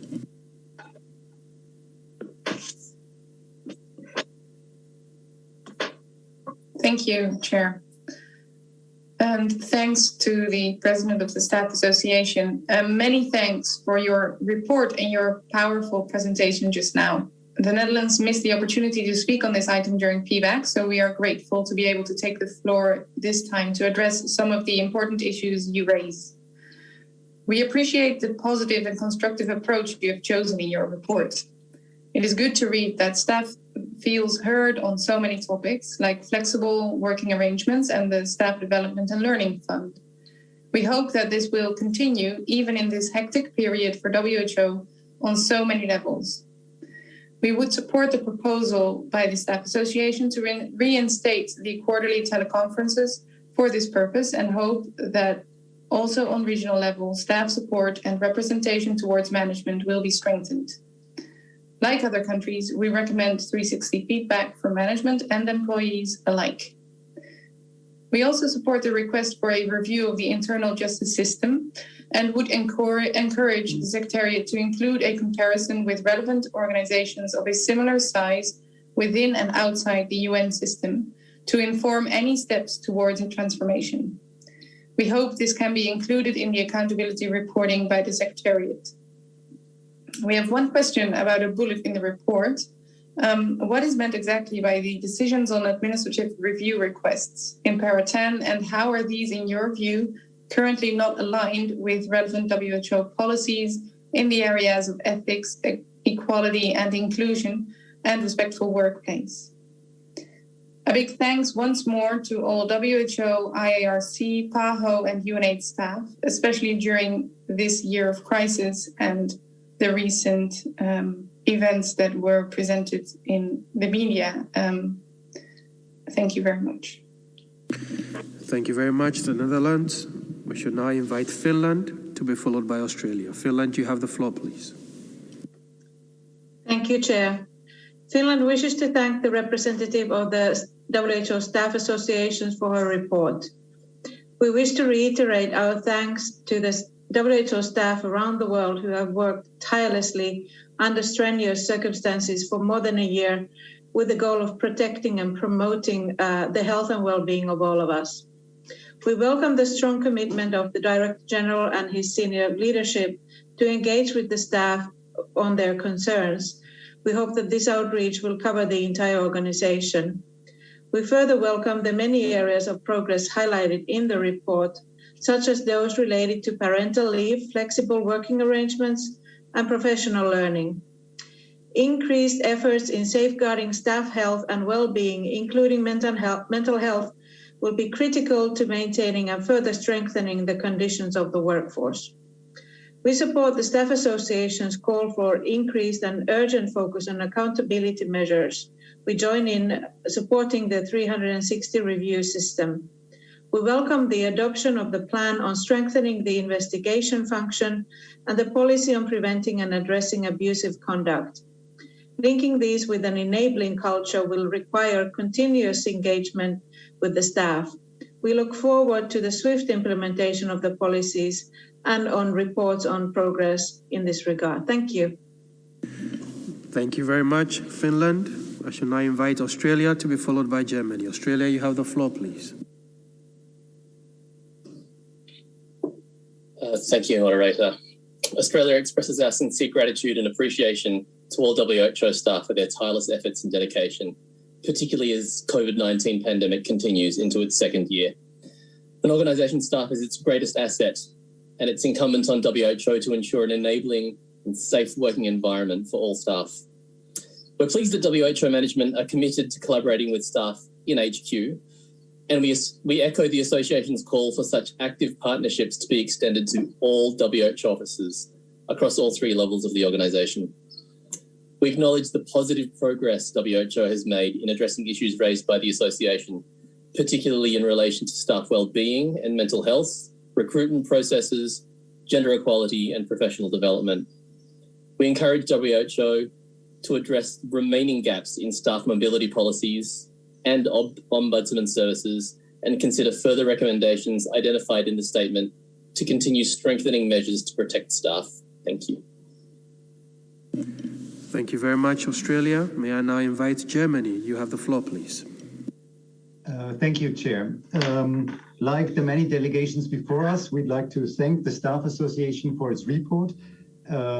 Also, obviously, for Germany, we consider WHO staff being the greatest asset of our organization, the commitment, the dedication that staff is delivering every day. We all know that behind us lie 1.5 exceptional years, especially for the health sector, and with that, obviously, also for all WHO staff. And we'd like to thank this staff for their strong work, enabling us to find the right response to this pandemic. We welcome the constructive, positive, and trustful relationship between the Staff Association and the senior management, and explicitly the DG. Like others, we believe this is a great standard that should be seen also in all regions, with reports and the Staff Association reporting to the regional committees. It's important to have that feedback also in the regional perspective. We share the view as expressed by others and welcome the 360-degree feedback degrees. We believe this is key, especially after a long period of COVID with lots of staff working overtime. We wonder whether the mechanism that we know is used in at least one region, the flex leave, whether that will be implemented in other regions or also headquarters, and it would be interesting to hear a response from the Secretariat on that. And finally, when we discuss with staff, one point that gives them the most, or potentially one cause of greatest frustration, is the feeling that often work is being done in silos, and that many departments are not working with one another, so horizontally, but rather by themselves. And we'd like to hear, and I think need to explore more options and mechanisms to overcome the silo thinking. Thank you very much. Thank you very much, Germany. Chair, I see no further requests for the floor. Thank you. Thank you, Secretariat. I now hand over the floor to Ms. Catherine, the representative of the WHO Staff Associations, to respond. Thank you so much, and thank you so much, Member States, for your very positive feedback and for your support. To respond to Member State who asked the question on Para 10, we, the Staff Associations, feel that when we introduce trainings that are just online, sometimes is not enough, and this is why we are proposing that we go a step forward and actually do maybe trainings that would go further than just the online training that we just have to do and sign and that's it, but really follow up with staff to make sure that all of us are aware about respectful workplace, for example, resolution of disputes. This is why we are proposing an educational and learning activities in this area. I do not know if I answered your question or if there is any other, please let me know. Thank you, Chair.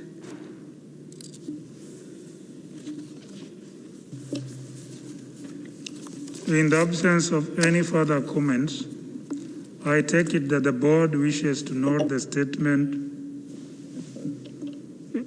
DG, Dr. Tedros, you have the floor. No, thank you very much. I just wanted to add a few things based on what was raised by our member states and also our president of the Staff Association. First of all, as the board, the president of the association indicated, I meet personally with the Staff Association on a monthly basis, and that's helping to address any challenges that comes from them. And they meet also more frequently with ADG boss and the Business Operations Service and with HR Human Resources. So that frequent dialogue actually helps to address issues. And we will continue to do that. And in addition to that, there is one thing we're introducing. We have already introduced into our system also, but we have to do it at all levels, is open hour for staff. For instance, I have every Thursday 2 hours blocked for staff, for meeting with staff. And this is on individual basis, by the way. They can talk to me one-on-one to discuss about any challenges they have. And if they have also crazy ideas, by the way, many who come during that open hour come with new ideas, new recommendations to improve our work. Less complaints, actually, but I entertain both. And where many of our ADGs, many of our directors have now introduced that kind of engagement, because group meeting is important, but there are things that individually the staff would like to discuss in private and individual basis, and we have to give our staff time to listen to them, because as you rightly said, the staff is the most important asset, and all we do, I think, should focus on improving the work environment and helping them with the challenges they're facing and listening to their ideas or solutions and introduce it to improve the way we do things. So we will continue to improve on that, but just for your information. Then on internal justice, of course, that's one of the focus. One information I would like to give you is, as you have recommended before, which we also believe, and this recommendation from Staff Association, we have already allocated more than $3 million for this year to IOS, to the department, to close the backlogs. So they have now designed a proposal to address the backlogs and focus on the fresh investigations that they need to do. So we will continue to support them, but the support we gave them this year is based on their proposal. We haven't even reduced any penny from what they proposed to have in order to close the backlogs. So as the president of the association said, justice delayed is justice denied, and that's why we decided to give the support that the department needs so that investigations could be speeded up. And as you rightly said, also with all the appeal process that they need. Then on the 360 review, that's part of our transformation, by the way, and we're on the same page with our staff association. And the recommendation from staff association is to start the 360, piloting it at directors level. We're considering that, but if we're going to pilot it, if we do only at director level, we may not see the full picture. We may, of course, we will continue the discussion and finalize as soon as possible. But that's part of the transformation and something that we will introduce, because as Ambassador Francois said, this is something that has been applied in many organizations, and we're learning from others to introduce it, and it's very, very beneficial. So that was decided as part of the design of the transformation, actually, and we're committed to do that.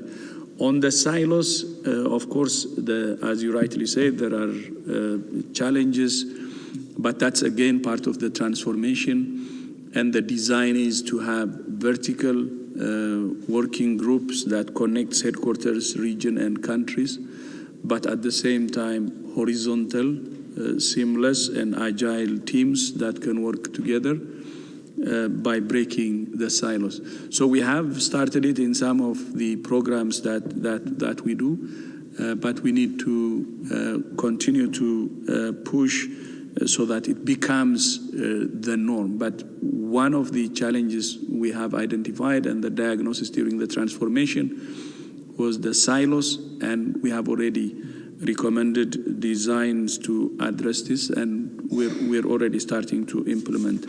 That's one of the areas where the transformation actually has been focused.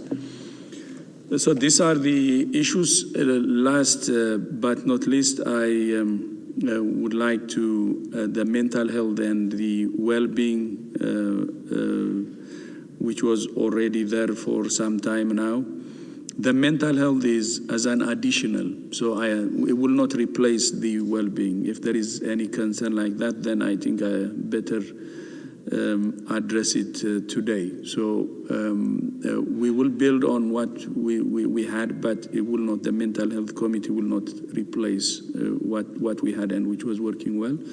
So it's a matter of adding the mental health issues because of the what happened with COVID and how it impacted our staff, and giving it a special attention. Otherwise, it will not replace. I just would like to assure you that, and thank you so much also for your recommendation that we will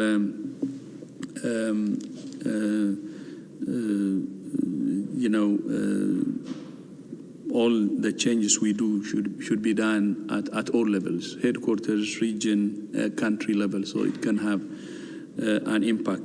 Last but not least, I want our member states to take seriously is on the publishing of names in media. These are what the media claim that they got a recorded message from our internal meetings. One thing that we're trying to do in our organization is to make it an open organization, so staff can really speak as they wish, as they feel, without any fear of retaliation in front of me or in front of any supervisor. Nurturing that kind of culture is very important, and we're encouraging our staff to tell us what they feel and what they think is failing in order to improve. But if internal meetings are recorded and their names are mentioned and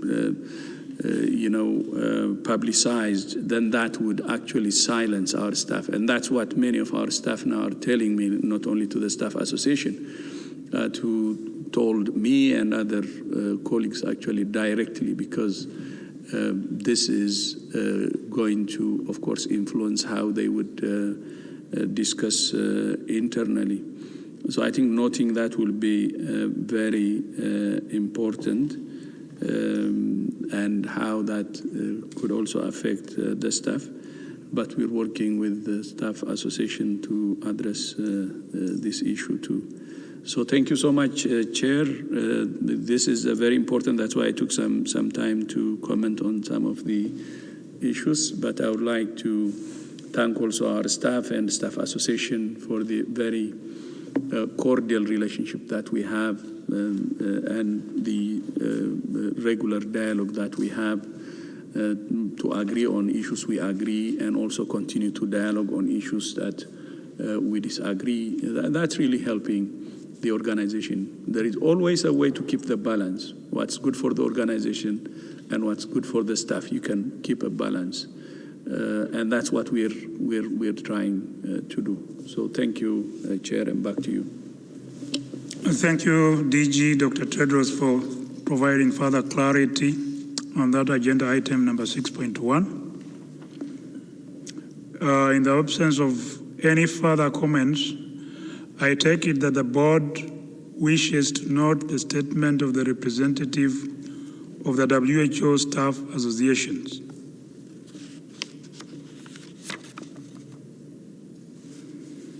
I see no objection. It is so decided. And this concludes our discussion of agenda item 6.1.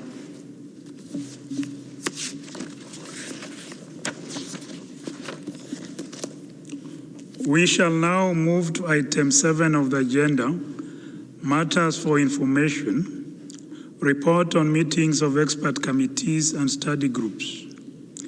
The report by the Director General is contained in document EB 149/10, and I propose that we consider all of the meetings together.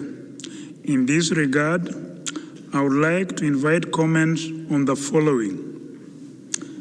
The 43rd report of the Expert Committee on Drug Dependence, which met virtually from 12th to 16th October 2020. The recommendations, public health significance, and implications for WHO appear in paragraphs 2 through 11 of document EB 149/10. The full report appears in the WHO Technical Report Series number 1034 of 2021. The 55th report of the Experts Committee on Specifications for Pharmaceutical Preparations, which met virtually from 12th to 19th October 2020. The recommendations, public health significance, and implications for WHO appear in paragraphs 13 through 22 of the document EB 149/10. The full report appears in the WHO Technical Report Series number 1033 of 2021. The 90th report of the Joint FAO WHO Expert Committee on Food Additives virtual meeting, which met from 26th October to 6th November 2020. The recommendations, public health significance, and implications for WHO appear in paragraphs 24 through 34 of the document EB 149/10. The full report appears in the WHO Technical Report Series number 1032 of 2021. The 72nd and 73rd reports of the Expert Committee on Biological Standardization, which met virtually from 19th to 23rd October 2020 and 9th to 10th December 2020. The recommendations, public health significance, and implications for WHO appear in paragraphs 38 through 53 of the document EB 149/10. The full reports appear in the WHO Technical Report Series number 1030 of 2021. The floor is now open for discussion. I would like to request that the Secretariat moderate the discussion on the virtual platform. Secretariat, you have the floor. Thank you. Thank you very much, Chair.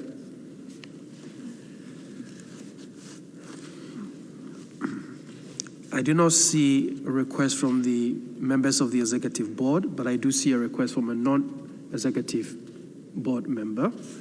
In the absence of that, Chair, with your permission, I'll proceed to give the floor to the non-EB member. Please proceed. US, you have the floor, please.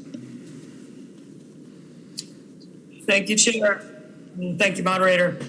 The United States appreciates the WHO's report on the meetings of the executive committees and study groups. The United States supports and the endorsed proposals of the 72nd and 73rd reports of the Expert Committee on Biological Standardization, especially for the establishment of the first WHO International Standard and first WHO Reference Panel for severe acute respiratory syndrome coronavirus 2, SARS-CoV-2 antibodies, and the first WHO International Standard for SARS-CoV-2 RNA. We also welcome the critical work of the WHO Expert Committee on Drug Dependence, and especially its reviews of the new psychoactive substances.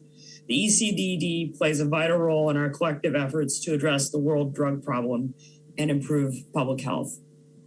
Thank you. Thank you very much, United States of America. I see no further requests for the floor, Chair. Thank you.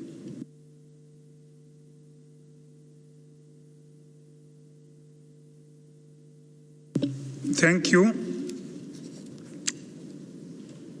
On behalf of the board, I wish to thank the experts who have taken part in these meetings and to request the Secretariat to follow up on their recommendations as appropriate in the implementation of the organization's programs. This concludes our consideration of Agenda Item 7.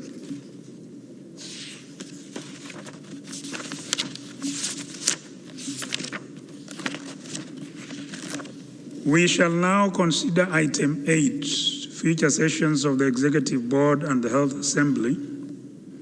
A report by the Secretariat is contained in document EB 149/11.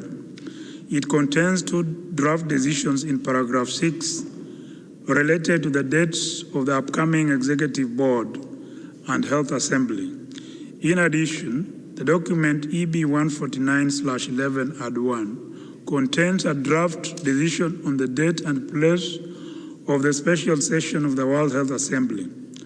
I shall give the floor to the Director of Governing Bodies, Dr. Timothy Armstrong, to explain the next steps in the process for the draft provisional agenda of the 150th session of the Executive Board.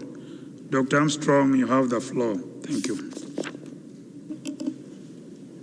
Thank you very much, Chair. I would like to refer Executive Board members and non-members to Rule 8 of the Rule of Procedure, which will indicate that the Secretariat will circulate a draft provisional agenda for EB 150 within 4 weeks of the closure of the 149th session. Any proposal for an additional item should reach the Secretariat not later than 12 weeks after the circulation of the draft provisional agenda or 10 weeks before commencement of the 150th session, whichever date is earlier.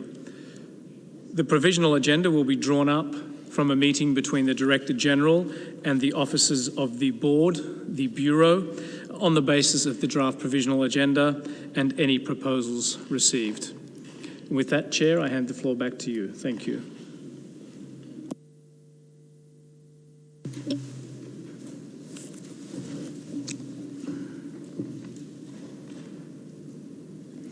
With regard to the first draft decision, in paragraph 6 of document EB 149/11, does the board agree that its 150th session should be convened on Monday, 24th January 2022 at WHO headquarters in Geneva and should close no later than Saturday, 29th January 2022?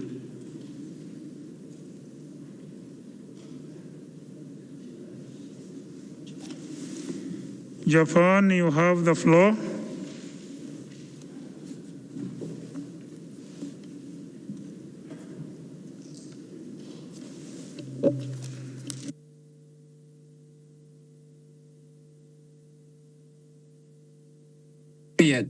For various discussion and arrangement, we would be grateful if the Secretariat could consider the following points regarding the future schedule of EB and WHA. First, it is necessary to select or group the agenda items efficiently and wisely due to the rich content and the tight schedule. We believe that important agenda include the revised program budget, sustainable financing, DG election, and the follow-up of the WHA special session held at the end of November. My delegation wishes to have enough time to discuss these key agenda. Second, Japan would like to reiterate that the Secretariat must release necessary documents on time. Third, we would like to ask the Secretariat to provide updated information since we predict an active discussion during the intersession. Alternatively, the regional office can support and facilitate communication among EB members from the same region. Japan feels confident that EB members from UPRO know each other and work together very well. We feel comfortable that we have the Republic of Korea in the Bureau and Singapore in the PBAC, and board members from Tonga and Malaysia are very seasoned. I would like to ask the Secretariat to take this proposal into consideration so as to make the most of the limited time before the special session of the World Health Assembly and the 150th session of the Executive Board. I thank you.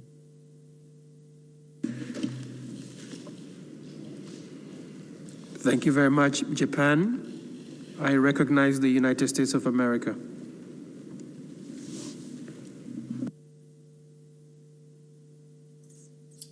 Thank you, Chair. We appreciate the opportunity to consider the dates of the upcoming Executive Board, the Program Budget and Administration Committee, and the World Health Assembly. We also align with Japan's comments on the need for papers to be published as early as possible so WHO member states can review them prior to meetings. Regarding the dates for the 75th World Health Assembly, we would appreciate the Secretariat providing further information on the proposed timing, with the meeting starting on Sunday, May 22nd and running through Saturday, May 28th. We would appreciate it if the Secretariat would provide member states options to address the agenda that would not require opening the Assembly on the Sunday following the PBAC meeting. Many member states find the two-day break after PBAC essential to preparations for their delegations, including taking PBAC deliberations into account. We would ask that the Secretariat reconsider starting work on a Sunday. The upcoming PBAC and EB meetings will focus on critical issues for WHO and member states. And in order to ensure full participation and preparation in these discussions, it is important that delegations are provided adequate time to consider the issues and consult with their government ministries and agencies. Doing so will help ensure a strong and successful WHA, especially in the midst of a Director General election. Thank you. Thank you very much, US. I see no further requests for the floor, Chair.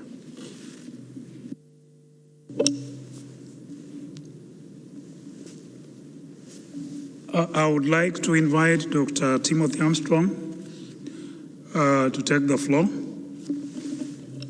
Thank you very much, Chair, and thank you for allowing me to take the floor again. I just wanted to react quickly to the suggestions and comments from Japan and the questions from the USA.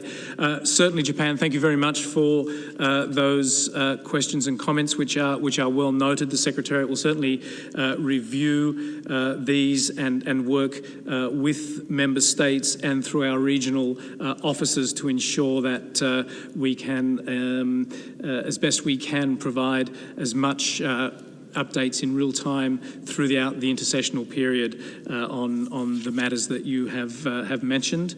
USA, thank you for your comments. Just in response to the reasoning for the proposal to begin work on Sunday, the 22nd of May, recalling that in fact we have done this previously. I believe it was the 72nd World Health Assembly in 2019, where we began with the high-level segment on the Sunday afternoon in order for the high-level segment to be carried out in isolation, and then the work proper began on the Monday morning. So it was, I believe, we had at that time very positive responses from the membership. Certainly happy to discuss further. Thank you, Chair.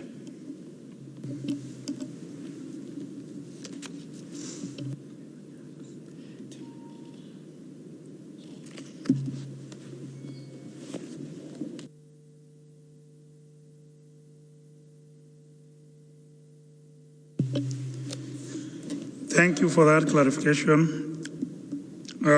With regard to the first draft decision in paragraph 6 of document EB 149/11, does the board agree that its 150th session should be convened on Monday, 24th January 2022 at WHO headquarters in Geneva and should close no later than Saturday, 29th January 2022.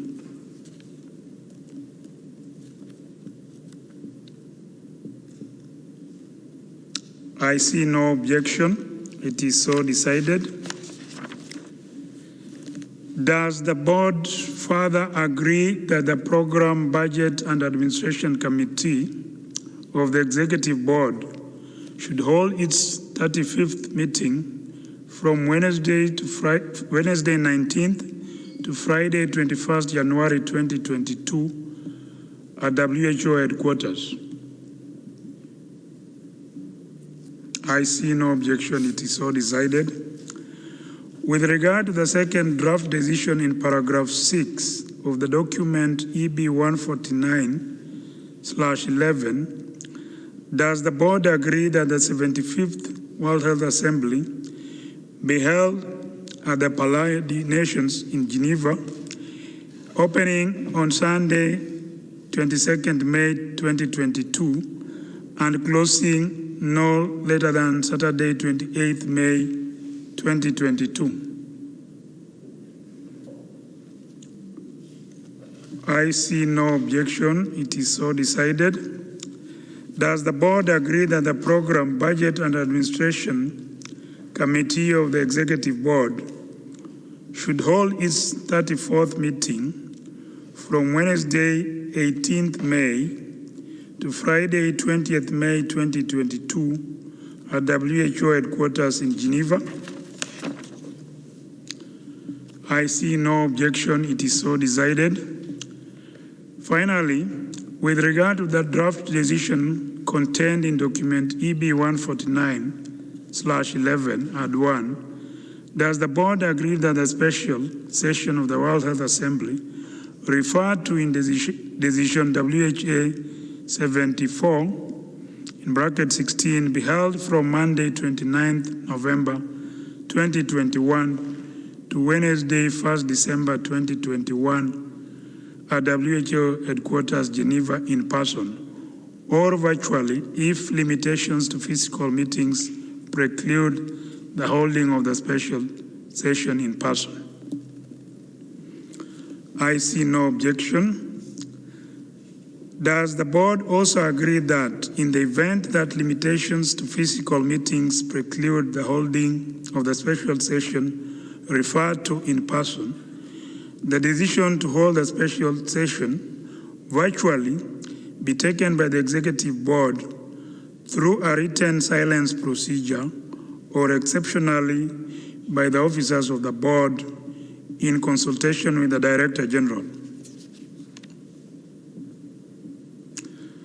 I see no objection. The decision is therefore adopted. And this concludes our consideration of Agenda Item 8.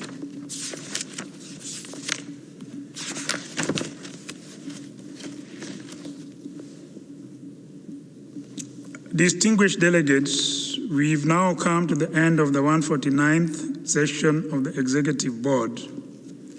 I would like to give the floor to member states who have requested a right of reply. I would kindly ask delegations delivering a right of reply to be as brief as possible, and I would like to request that the Secretariat moderate the discussion on the virtual platform. Secretariat, you have the floor. Thank you, Mr. Chair. I recognize the Syrian Arab Republic to be followed by Belarus. Syrian Arab Republic, you have the floor, please.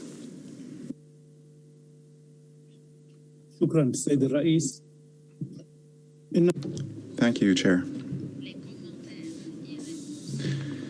Irresponsible comments were made by two states that are not part of the EB regarding the participation of my country to the EB, and they've raised issues outside of the WHO's mandate. This is a clear example of the politicization of these fora, and they are a clear impediment to constructive dialogue. In that connection, we'd like to draw your attention to the following. The smooth operating of our sessions require giving the floor to countries who are not part of the EB after having completed participation of EB members. We also want to draw your attention to this matter, and that speakers should not use this sort of provocative language when they make statements, especially when it comes to member states, such as was the case with one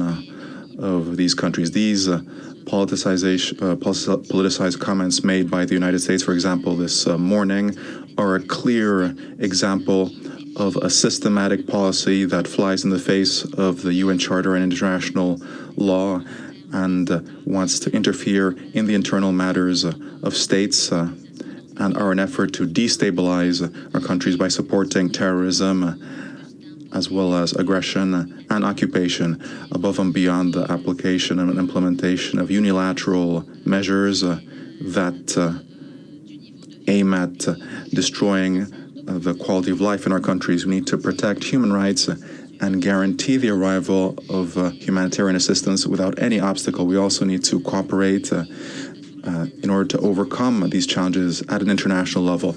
All of this is against the behavior of the United States and the expansion of their coercive unilateral measures, especially if you bear in mind this global fight against COVID-19. It limits the means that targeted countries have to carry out this fight, and it's against the humanitarian principles as well as the principles that need to govern humanitarian agencies. It is against the responsibility of the United States that actually creates humanitarian crises by pillaging human and economic resources, by supporting militias and terrorist groups that threaten the stability and the territorial integrity of Syria. Syria rejects the accusations made by the United States regarding the use of chemical weapons. This is part of these fake news campaigns, and they have no justification. The publications produced by inspectors of the OPCW have shown that there are no facts to it. It is only a way to justify their aggression against us. And all of this threatens the credibility of the organization and are simply there to serve American interests. We hope that these behaviors will not spread to other organizations. Thank you very much, Mr. Chair. Thank you very much, Syrian Arab Republic. I shall now invite Belarus to be followed by the US.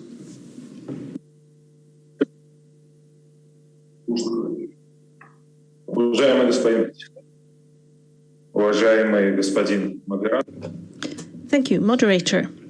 Chair.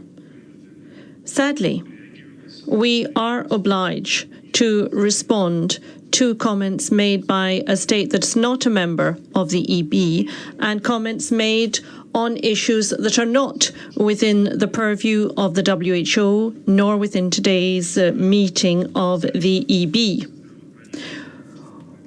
We know that the United States is here in the capacity of health experts. It's their health expertise that is required here.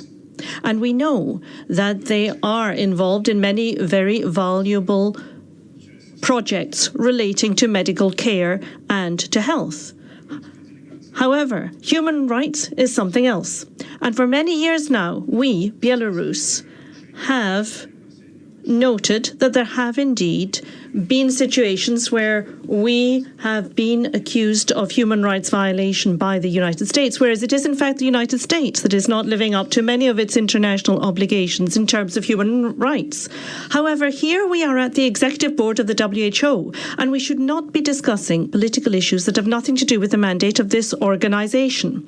We therefore believe that all states should recognize that, and we hope that they will respect that in our future work here. Thank you. Thank you very much. Belarus, I shall now invite the United States.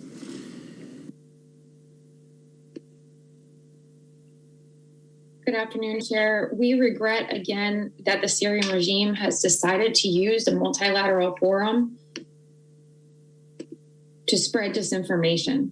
The United States wishes to exercise its right of reply. We condemn in the strongest terms the repeated attacks impacting health and other civilian facilities throughout the conflict in Syria. We do believe issues raised by my government are within the purview of the UN. In fact, the evidence compiled by the UN's Board of Inquiry clearly supports what we have known throughout this conflict. The ruthless Assad regime and its allies have destroyed hospitals, schools, and civilian infrastructure. In addition, the sanctions against the Syrian regime generally do not target provision of humanitarian goods, including medicine, medical supplies, and food to Syria. The Syrian sanctions program provides authorizations, exemptions, and general licenses for humanitarian aid and medical supplies to reach the Syrian people, including US-funded humanitarian aid to regime-held areas. The regime is the one obstructing the access to humanitarian and medical assistance to all Syrians in need. Regarding the comments made by my colleague from the government of Belarus, the United States rejects the false statement made by the government of Belarus, as demonstrated by the respective human rights violations condemned by the international community. In particular, the regime continues to deploy mass detentions, police brutality, and other abuses against peaceful protesters, journalists, and other members of the Belarusian civil society. Thank you, Chair. Thank you, United States. I recognize that the Syrian Arab Republic would like to exercise the second right of reply. Syrian Republic, you have the floor, please. Mr. Chair, I would like to begin by a point of order. I have requested the floor for a point of order repeatedly and I was denied the right to exercise my right of reply in violation of the rules of procedures. I call upon the chairmanship of this session to respect the rule of procedures in this regard. I also call on the chair to respect the rules of procedures in interrupting members who use inappropriate and provocative language in addressing other member states. We have just adopted a decision today which calls or speaks about the use of non-provocative language in statements. And I think the chair should apply that rule and that decision. Now, having said that, I would like to reply to what has been said by the representative of the United States. And I'm not going to call them the representatives of the American regime because I respect this council. Mr. Chair, one more time, this statement has been an example of clear politicization of the work of a technical body. We don't believe that such inflammatory statements do contribute positively to the work of this esteemed body. We believe that issues that are pertinent to human rights allegations are and should be discussed in the Human Rights Council. And bringing such issues to this meeting is unacceptable, unfortunate, and a clear manifestation of politicization of our work. The issue of a humanitarian assistance should also be discussed elsewhere. We don't believe that this is the right place to raise those issues. Finally, we believe that continuing to raise such politicized issues is going to only have negative repercussions on our constructive discussions in addressing issues that are raised on our agenda of this meeting. Thank you. Thank you. Syrian Arab Republic, I recognize Belarus. You have the floor.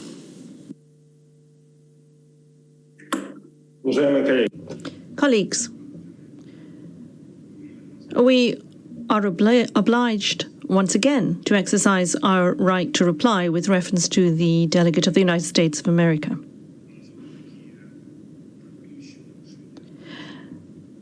When we think about the flagrant violations of human rights in the US, we're thinking about things like racism, violations of the right to peaceful process, the right to peaceful protest. We have seen also that millions of people in the United States are deprived of their right to medical care in many cases. Now, I do not want to repeat here the discussion that should be held within the Human Rights Council. I do hope that in future such discussion will be held only in the Human Rights Council and not here at the Executive Board. And we would hope that a similar approach would be taken by other countries, our partners here within the WHO Executive Board. Thank you. Thank you very much, Belarus. I see no further requests for the floor, Chair. Thank you, Secretariat. In response to Syria, I'm not aware that Syria Arab Republic had requested for the floor and had been denied a chance to speak. The telephone line assigned to Syria Arab Republic has no indication to that effect. And when Syria requested for the floor, it has indeed been duly given to you to articulate your issues. And I'm told the U.S. wants to take the floor again. U.S., you have the floor. My government, United States, stands by its statements from earlier today. Thank you. Thank you, U.S.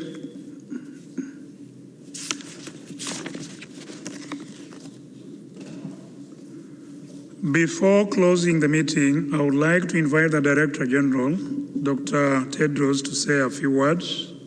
Dr. Tedros, you have the floor. Yeah, thank you. Thank you so much, Chair. The only thing I would like to say is to thank all board members, and also non-board members who have given their inputs in today's meeting, and look forward to working with the board more closely. And again, Chair, congratulations, and thank you so much, and look forward to working with you closely. Thank you. All the best. Thank you, Director General Dr. Tedros. Now to my closing remarks. We have now concluded deliberations of all the agenda items proposed for this session of the Executive Board. We have worked through a large and complex agenda today, and I wish to thank the EB members, WHO member states, the Director General, as well as the staff of the Secretariat for your efforts in facilitating the running of a smooth meeting. I also wish to take this opportunity to congratulate the Vice Chairs, Dr. Majuro, Dr. Ganglip, Ms. Moretti, and Dr. Clemens Martin, as well as the Rapporteur, Mr. Malik, following your election earlier today as officers of the board. I will count on your collective wisdom as we seek to guide the efficient management of future EB meetings. In the coming months, I look forward to furthering the important work of the board at this historic time and have taken note of the proposal for an EB retreat as soon as is practically possible. I also look forward to the convening of the special session of the Health Assembly later this year and to the 150th session of the EB in January 2022. As requested by board members, I request the Secretariat to ensure that the documentation for the meetings is posted on the WHO website in good time. With this, it is now my pleasure to declare the 149th session of the WHO Executive Board closed. Thank you.